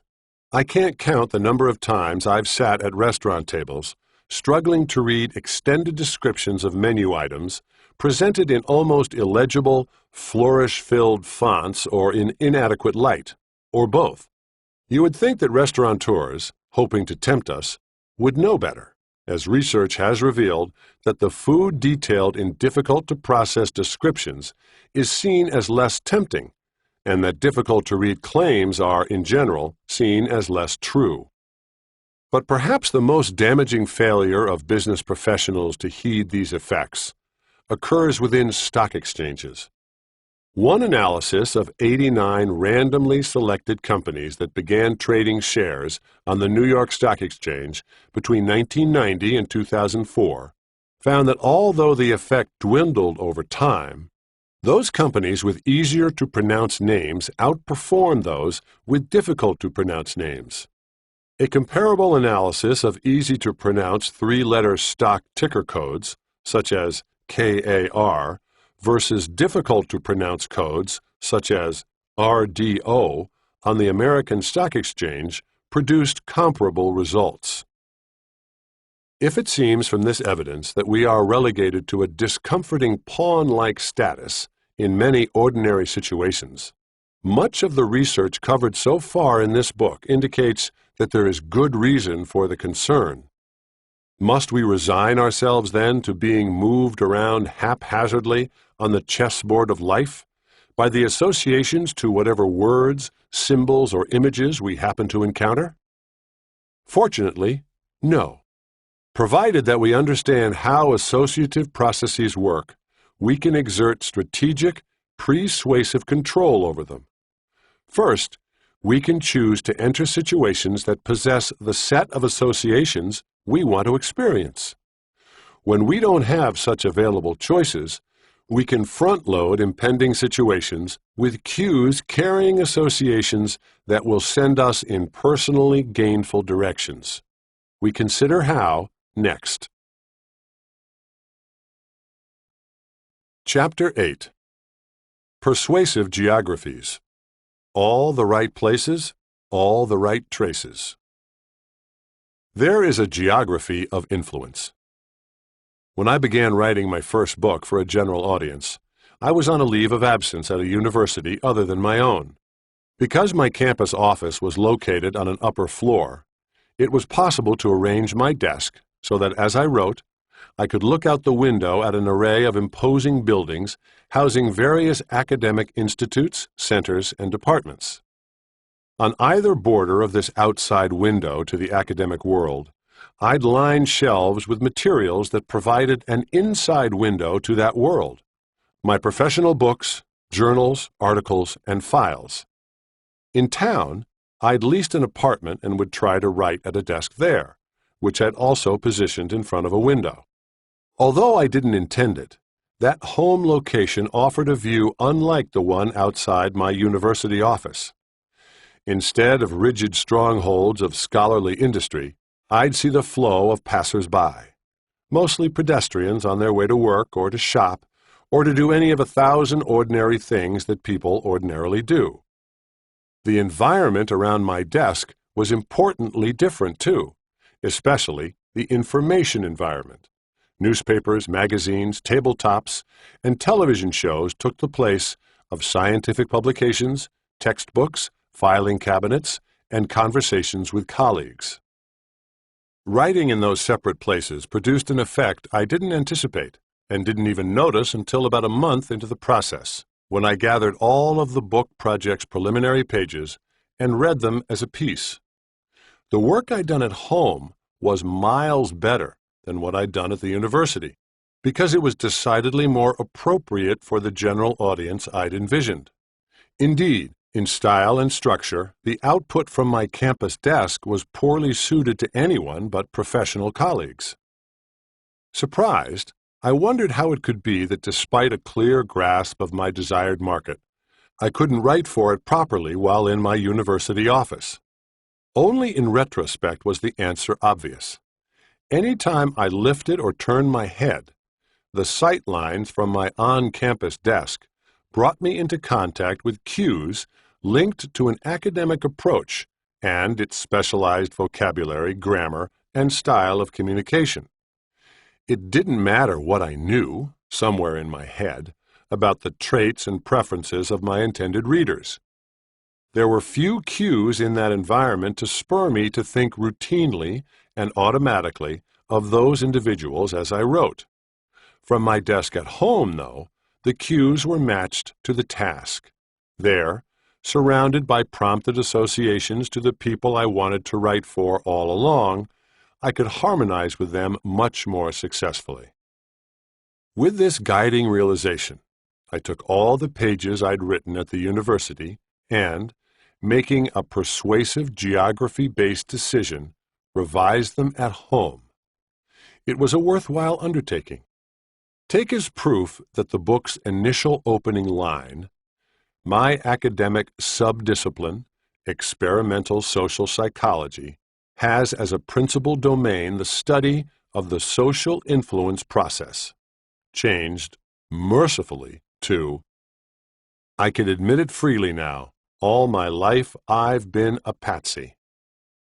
Knowing what to do next wasn't difficult. Toil on the book was routed home, while I consigned colleague-targeted work to my university office.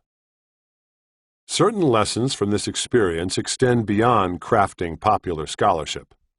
They apply to the much broader question of how any of us might arrange our physical environments persuasively to send us down selected associative pathways, chutes, toward desired ends. Several consultancy firms develop for corporate clients systems designed to stimulate employees to work more effectively, mostly through incentive programs that reward them for reaching performance goals. While talking to a project manager from one of these firms at a marketing conference, I raised a question I regularly pose to experienced practitioners regarding what makes them successful in their fields. In her case, I asked what she had found that allowed her to forge the most successful incentive programs. After listing several factors whose positive impact she could easily understand, extent of experience of her team in the client's industry, level of information the client's team provided to hers, amount of preparation on the part of both teams, she mentioned one she didn't understand at all. There was a type of working space at client headquarters that lent itself to crafting programs that had later turned out particularly well. Centrally located rooms with glass walls. She told me she'd noticed this odd outcome because she'd expected the opposite, thinking that the sight of all manner of employees swirling around and by would pull the attention of the room's program planners away from relevant task considerations and toward irrelevant ones. "Wouldn't you have thought the same thing?" she asked. I related my two writing desks story, explaining that my answer once would have been yes, but not since that important learning experience. In its aftermath, I now thought she was treating as irrelevant certain aspects of the work environment that had been highly related to task success. To do the best job of developing employee incentive programs, I suspected that she and her team needed ongoing visual exposure to employees who would be covered by the programs. It had been true for me. I needed present reminders of my prospective audience members to keep my writing aligned with their interests and communication styles. That was why I decided to write my book exclusively in the space that provided those reminders. Although persuaded by my account, the lady was not pleased by it. She claimed, rightly, that the ability to choose an ideal production environment didn't apply to her as it had to me. Her team had never been in a position to control which working space it would get at client headquarters. That was always the client's prerogative. Besides, she complained, most of these buildings don't even have a glass-walled conference room. So just knowing why those rooms work out well doesn't really help me. I could understand her frustration. For most people, recognizing how the influence process functions in a particular situation isn't sufficient. They also want to know how to harness the recognition. She left our conversation disappointed, but not defeated, it turned out. Months later, she called in an upbeat mood to tell me about the great success of a new quality enhancement tactic she had been trying. It emerged during a discussion with her staffers when she'd mentioned my claim that getting visual access to a client's employees while developing programs for them could improve the process. Her team's challenge then became finding a way to give themselves continuous low-level exposure to those employees, even when operating in a closed-up conference room. The youngest of her staff hit on a solution that was easy to implement and has since proven effective. Before traveling to any working meeting, the team now downloads photos of program-eligible employees from the client's website and internal publications. They then enlarge the pictures, put them on big poster boards, and lean them against the walls in whichever conference room they work. The clients reportedly love the idea because they appreciate the personalized touch the consultants bring to the job. Notice that because the manager and her team structure the cues of their production environments before they begin working in them, they are engaging in what is as much an act of persuasion as any we've treated in this book. The only difference is that they've chosen themselves rather than others as their targets. During the rest of her phone report, I recognized that the manager and her team were treating the undertaking as a learning process, perfecting the tactic as they go. They believe they've found that action shots of employees at work produce better results for the program design team than simple headshots. Even more impressive is the clever way in which they've taken a piece of psychological information, that background cues in one's physical environment can guide how one thinks there, and employed it to generate a desired effect. Most impressively, they haven't allowed themselves to be disadvantaged by an existing reality that relegates them to task environments with suboptimal cues and associations.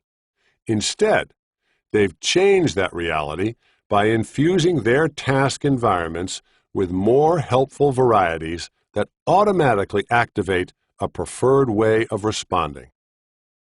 We can do the same. Why not? The rewards stand to be great, and there are two attractive options for accomplishing this kind of synchronizing cues with goals.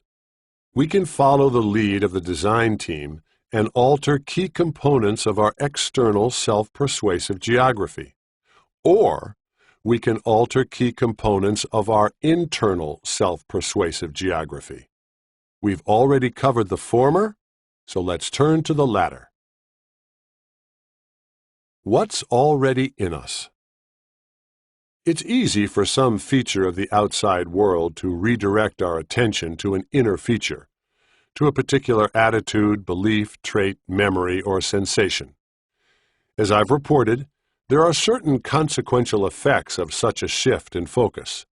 Within that moment, we are more likely to grant the focal factor importance, assign it causal status, and undertake action associated with it. Have you ever attended an arts performance disturbed by another audience member's loud coughs? In addition to the distracting noise, there's another reason that performers of all sorts, stage actors, singers, musicians, dancers, hate the sound of even one cough. It can become contagious. Although there is solid scientific proof of this point, the most dramatic testament comes from the ranks of the artists. The author and playwright Robert Cialdini described how the offensive sequence operates in a theater. One cougher begins his horrid work in an audience, and the cough spreads until the house is in bedlam, the actors in a rage, and the playwright in retreat to the nearest saloon. This kind of contagion isn't confined to gatherings of playgoers. In one case, 200 attendees at a newspaper editorial writer's dinner were overcome by coughing fits after the problem began in one corner of the room and spread so pervasively that officials had to evacuate everyone, including the Attorney General of the United States at the time, Janet Reno. Despite rigorous testing of the room, no physical cause for the coughing spasms could be found. Every year, thousands of similar incidents involving sundry symptoms besides coughing take place around the world. Consider a few representative examples. In Austria, the news media reported several sightings of a poisonous variety of spider, whose bite produced a combination of headache and nausea. Residents flooded hospitals certain that they had been bitten. Those who were wrong outnumbered those who were right by 4,000%. When a Tennessee high school teacher reported that she smelled gas in her classroom and felt dizzy and nauseous, an array of individuals, including students, other teachers, and staff, started experiencing the same symptoms. 100 people from the school went to hospital emergency rooms that day with symptoms associated with the gas leak, as did 71 more when the school reopened 5 days later. No gas leak was found on either day or ever. Citizens of 2 small Canadian towns located near oil refineries learned from an epidemiological study that cancer rates in their communities were 25% higher than normal, which led residents to begin perceiving escalations in a variety of health problems associated with exposure to toxic chemicals. However, the validity of these perceptions was undercut when the study's authors issued a retraction months later. The elevated incidence of cancer in the communities had initially been reported in error due to a statistical miscalculation. In Germany, audience members listening to a lecture on dermatological conditions typically associated with itchy skin immediately felt skin irritations of their own and began scratching themselves at an increased rate. This last example offers the best indication of what's going on, as it seems akin to the well-known occurrence of medical student syndrome. Research shows that 70% to 80% of all medical students are afflicted by this disorder, in which they experience the symptoms of whatever disease they happen to be learning about at the time and become convinced that they have contracted it. Warnings by their professors to anticipate the phenomenon don't seem to make a difference. Students nonetheless perceive their symptoms as alarmingly real, even when experienced serially with each new disease of the week. An explanation that has long been known to medical professionals tells us why. As the physician George Lincoln Walton wrote in 1908, medical instructors are continually consulted by students who fear that they have the diseases they are studying. The knowledge that pneumonia produces pain in a certain spot leads to a concentration of attention upon that region, which causes any sensation there to give alarm. The mere knowledge of the location of the appendix transforms the most harmless sensations in that region into symptoms of serious menace. What are the implications for achieving effective influence, in this case, effective self-influence? Lying in low-level weight within each of us are units of experience that can be given sudden standing and force if we just divert our attention to them. There are the constituents of a cough in all of us, and we can activate them by concentrating on the upper half of the lungs, where coughs start. Try it. You'll see. The same applies to the constituents of dizziness, nausea, or headache, which we can activate by focusing on a spot in the middle of the brain, or at the top of the stomach, or just above the eyes, respectively. But those units of experience waiting within us also include advantageous attitudes, productive traits, and useful capacities that we can energize by merely channeling attention to them instead. Let's explore how that might work for our most coveted unit of experience: felt happiness. Although cherished for its own sake, happiness provides an additional benefit. It doesn't just flow from favorable life circumstances, it also creates them, including higher levels of physical health, psychological well-being, and even general success.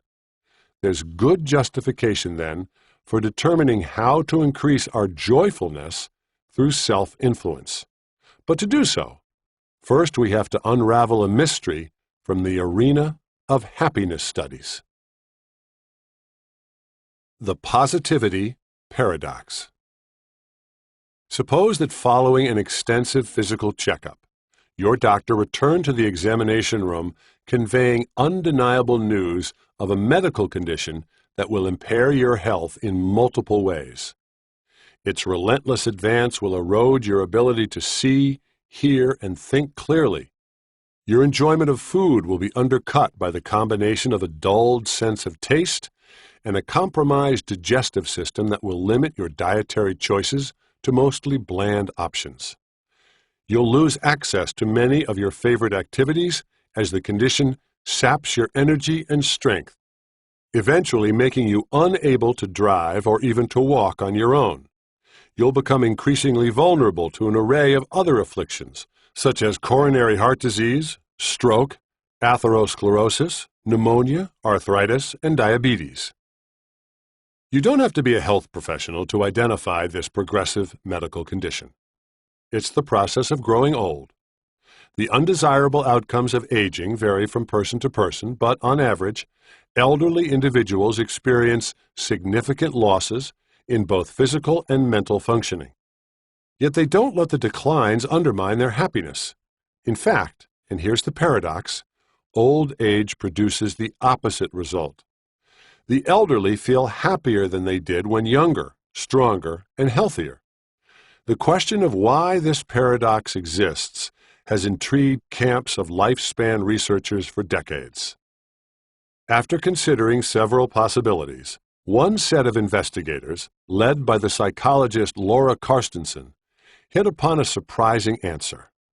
When it comes to dealing with all the negativity in their lives, seniors have decided that they just don't have time for it, literally. They've come to desire a time of emotional contentment for their remaining years, and they take deliberate steps to achieve it, something they accomplish by mastering the geography of self-influence.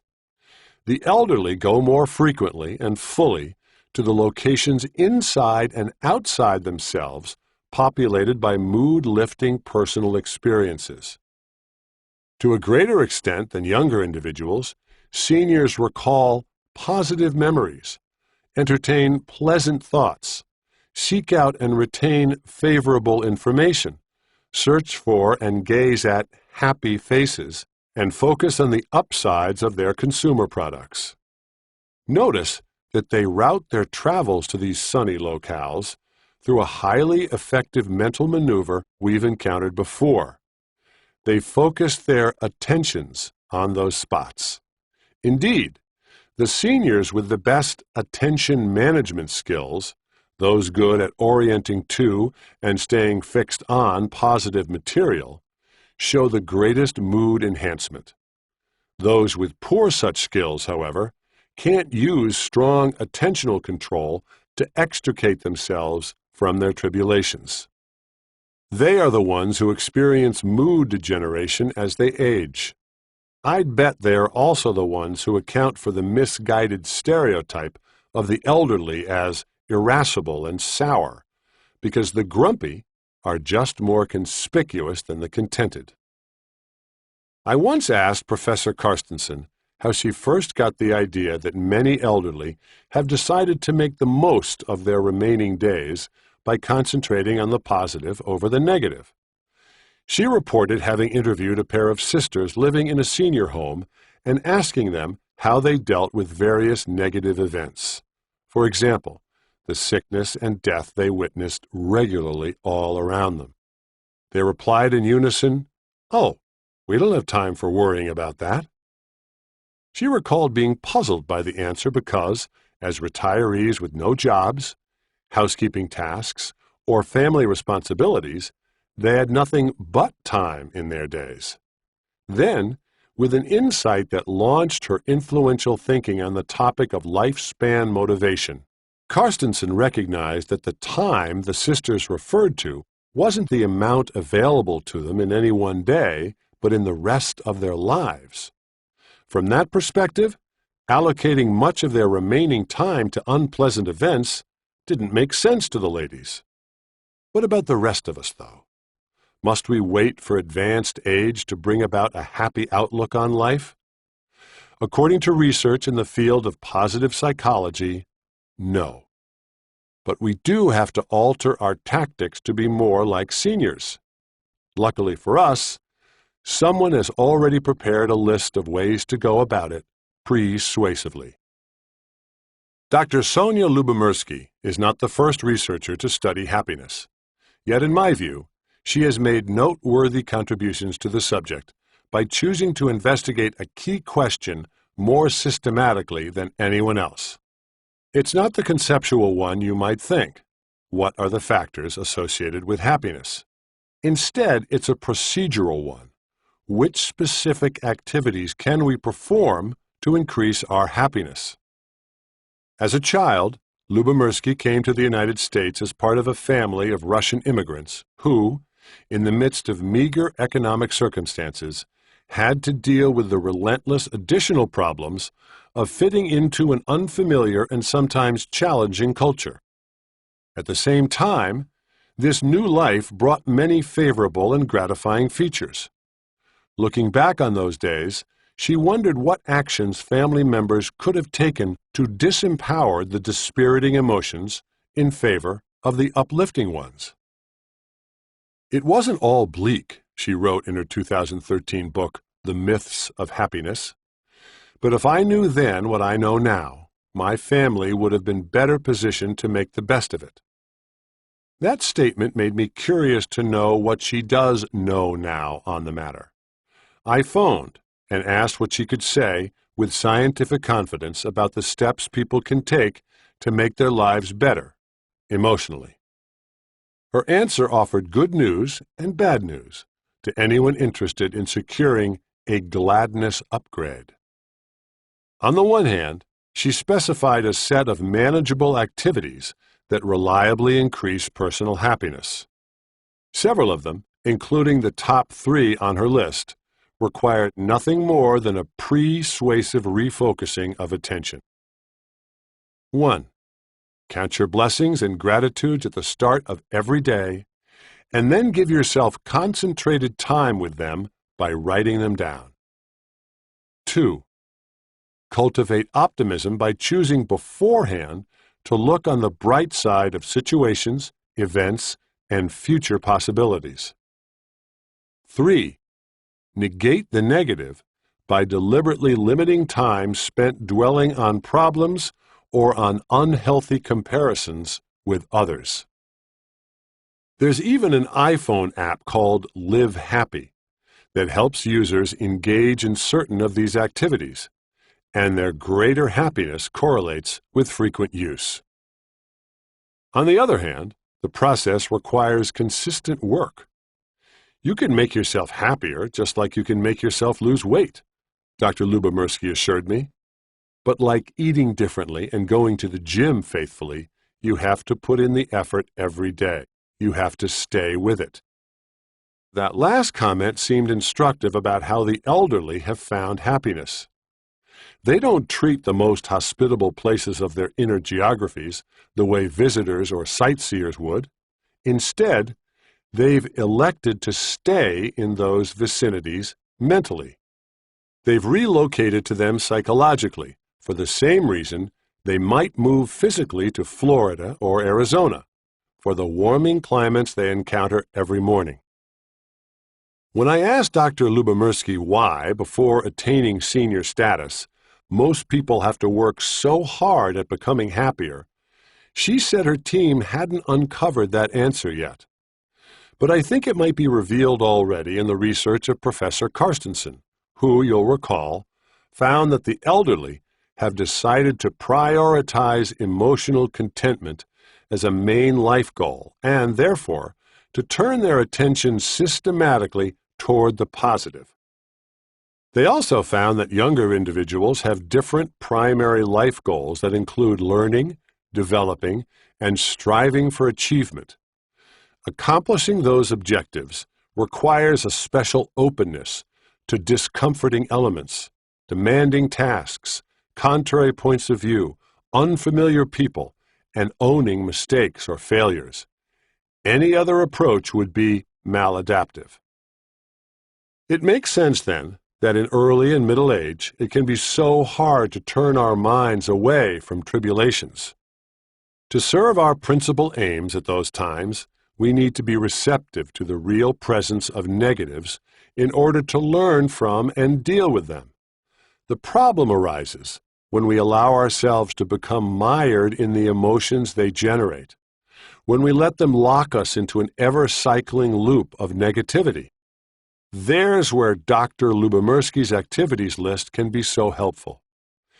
Even if we're not ready to take up full-time residence in our most balmy psychological sites, we can use those attention-shifting activities to visit regularly and break the sieges of winter.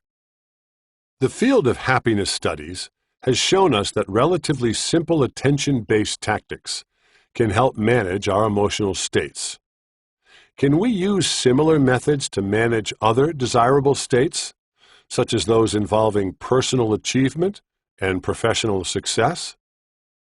When I first went to graduate school, I was among an incoming class of 6 students who had been recruited as part of an established social psychology doctoral program.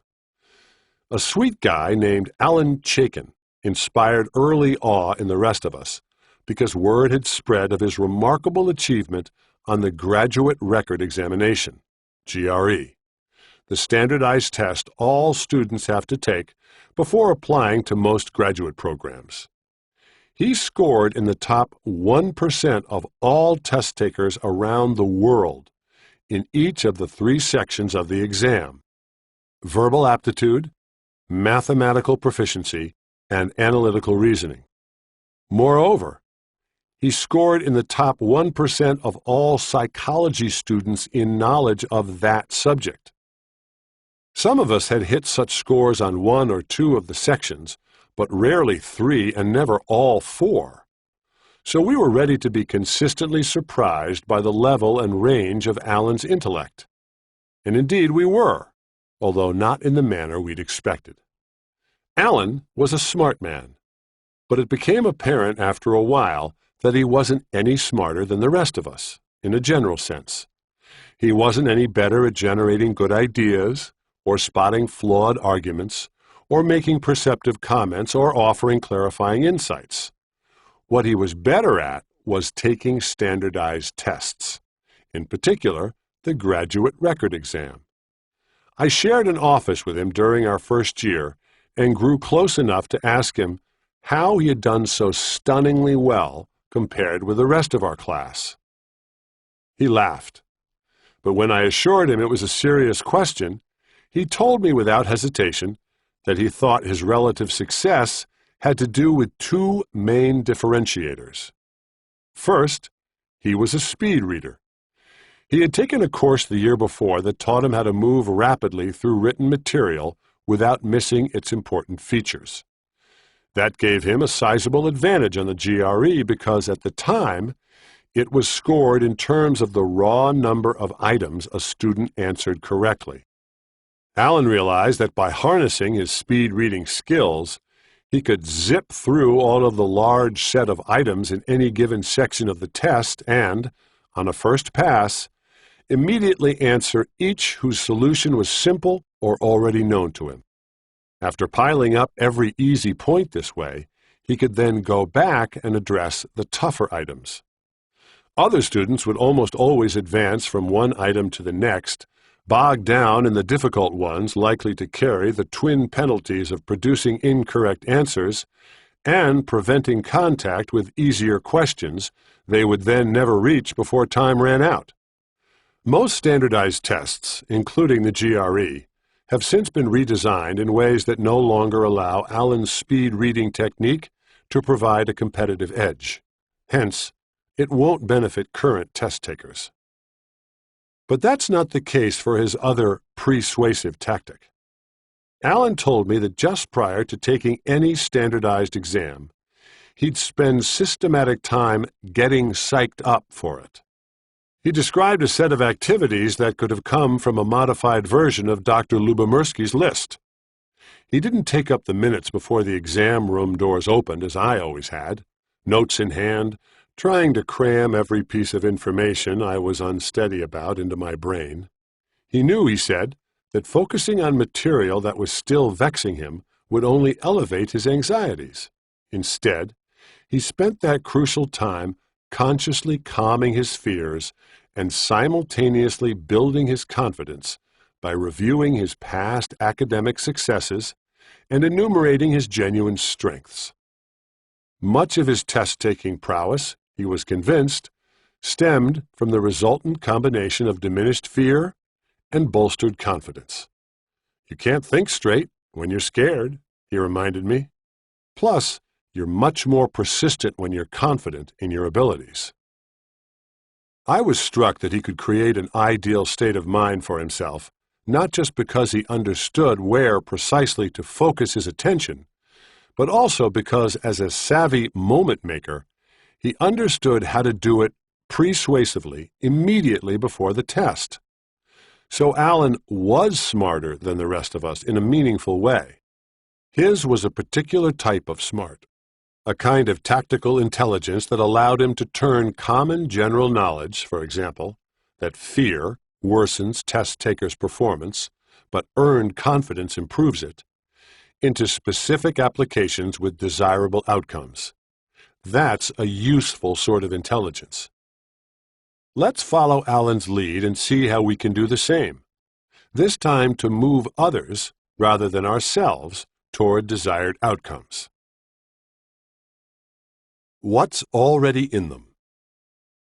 Imagine yourself as a regional school superintendent in the following predicament. Your district is applying for a large federal grant that would fund upgrading your outmoded science labs, equipment, and classrooms.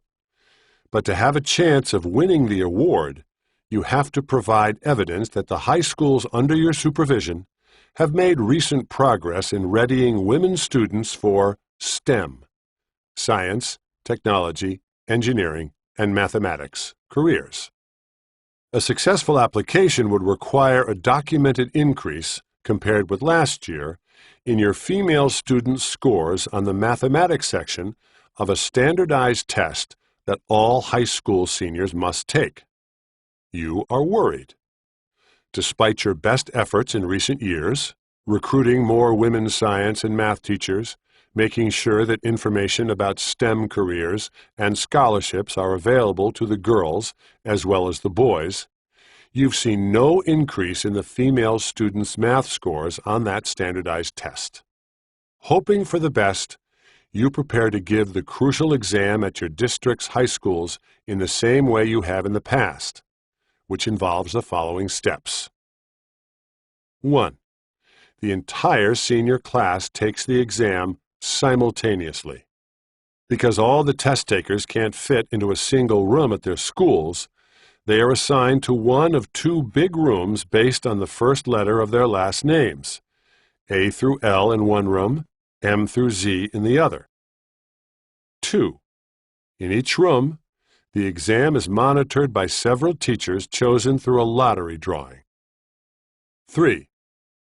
For 10 minutes before the start of the exam, students are instructed to collect their thoughts and anticipate how they'll handle any difficult material they think might appear on the test. 4. At the test's outset, students are required to record their name, ID number, and gender. Although each of these practices is commonly employed in mass testing programs, it would be a mistake for you to undertake any of them. Why? Because of a piece of common knowledge that you've heard your school's guidance counselors repeat. There is a societal stereotype, which many girls believe, that women aren't as good at math as men are. Research has demonstrated that almost anything you do that causes women to focus up front on this belief reduces their math performance in several ways. It increases their anxiety, which interferes with their ability to remember what they know.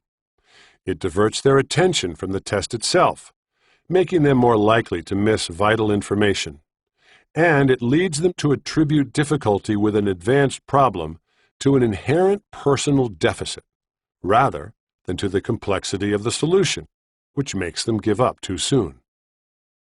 All 4 of your pre-test procedures will likely intensify the unsettling initial focus among your women students.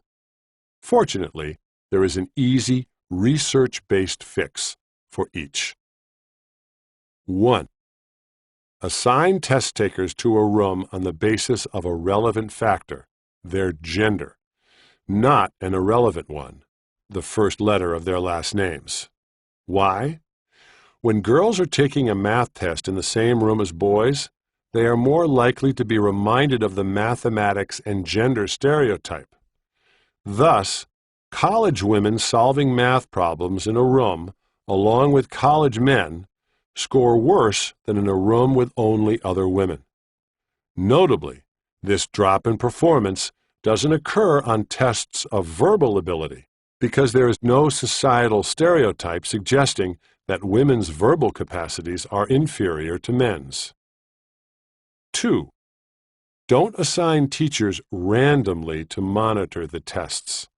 Assign them tactically on the basis of gender and teaching specialty. Girls' monitors should be female science and mathematics teachers. Why? Evidence that other women have defied the stereotype deflates the stereotype's impact. Thus, women students solve significantly more mathematics test problems, even the most difficult ones, immediately after being exposed to instances of successful women in science and math-related fields, including the women administering the test. 3. Eliminate the 10-minute period when students collect their thoughts about how to respond to the test items likely to give them trouble, because to focus on the daunting aspects of the task will undercut their success. Instead, ask the girls to pick a personal value of importance to them, such as maintaining relationships with friends or helping others, and to write down why they find that value important. Why?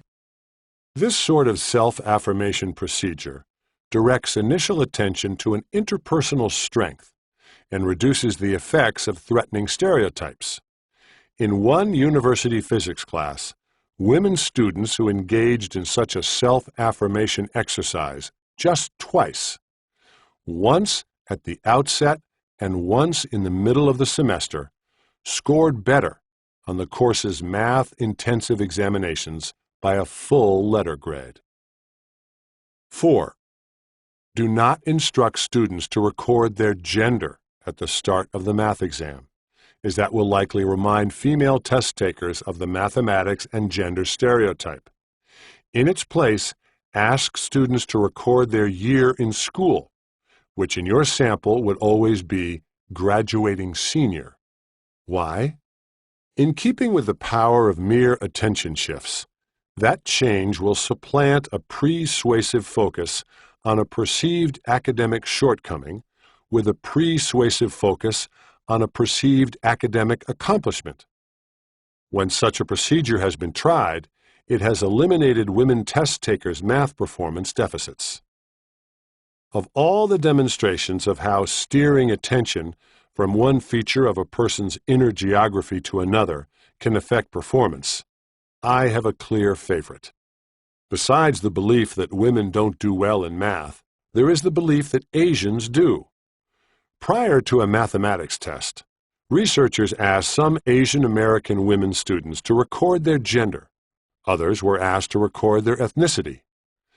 Compared with a sample of Asian American women students who weren't asked to record either characteristic, those who were reminded of their gender scored worse, while those reminded of their ethnicity scored better. At one level, certain of the persuasive effects I've described in this chapter seem hard to believe. That just sitting at a particular desk before beginning to write made me write better. That adorning a conference room with selected photos prior to a meeting led to higher quality work. That having women students first write about a seemingly unrelated personal value increased their physics grades, and that merely asking Asian American women to record their gender at the start of a mathematics test damaged their performance. But asking them to start by recording their ethnicity boosted their performance. The phenomena involved appear to emerge more than automatically. They seem to surface auto-magically.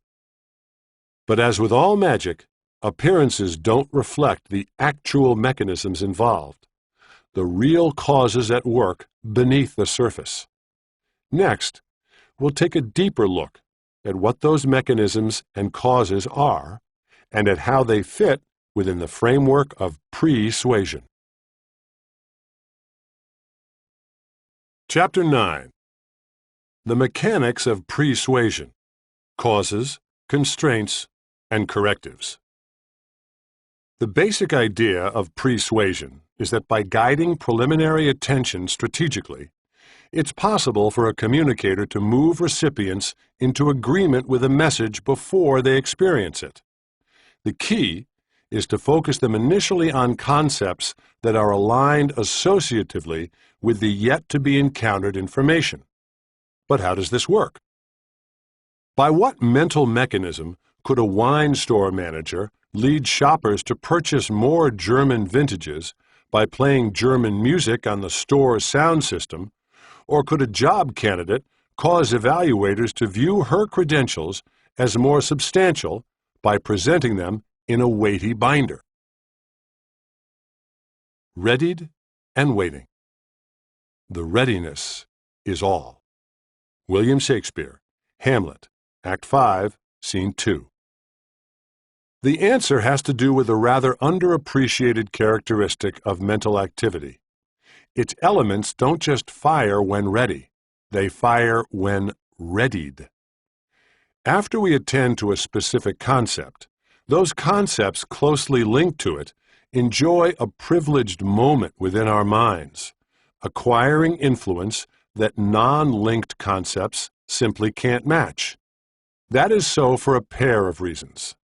First, once an opener concept, German music, weight, receives our attention, closely associated secondary concepts, German wine, substance, become more accessible in consciousness, which greatly improves the chance that we will attend and respond to the linked concepts. This newly enhanced standing in consciousness elevates their capacity to color our perceptions, orient our thinking, affect our motivations, and thereby change our relevant behavior. Second, at the same time, concepts not linked to the opener are suppressed in consciousness, making them less likely than before to receive our attention and gain influence. Rather than being readied for action, they get decommissioned temporarily. This mechanism, in which an open secondary concept becomes more cognitively accessible, appears to account for the consequences of a controversial, relatively recent phenomenon: video game participation. We know, from considerable research, that playing violent video games incites immediate forms of antisocial behavior. For instance, such games make players more likely to deliver loud blasts of noise into the ears of someone who has annoyed them. The reason? The games plant aggression-related thoughts in players' heads, and the resulting easy contact with those thoughts provokes aggressiveness. A tellingly similar but mirror image effect occurs after participating in pro-social video games, those that call for protecting, rescuing, or assisting characters in the game. Studies have found that after playing such games, players became more willing to help clean up a spill, volunteer their time, and even intervene in a harassment situation involving a young woman and her ex-boyfriend. Moreover, this helpfulness is the direct result of participants' easy access to a range of pro-social thoughts that the games install in consciousness.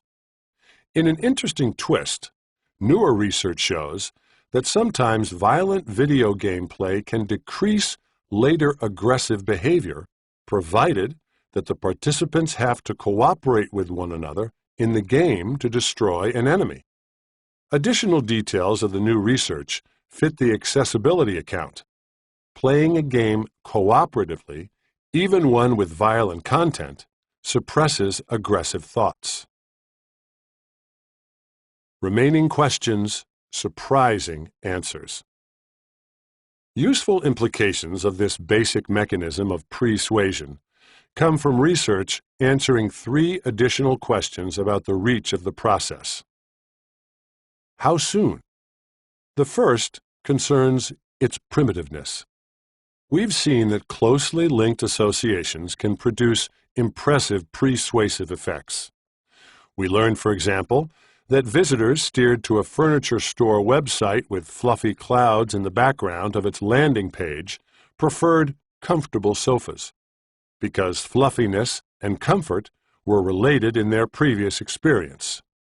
How early in life can we expect an opener to create such a privileged moment? Consider the results of a study designed to stimulate helpfulness in subjects who were shown a series of photographs that included a pair of individuals standing close together. The experimenters predicted correctly that because togetherness and helpfulness are linked in people's minds, observers of these photos would then become especially helpful. Indeed, compared with other subjects who'd seen photographs of 2 individuals standing apart or of one person alone, those shown the togetherness images were 3 times more likely to assist the researcher in picking up some items she accidentally dropped.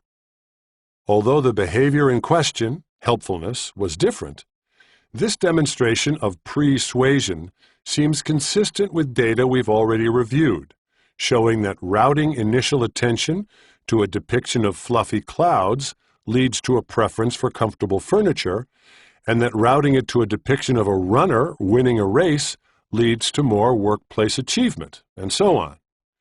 2 elements of the togetherness experiment strike me as newly instructive, though. The first got me to whistle under my breath when I read it.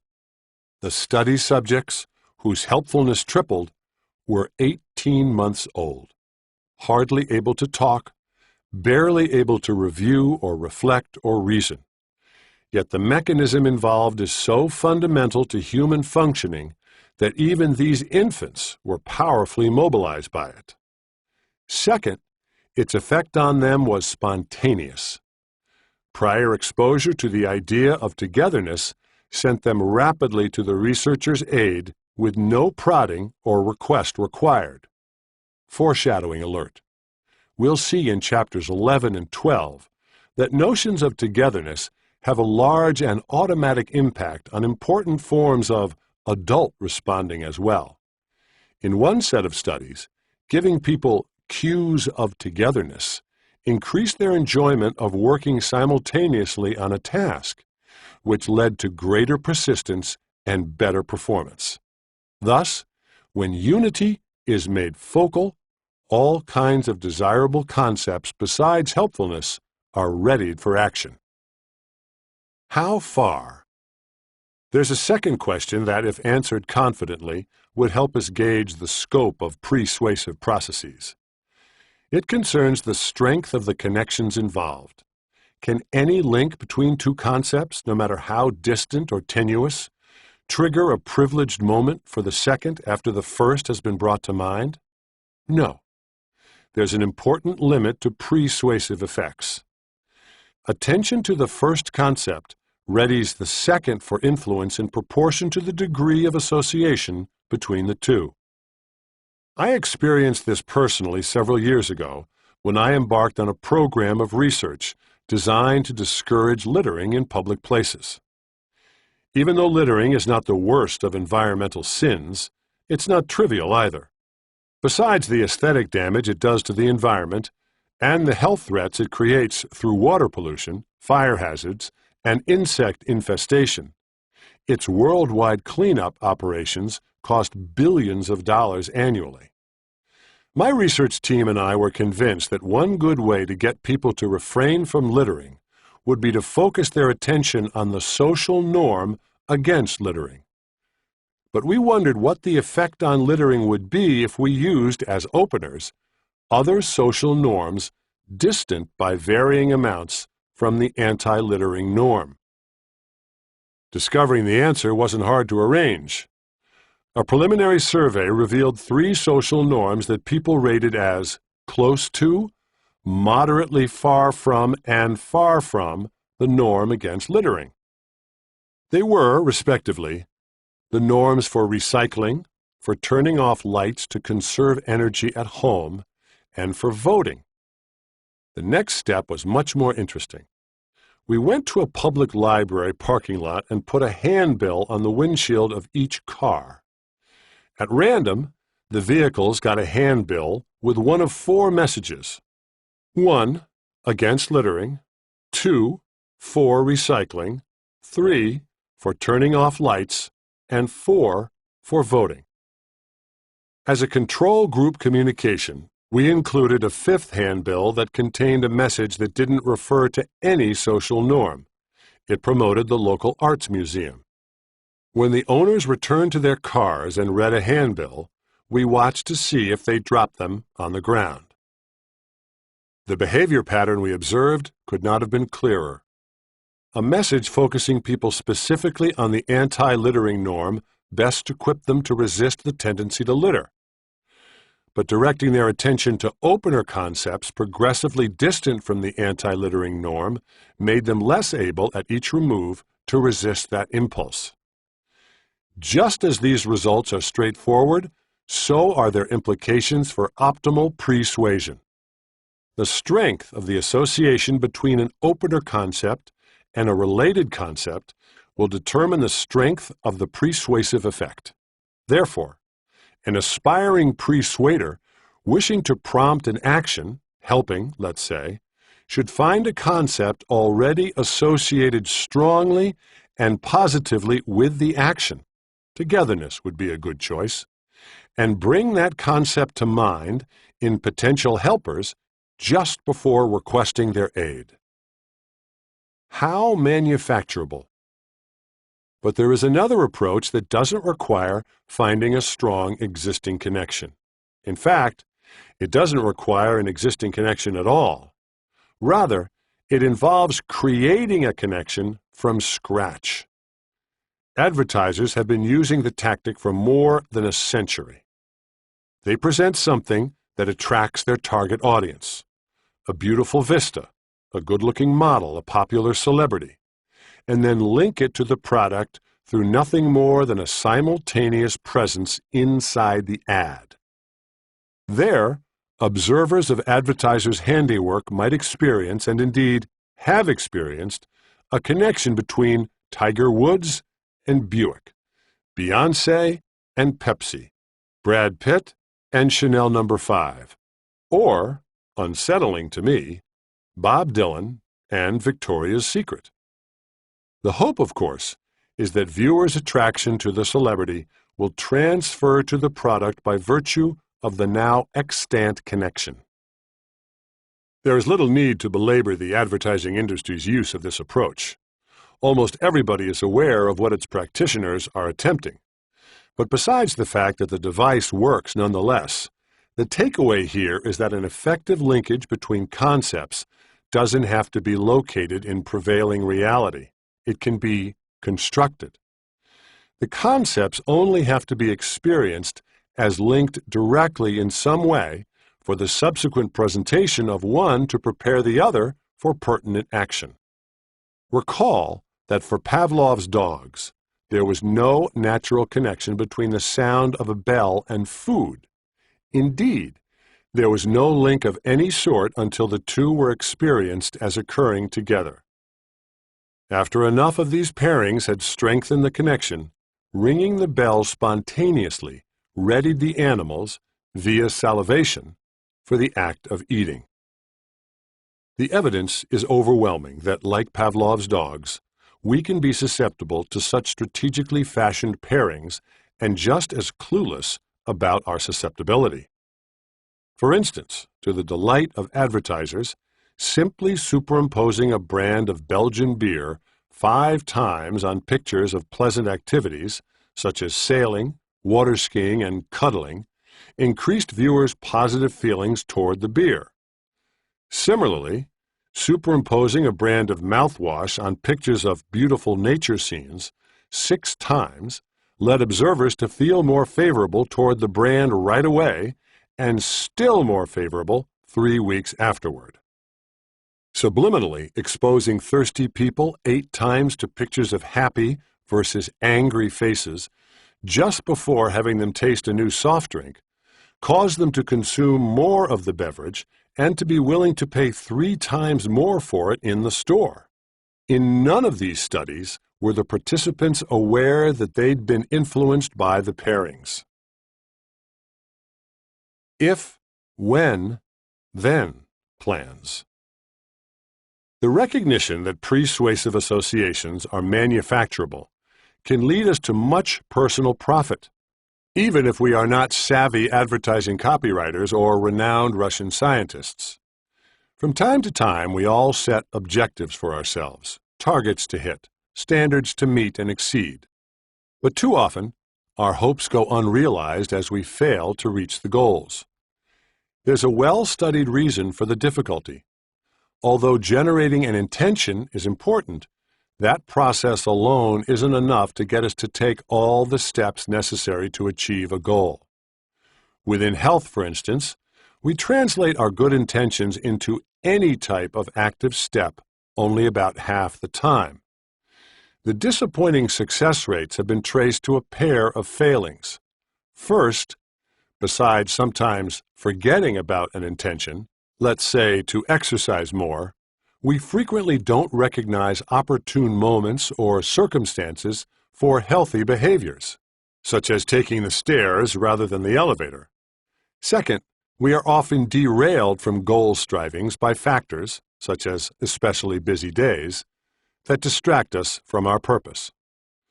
Fortunately, there is a category of strategic self-statements that can overcome these problems persuasively.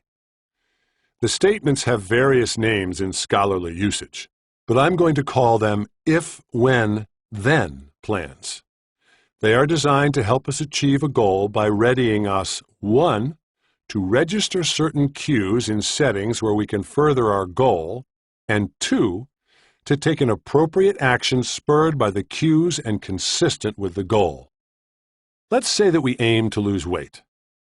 An if, when, then plan might be, if, when, after my business lunches, the server asks if I'd like to have dessert, then I will order mint tea. Other goals can also be effectively achieved by using these plans.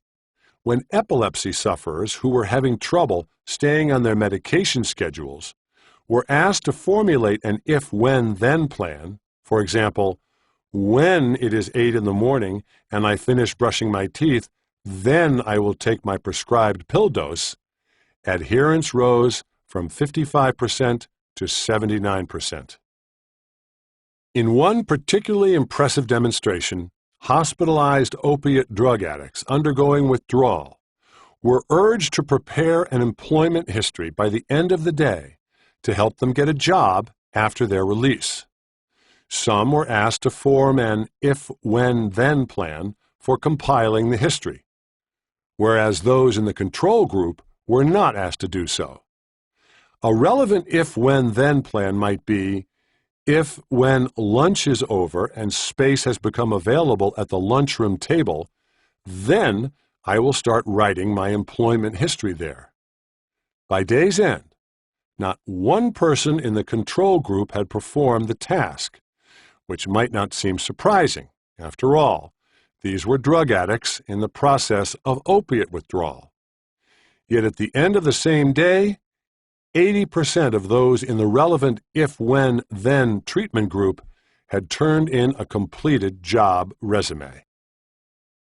Additionally impressive is the extent to which if, when, then plans are superior to simple intention statements or action plans such as, I intend to lose 5 pounds this month, or I plan to lose weight by cutting down on sweets. Merely stating an intention to reach a goal, or even forming an ordinary action plan, is considerably less likely to succeed. There are good reasons for the superiority of if-when-then plans. The specific sequencing of elements within the plans can help us defeat the traditional enemies of goal achievement. The if-when-then wording is designed to put us on high alert for a particular time or circumstance when a productive action could be performed. We become prepared first to notice the favorable time or circumstance, and second, to associate it automatically and directly with desired conduct. Noteworthy is the self-tailored nature of this persuasive process. We get to install in ourselves heightened vigilance for certain cues that we have targeted previously, and we get to employ a strong association that we have constructed previously between those cues and a beneficial step toward our goal. There are certain strongly motivating concepts that communicators don't initially need to make ready to influence an audience through persuasion. These concepts have been previously primed for influence. By analogy, think of almost any computer program you use. It is likely to contain transfer links to desired sources of information that you need to click twice, once to ready the link and once to launch it.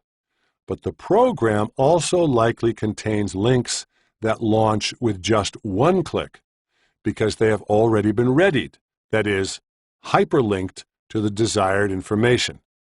The effect of hyperlinking to a location has been labeled by web browser engineers as pre-fetching it. Just as the designers of our information technology software have installed rapid access to particular sources of information within our computer's programming, the designers of our lives, parents, teachers, leaders, and eventually we ourselves, have done the same within our mental programming. These pre-fetched sources of information have already been put on continuing standby in consciousness, so that only a single reminder cue, click, will launch them into action. This recognition highlights the potential usefulness of if-when-then plans for accomplishing our main goals. These goals exist as pre-fetched sources of information and direction that have been placed on standby, waiting to be launched into operation by cues that remind us of them. Notice again that the form of if-when-then plans puts the specification of those reminders in our own hands, so that we are likely to encounter them at a time and under a set of circumstances that work well for us. When it is 8 in the morning and I finish brushing my teeth, even seemingly intractable bad habits can be improved as a result. Chronically unsuccessful dieters eat fewer high-calorie foods and lose more weight after forming if-when-then plans, such as, if-when I see chocolate displayed in the supermarket, then I will think of my diet. Especially for goals we are highly committed to reaching, we'd be foolish not to take advantage of the persuasive leverage that if-when-then plans can provide. Correction. Minding the gap. To this point, we've covered a lot of data showing that 1. What is more accessible in mind becomes more probable in action, and 2. This accessibility is influenced by the informational cues around us and by our raw associations to them. The section on if-when-then plans and the chapter on the geography of influence provided welcome evidence that we can derive higher-order benefits from these elementary processes. We can do so by engineering into our everyday settings cues to actions associated strongly with our greater goals. But is this sort of tactical alignment with primitive mental mechanisms our only protection against their potential downsides? After all, it's not possible to front-load every situation we face with cues likely to take us in desirable directions. We frequently enter physical environments and social interactions for the first time. We often get carefully crafted persuasion appeals whose components we can't anticipate. In those cases, will we be leaves in the wind, blown here and there by powerful associations to the cues we happen to encounter? The answer depends on whether we've noticed the breeze. It stands to reason that if our preferences and choices can be swayed unduly, at times by cues as immaterial as whether a business has a slogan that rhymes, or a name that's similar to ours, or an ad featuring a beautiful vista, or a stock market symbol that's easy to pronounce, we'd want to be able to correct for those biases in our transactions with that business. Doubtless, we'd want to correct for such influences generally, whenever they stood to bias our judgments and dealings. There is some encouraging news in this regard. Often, simply recognizing these undesired influences will be enough to block their effects. That recognition can come to us in more than one way. Mere reminders. We all know that when we are in a good mood, the people and items around us seem better somehow. After passers-by on the street received a mood-enhancing free gift of high-quality writing paper, they rated their cars and TVs as working better. We also know that fine weather lifts our spirits and thus can produce unwarranted judgments of this type. One study showed that a man who complimented young women and then asked for their phone numbers to arrange a date was considerably more successful when he asked on a sunny morning versus a cloudy morning, 22.4% and 13.9% success rates, respectively. Sunny days don't just inflate how we feel about what we own and the people we meet. They do the same for how we feel about our lives. Individuals surveyed by phone reported themselves 20% more satisfied with their existence as a whole when asked on sunny days compared with rainy days. Hence, the unappealing leaf in the wind, and it appears rain, label looks to fit our species lamentably well. Fortunately, there's an optimistic side to the findings. The label's fit differed dramatically when respondents were reminded of the weather before the survey began. If the interviewer asked first, "By the way, how's the weather over there?" the sunny versus rainy day effect didn't materialize at all.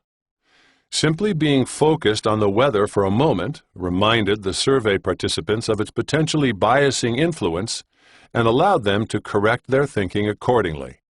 Besides the comforting evidence that we are not so slavishly subject to the pulls of primal processes, there is another implication of this particular result that's worth consideration. It took only a simple, short question to eliminate the bias. In their book, The 776 Stupidest Things Ever Said, Ross and Catherine Petrus include some statements that clearly belong on that list. For example, "And, what is more, I agree with everything I have just said." Pete Kornhoff, former South African ambassador to the United States. Another, "I've been traveling so much I haven't had time to grow a beard." Bob Horner, former Major League Baseball player and former student at my home university. But the authors also place in their collection a quote from Hollywood director Gregory Radoff, who said, "Let me ask you a question for your information."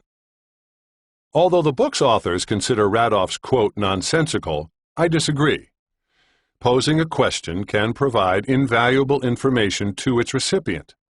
It can spur him or her to bring to mind a piece of possessed knowledge, not high in consciousness at the time, but that, when made focal, changes everything. For instance, the awareness that on sunny days we don't just wear dark-colored glasses, but rose-colored ones as well. In the realm of self-correction mechanisms, then, we can find another source of validation for a core tenet of pre-suasion. Immediate large-scale adjustments begin frequently with practices that do little more than redirect attention. Signs of stealthy, persuasive intent. A nudge too far. Standard product placements, the sneaky insertions of consumer products into the plot lines of movies and TV shows, have been with us for a long time. Hollywood studios have had official offices negotiating such placements and extracting a charge for close to a century. Likewise, television producers have been getting paid for decades by merchandisers who want to see characters depicted using their goods and services. The pay in this pay-for-play arrangement is especially high for well-liked actors or admired fictional figures. In those cases, considerable amounts of money are contracted for the right association. A popular character reaching for a Coke or driving a Lexus or eating a Snickers. The market for such fabricated linkages has burgeoned into the billions in recent years, with the majority of broadcast advertisers currently using the practice, and multiple product placement agencies emerging to handle the business that now flows into the production of music, stage plays, and video games. So it's clear that advertisers believe that product placements and the associations they create work. They're right, but perhaps not always in the way they suspect. A belief among many product placement practitioners is that the more perceptible the constructed connection, the more effective it will be. This view stems from the seemingly inescapable logic that the prominence of a piece of information increases the chance that audience members will notice it and thereby be influenced by it. The opinion is bolstered by evidence that more prominent product placements are, in fact, more effective, as judged by the standby advertising industry measures of success, recognition, and recall, which gauge memory for what was encountered. Take, for instance, the results of a study that examined the prominence of product placements in episodes of the popular TV sitcom Seinfeld. Just as expected, the most noticeable placements, in which the brand was both shown on camera and mentioned aloud, produced the most recognition and recall compared with less obvious placements, in which the brand name was either only heard or only seen. But besides assessing recognition and recall, the study's authors did something that prior researchers had not done. They obtained a third measure of placement success that undercut conventional wisdom. From a list of brands, audience members indicated which ones they would be likely to choose when shopping. Guess what? It turned out that the survey respondents were least likely to select the products that had been inserted most prominently. It seems that the conspicuousness of the placements cued viewers to the advertisers' sly attempts to sway their preferences and caused a correction against the potential distortion. Whereas the most subtly placed brands were chosen by 47% of the audience, only 27% picked the most prominently placed ones.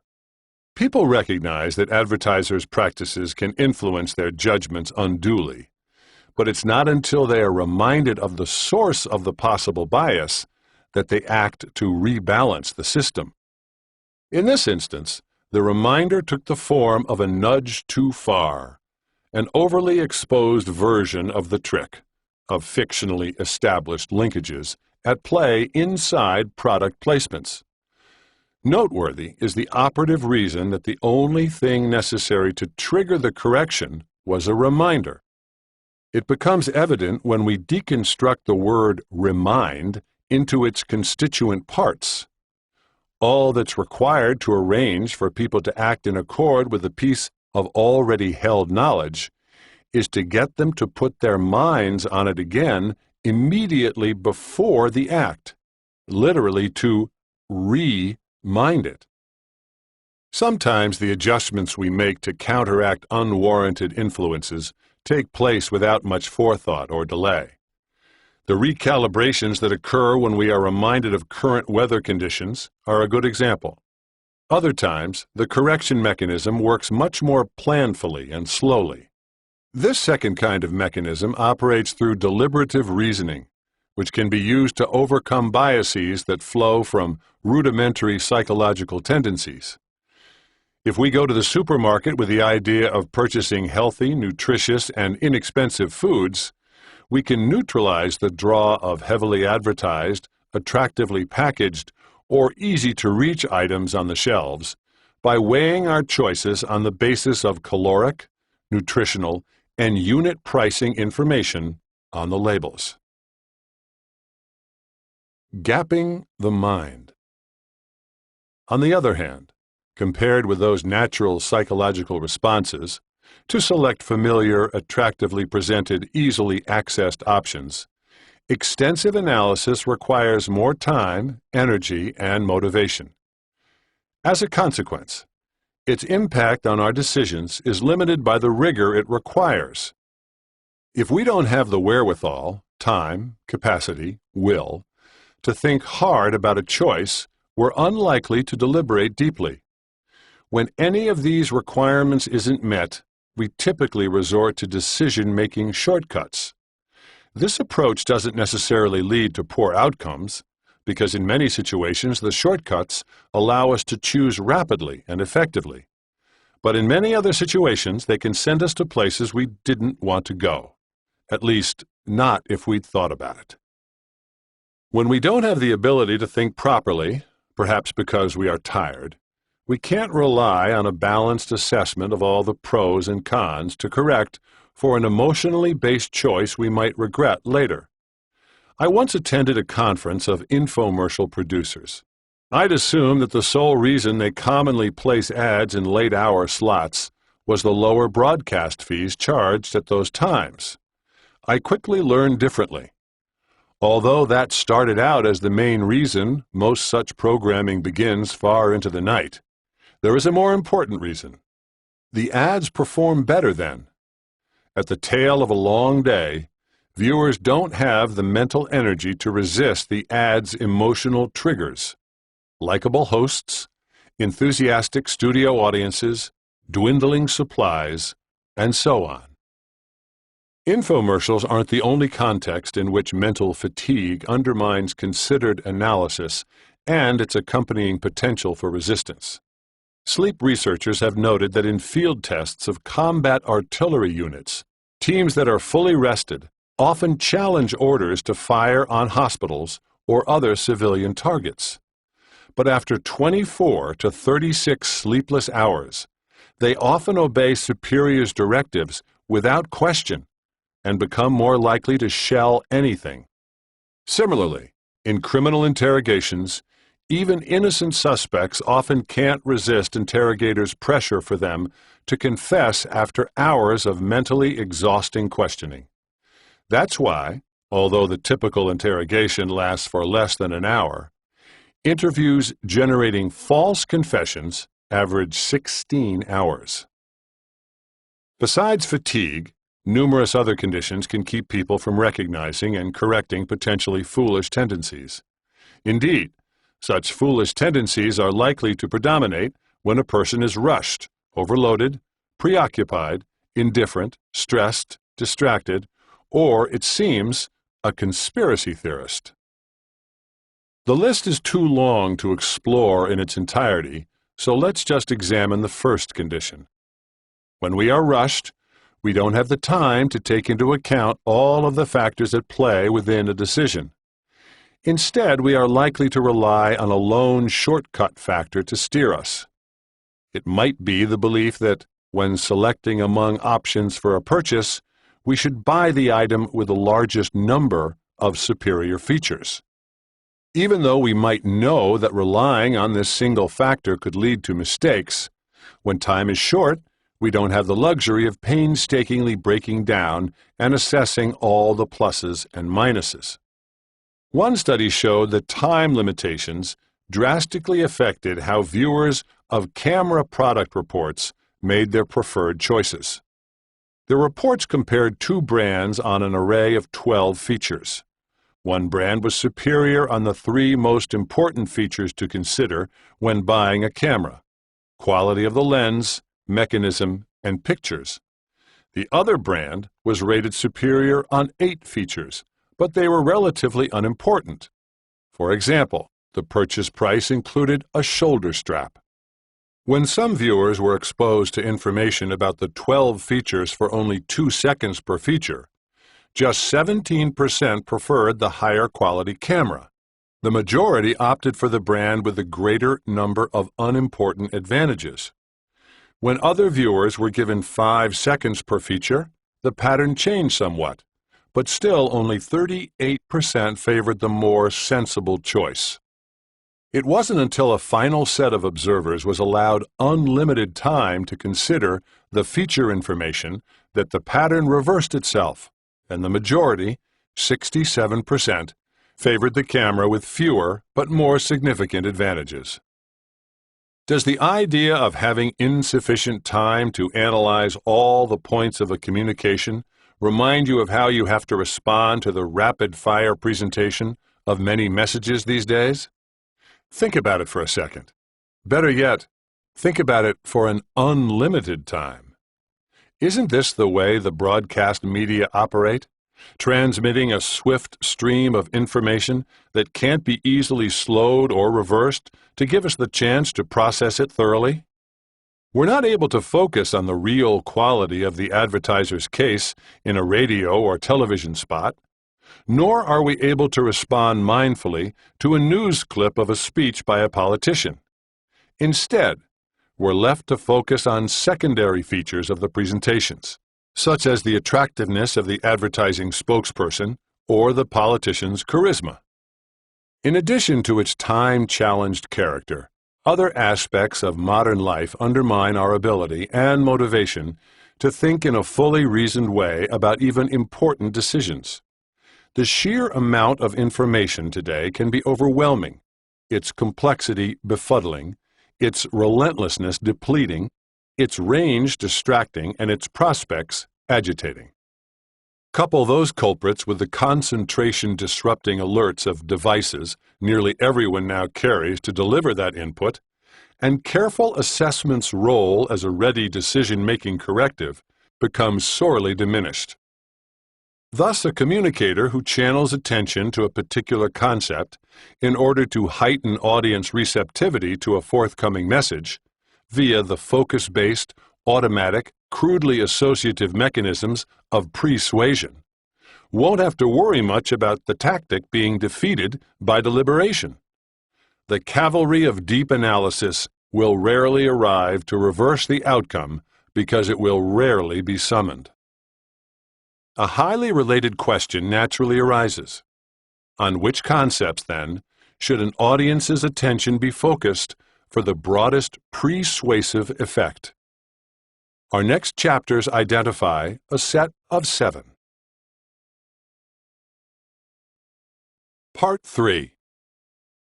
Best Practices. The Optimization of Pre-suasion. Chapter 10. 6 Main Roads to Change. Broad Boulevards as Smart Shortcuts.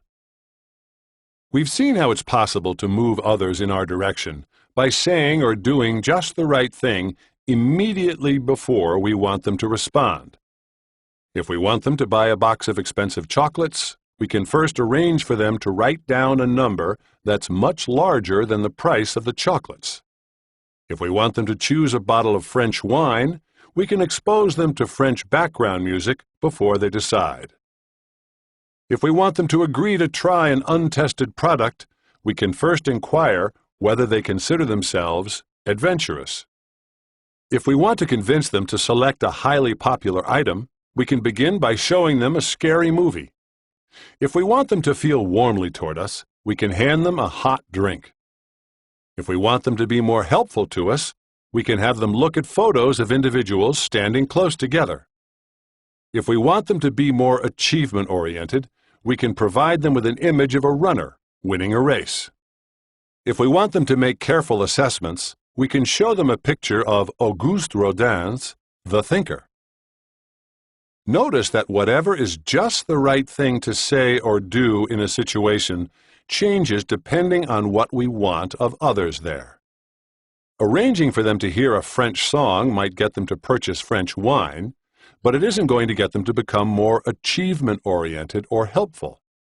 and asking if they are adventurous might get them to try an untested product, but it isn't going to make them more willing to select a highly popular item or make careful assessments. This specificity fits with the way that successful openers operate for a communicator. They persuasively channel recipients' attention only to those concepts that are associated favorably with the communicator's particular goal. But isn't there an overarching goal common to all would-be persuaders? The goal of assent? After all, any persuasive communicator wants to spur audiences toward yes. Are there concepts that are aligned especially well with the broad goal of obtaining agreement? I believe so. In my book, Influence, I argue that there are 6 such concepts that empower the major principles of human social influence. They are reciprocation, liking, social proof, authority, scarcity, and consistency. These principles are highly effective general generators of acceptance because they typically counsel people correctly regarding when to say yes to influence attempts. To take the principle of authority as an example, people recognize that in the great majority of circumstances, they are likely to be steered to a good choice if that choice fits with the views of experts on the topic. This recognition allows them a valuable decision-making shortcut. When they encounter the presence of solid authoritative data, they can cease further deliberation and follow the lead of authorities in the matter. Therefore, if a message points to authority-based evidence, the odds of persuasive success will jump. In recognition of the mounting behavioral science evidence for pre-suasion, though, I'd like to extend my earlier contention. Let's stay with the principle of authority to illustrate the expanded point. Communicators stand to be more effective by highlighting the idea of authority not just inside their message, but inside the moment before their message.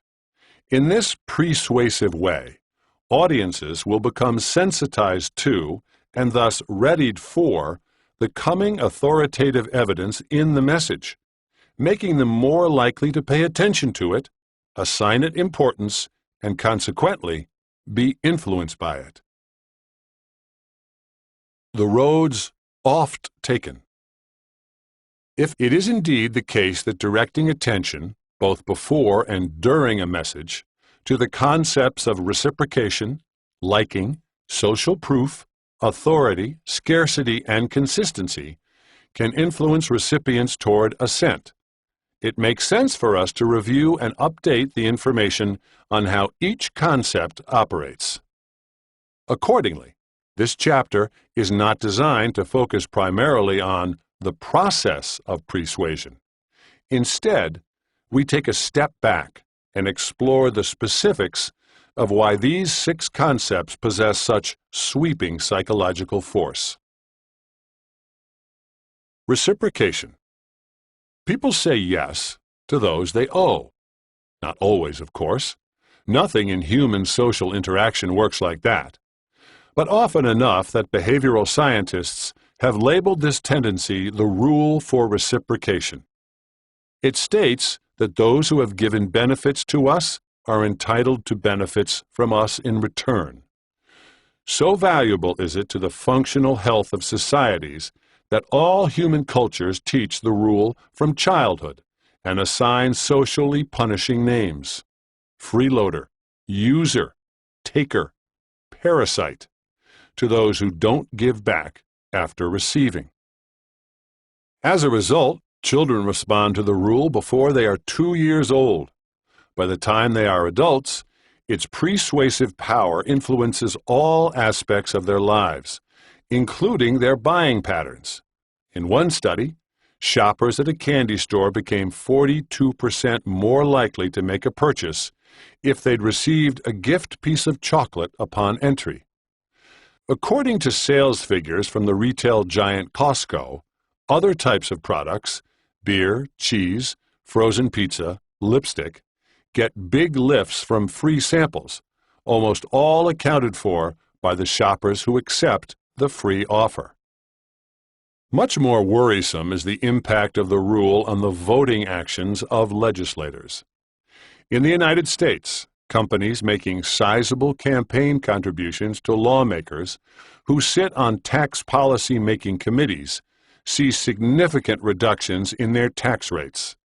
The legislators will deny any quid pro quo, but the companies know better, and so should we. Requesters who hope to commission the persuasive force of the rule for reciprocation have to do something that appears daring. They have to take a chance and give first.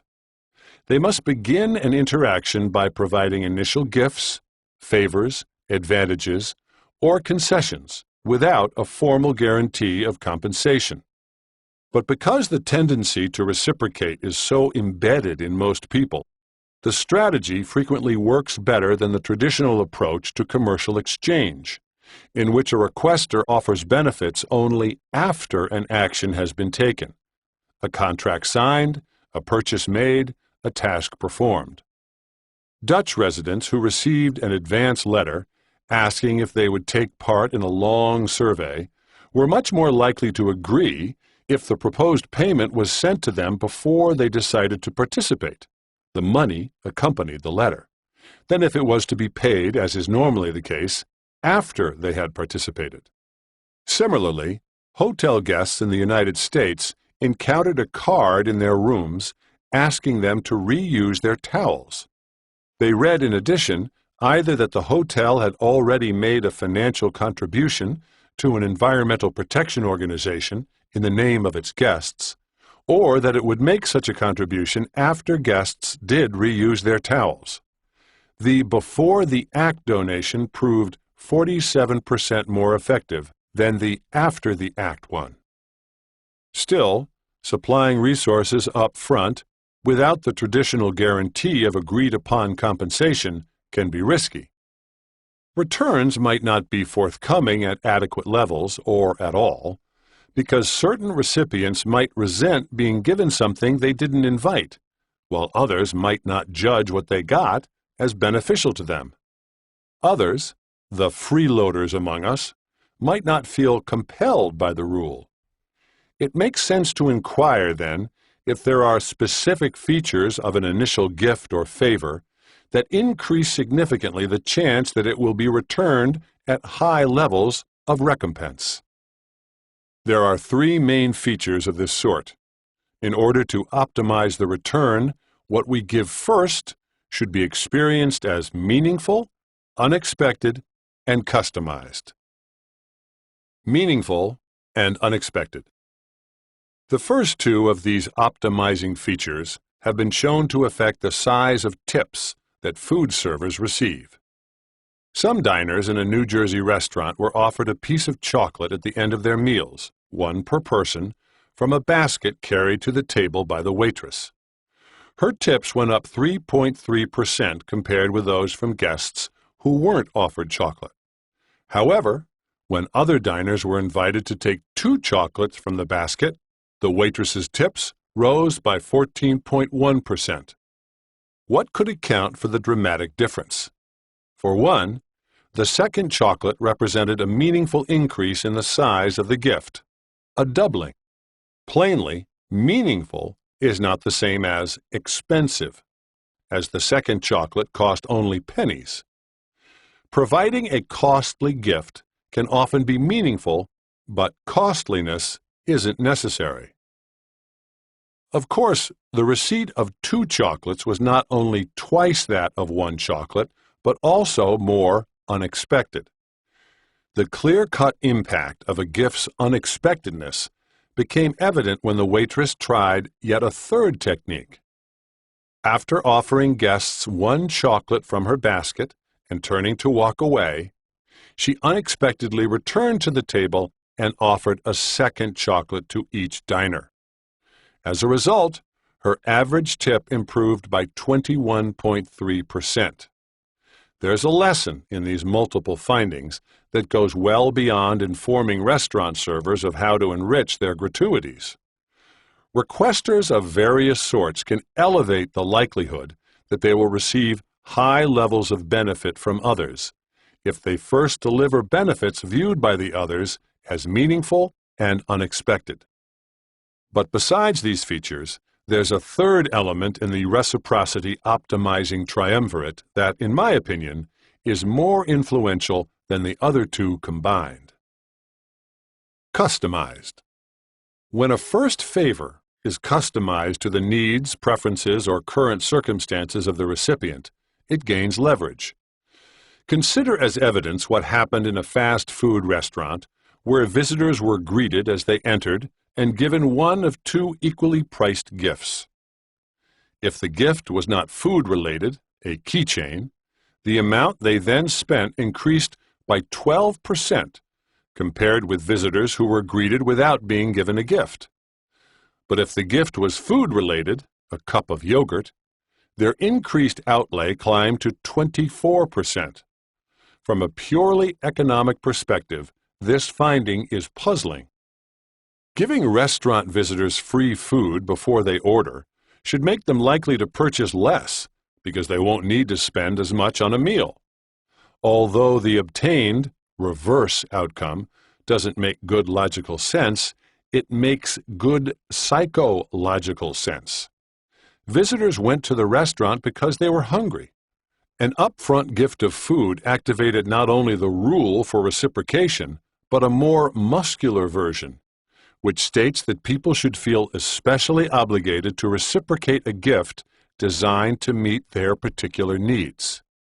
If a gift, favor, or service incorporates all three features of meaningfulness, unexpectedness, and customization, it can become a formidable source of change. But might we be asking too much to expect it to make a difference in the struggle against hardcore terrorists? Perhaps not, for a pair of reasons. First, the rule for reciprocation is a cultural universal taught in all societies, including those from which terrorists spring. Second, accounts from within that struggle shed light on the singular power of favors that combine the three optimizing features. Take the case of Abu Jandal, Osama bin Laden's former chief bodyguard, who, following his capture, was questioned in a Yemeni prison in the days after 9/11. Attempts to get him to reveal information about al-Qaeda's leadership structure appeared hopeless, as his responses consisted only of screeds against the ways of the West. But when interrogators noticed that he never ate the cookies he was served with food and learned that the man was diabetic, they did something for him that was meaningful, unexpected, and customized. At the next interrogation session, they brought him sugar-free cookies to eat with tea. According to one of the interrogators, that was a key turning point.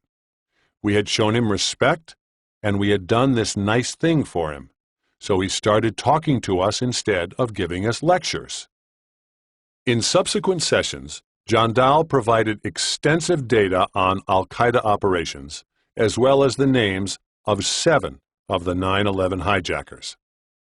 But as any veteran of the battles with terrorism knows, sometimes the way to win those battles requires winning allies to the cause. U.S. intelligence officers in Afghanistan frequently visited rural territories to gain the assistance of tribal chiefs against the Taliban. These interactions were challenging because the leaders were often unwilling to help, owing to a dislike of Westerners, a fear of Taliban retribution, or both.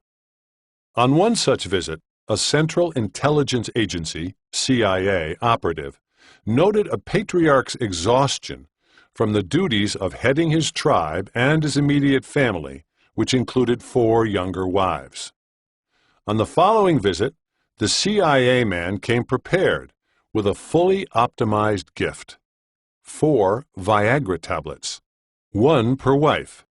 The potency of this meaningful, unexpected, customized favor became manifest during the CIA agent's next trip, when the beaming leader responded with a wealth of information about Taliban movements and supply routes. Liking. Back when I was infiltrating the training programs of various sales organizations, I heard an assertion made repeatedly with great confidence. The number one rule for salespeople is to get your customer to like you. That was the case, we trainees were assured, because people say yes to those they like, something that was so undeniable that it never seemed interesting to me. What did interest me, though, was what we were told to do to arrange for customers to like us. Being friendly, attractive, and humorous were mentioned frequently in this regard.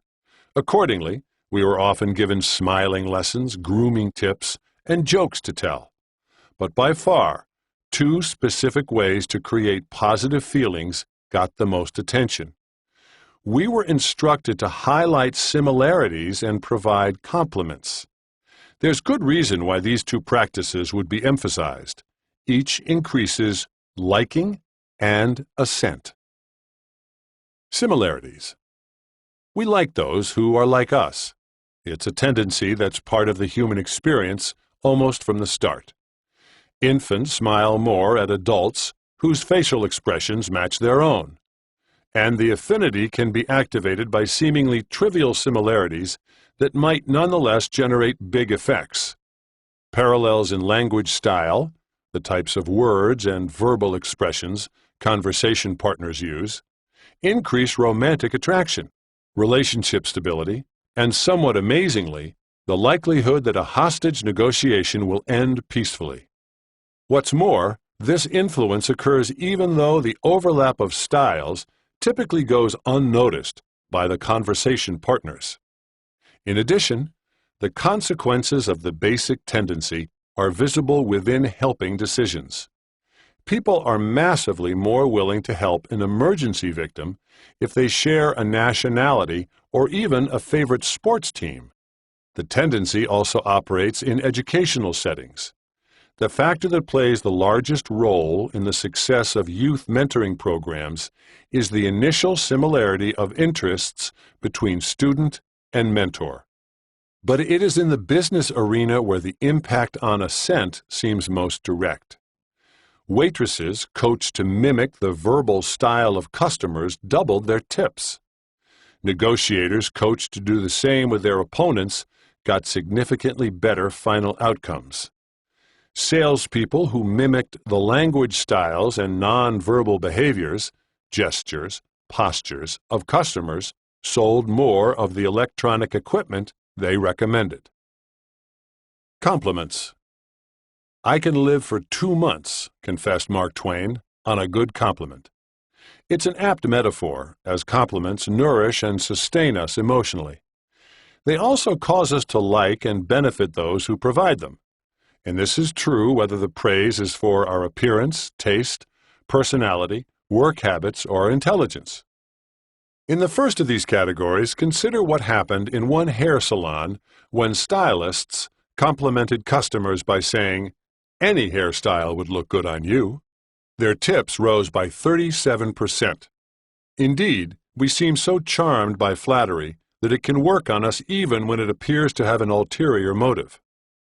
Chinese college students who received a pre-printed flyer from a clothing store saying, "We're contacting you because you're fashionable and stylish," developed positive attitudes toward the store and were more likely to want to shop there. Other researchers found that individuals who worked on a computer task and received flattering task-related feedback from the computer developed more favorable feelings toward the machine, even though they were told that the feedback had been pre-programmed and did not reflect their actual task performance at all. Nonetheless, they became prouder of their performances after receiving this hollow form of praise. The real number one rule for salespeople. I am hesitant to disagree with knowledgeable professionals that the number one rule for salespeople is to get your customer to like you, and that similarities and compliments are the best routes to that end. But I've seen research that makes me want to rethink their claims for why these statements are true. The account I heard in traditional sales training sessions always went as follows. Similarities and compliments cause people to like you. And once they come to recognize that they like you, they'll want to do business with you. Although this kind of persuasive process no doubt operates to some degree, I am convinced that a more influential persuasive mechanism is at work. Similarities and complements cause people to feel that you like them. And once they come to recognize that you like them, they'll want to do business with you. That's because people trust that those who like them will try to steer them correctly. So by my lights, the number one rule for salespeople is to show customers that you genuinely like them. There's a wise adage that fits this logic well. People don't care how much you know until they know how much you care. Social proof. In John Lennon's song Imagine, he proposes a world without hunger, greed, possessions, or countries. One characterized by universal brotherhood, peace, and unity. It's a world different from today's and indeed any other days in the long track of human history. While conceding that his vision seems that of a dreamer, he tries to convince listeners to accept it with a single follow-on fact. But I'm not the only one. Lennon's trust in this lone argument is a testament to the projected power of the principle of social proof. The principle asserts that people think it is appropriate for them to believe, feel, or do something to the extent that others, especially comparable others, are believing, feeling, or doing it. Two components of that perceived appropriateness, validity and feasibility, can drive change. Validity. After receiving information that multiple comparable others have responded in a particular way, that response seems more valid, more right to us, both morally and practically. As regards the first of these dimensions, when we see evidence of the increased frequency of an action, it elevates our judgments of the act's moral correctness. In one study, after learning that the majority of their peers supported the military's use of torture to gain information, 80% of group members found the practice more acceptable and demonstrated greater support for it in their public pronouncements and, more revealingly, their private opinions. Fortunately, besides increasing the acceptability of what might be undesirable, the responses of others can do the same for desirable behavior. Working professionals who were told that the great majority of people try to overcome their stereotypes became more resistant to stereotypes of women in their own work-related conduct. In addition to clarifying what's right morally, social proof reduces uncertainty about what's right pragmatically. Not every time, but the crowd is usually correct about the wisdom of actions, making the popularity of an activity a stand-in for its soundness. As a result, we typically follow the lead of those around us who are like us. The upshots can be remarkable, creating simple, almost costless solutions to traditional influence challenges. Restaurant managers can increase the demand for particular dishes on their menus without the expense of upgrading the recipes with more costly ingredients, the kitchen staff with new personnel, or the menu with flowery descriptions of the selected items. They have only to label the items as most popular dishes. When this entirely honest yet rarely employed tactic was tried in a set of restaurants in Beijing, China, each dish became 13% to 20% more popular. Restaurateurs aren't the only ones who can use social proof to affect food choices. Instead of bearing the cost of assembling and communicating extensive nutritional information regarding the health benefits of eating fruit, a school can lift its students' fruit intake by stating, contrary to what students think, that the majority of their schoolmates do try to eat fruit to be healthy. This kind of information increased the fruit consumption of Dutch high schoolers by 35%, even though, in classic adolescent fashion, they claimed no intention to change. Many governments expend significant resources regulating, monitoring, and sanctioning companies that pollute our air and water. These expenditures often appear wasted on some of the offenders, who either flout the regulations altogether or are willing to pay fines that are smaller than the costs of compliance. But certain nations have developed cost-effective programs that work by firing up the non-polluting engine of social proof. They initially rate the environmental performance of polluting firms within an industry and then publicize the ratings, so that all companies in that industry can see where they stand relative to their peers. The overall improvements have been dramatic, upward of 30%, almost all of which have come from changes made by the relatively heavy polluters, who recognized how poorly they'd been doing compared with their contemporaries. Feasibility. With a set of estimable colleagues leading the way, I once did a study to see what we could best say to get people to conserve household energy. We delivered one of 4 messages to their homes, once a week for a month, asking them to reduce their energy consumption. 3 of the messages contained a frequently employed reason for conserving energy.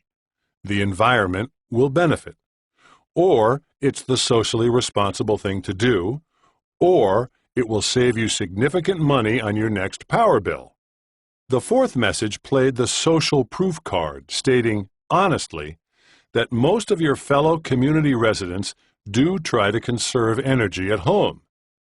At the end of the month, we recorded how much energy was used and learned that the social proof-based message had generated 3.5 times as much energy savings as any of the other messages.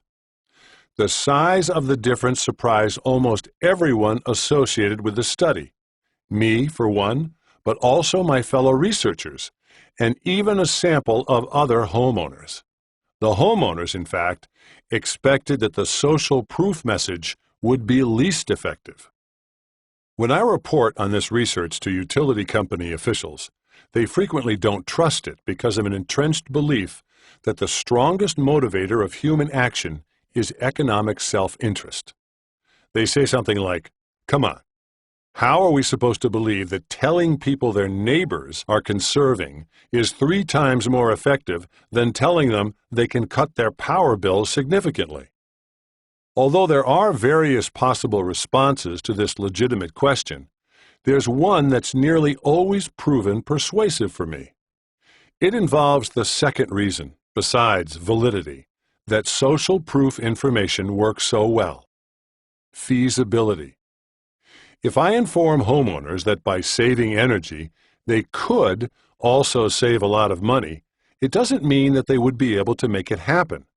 After all, I could reduce my next power bill to 0 if I turned off all the electricity in my house and curled up on the floor in the dark for a month. But that's not something I'd reasonably do. A great strength of social proof information is that it destroys the problem of uncertain achievability. If people learn that many others like them are conserving energy, there is little doubt as to its feasibility. It comes to seem realistic and therefore implementable. Authority. For most people, the way to make a message persuasive is to get its content right, to ensure that the communication possesses strong evidence, sound reasoning, good examples, and clear relevance. Although this view, the merit is the message, is certainly correct to an extent, some scholars have argued that other parts of the process can be just as important. The most famous of these contentions is embodied in the assertion of the communication theorist Marshall McLuhan that the medium is the message. The idea that the channel through which information is sent is a form of consequential messaging itself, which affects how recipients experience content. In addition, persuasion scientists have pointed to compelling support for yet a third claim: the messenger is the message. Of the many types of messengers, positive, serious, humorous, emphatic, modest, critical, there is one that deserves special attention because of its deep and broad impact on audiences: the authoritative communicator. When a legitimate expert on a topic speaks, people are usually persuaded. Indeed, sometimes information becomes persuasive only because an authority is its source. This is especially true when the recipient is uncertain of what to do. Take as evidence the results of a study in which individuals had to make a series of difficult economic decisions while hooked up to brain scanning equipment. When they made choices on their own, related activity jumped in the areas of the brain associated with evaluating options. But when they received expert advice on any of these decisions, from a distinguished university economist, they not only followed that advice, they did so without thinking about the inherent merits of the options. Related activity in the evaluating sectors of their brains flatlined. Tellingly, not all brain regions were affected in this way. The sectors associated with understanding another's intentions were activated by the expert's advice. The messenger had become the focal message. As should be plain from this illustration, the kind of authority we are concerned with here is not necessarily someone who is in authority, someone who has hierarchical status and can thereby command assent by way of recognized power, but someone who is an authority and can thereby induce assent by way of recognized expertise. Moreover, within this latter category there is a type, the credible authority, who is particularly productive. A credible authority possesses the combination of two highly persuasive qualities: expertise and trustworthiness. We've already considered the effects of the first. Let's concentrate on the second. Trustworthiness. If there is one quality we most want to see in those we interact with, it is trustworthiness. And this is the case compared with other highly rated traits such as attractiveness, intelligence, cooperativeness, compassion, and emotional stability. In a persuasion-focused interaction, we want to trust that a communicator is presenting information in an honest and impartial fashion. That is, attempting to depict reality accurately rather than to serve self-interest. Over the years, I've attended a lot of programs designed to teach influence skills. Almost to a one, they've stressed that being perceived as trustworthy is an effective way to increase one's influence and that it takes time for that perception to develop. Although the first of these points remains confirmed, a growing body of research indicates that there is a noteworthy exception to the second. It turns out to be possible to acquire instant trustworthiness by employing a clever strategy. Rather than succumbing to the tendency to describe all of the most favorable features of an offer or idea up front, and reserving mention of any drawbacks until the end of the presentation, or never, a communicator who references a weakness early on is immediately seen as more honest. The advantage of this sequence is that, with perceived truthfulness already in place, when the major strengths of the case are advanced, the audience is more likely to believe them. After all, they've been conveyed by a trustworthy source, one whose honesty has been established persuasively by a willingness to point not just to positive aspects, but also to negative ones. The effectiveness of this approach has been documented, 1, in legal settings, where a trial attorney who admits to a weakness before the rival attorney points it out is viewed as more credible and wins more often. 2, in political campaigns, where a candidate who begins with something positive to say about an opponent gains trustworthiness and voting intentions. And 3, in advertising messages, where merchandisers who acknowledge a drawback before highlighting strengths often see large increases in sales. The tactic can be particularly successful when the audience is already aware of the weakness. Thus, when a communicator mentions it, little additional damage is done, as no new information is added, except, crucially, that the communicator is an honest individual. Another enhancement occurs when the speaker uses a transitional word, such as however, or but, or yet, that channels the listener's attention away from the weakness and onto a countervailing strength.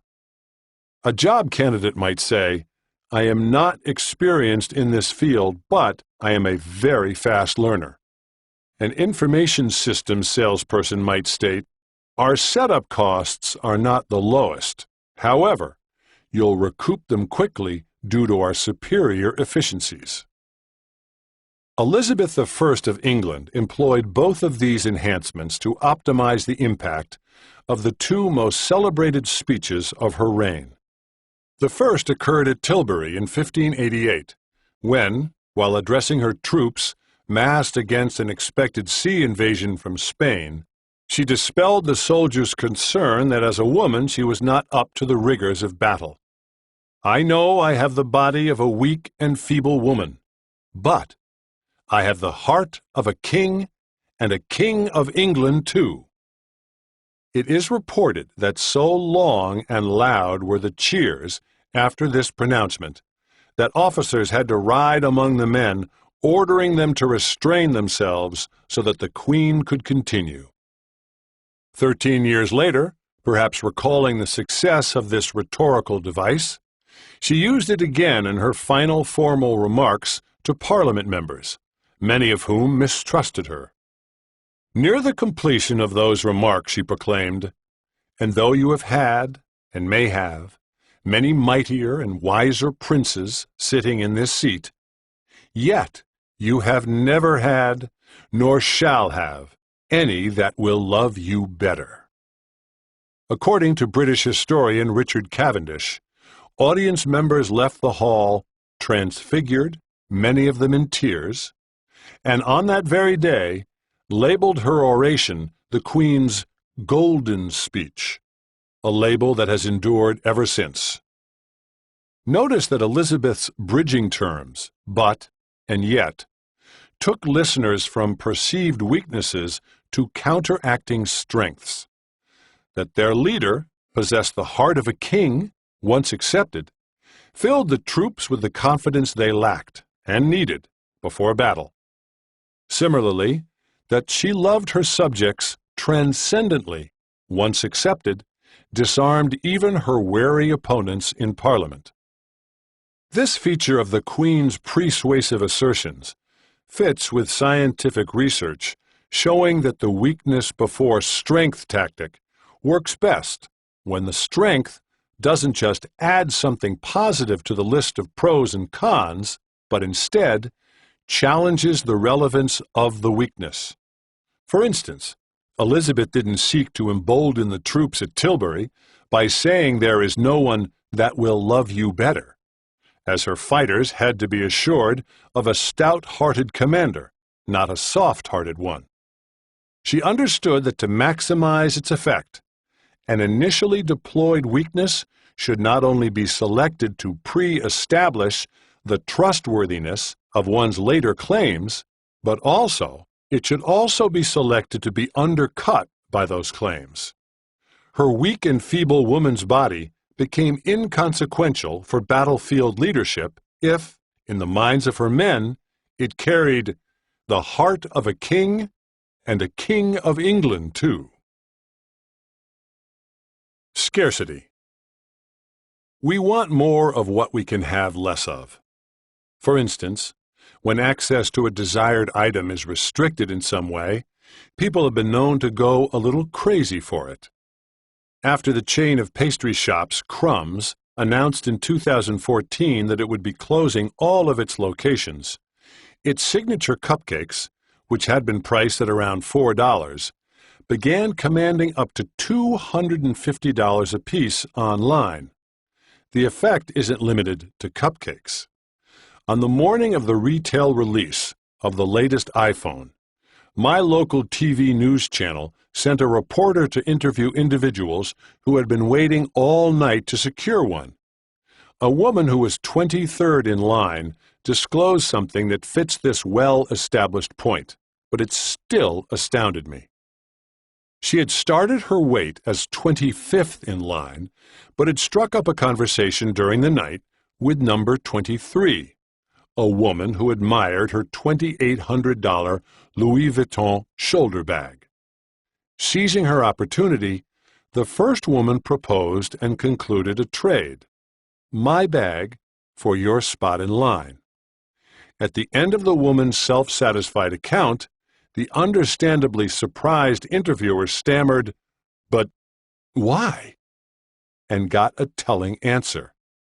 "Because," the new number 23 replied, "I heard that this store didn't have a big supply, and I didn't want to risk losing the chance to get one." Although there are several reasons that scarcity drives desire, our aversion to losing something of value is a key factor. After all, loss is the ultimate form of scarcity, rendering the valued item or opportunity unavailable. At a financial services conference, I heard the CEO of a large brokerage firm make the point about the motivating power of loss by describing a lesson his mentor once taught him. If you wake a multimillionaire client at 5 in the morning and say, "If you act now, you will gain $20,000, he'll scream at you and slam down the phone. But if you say, "If you don't act now, you will lose $20,000, he'll thank you. But the scarcity of an item does more than raise the possibility of loss. It also raises the judged value of that item. When automobile manufacturers limit production of a new model, its value goes up among potential buyers. Other restrictions in other settings generate similar results. At one large grocery chain, brand promotions that included a purchase limit, only X per customer, more than doubled sales for 7 different types of products, compared with promotions for the same products that didn't include a purchase limit. Follow-up studies showed why. In the consumer's mind, any constraint on access increased the worth of what was being offered. Consistency. Normally, we want to be and to be seen as consistent with our existing commitments, such as the previous statements we've made, stands we've taken, and actions we've performed. Therefore, communicators who can get us to take a persuasive step, even a small one, in the direction of a particular idea or entity will increase our willingness to take a much larger, congruent step when asked. The desire for consistency will prompt it. This powerful pull toward personal alignment is used in a wide range of influence settings. Psychologists warn us that sexual infidelity within romantic relationships is a source of great conflict, often leading to anger, pain, and termination of the relationship. Fortunately, they've also located a persuasive activity that can help prevent the occurrence of this toxic sequence. Prayer. Not prayer in general, though, but a particular kind. If one romantic partner agrees to pray for the other's well-being every day for an extended period of time, he or she becomes less likely to be unfaithful while doing so. After all, such behavior would be inconsistent with the daily, actively made commitment to the partner's welfare. Influence practitioners have frequently found the human tendency for consistency with one's prior, persuasive words and deeds to be of service. Automobile insurance companies can reduce policyholders' misreporting of odometer readings by putting an honesty pledge at the beginning of the reporting form rather than at the end. Political parties can increase the chance that supporters will vote in the next election by having arranged for them, through various get-out-the-vote activities, to vote in the previous one. Brands can deepen the loyalty of customers by getting them to recommend the brand to a friend.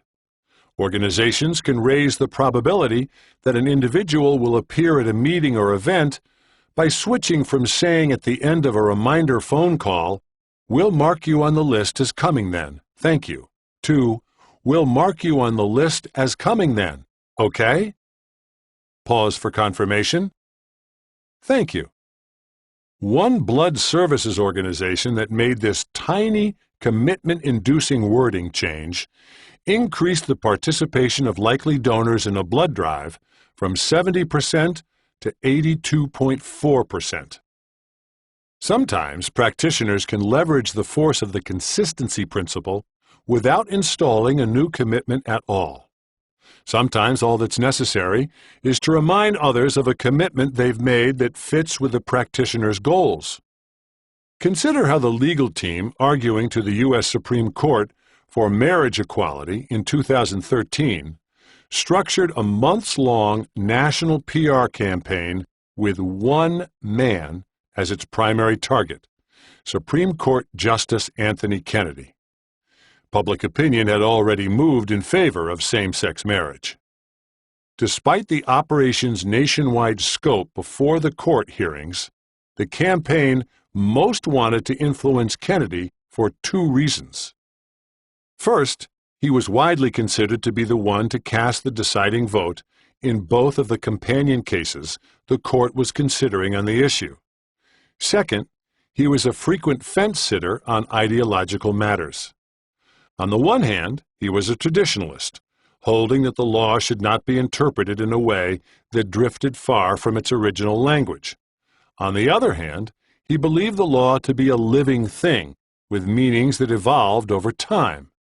This foot in each camp position made Kennedy a prime candidate for a communication approach designed not to change one of his contrasting points of view, but rather to connect only one of them to the issue of marriage equality.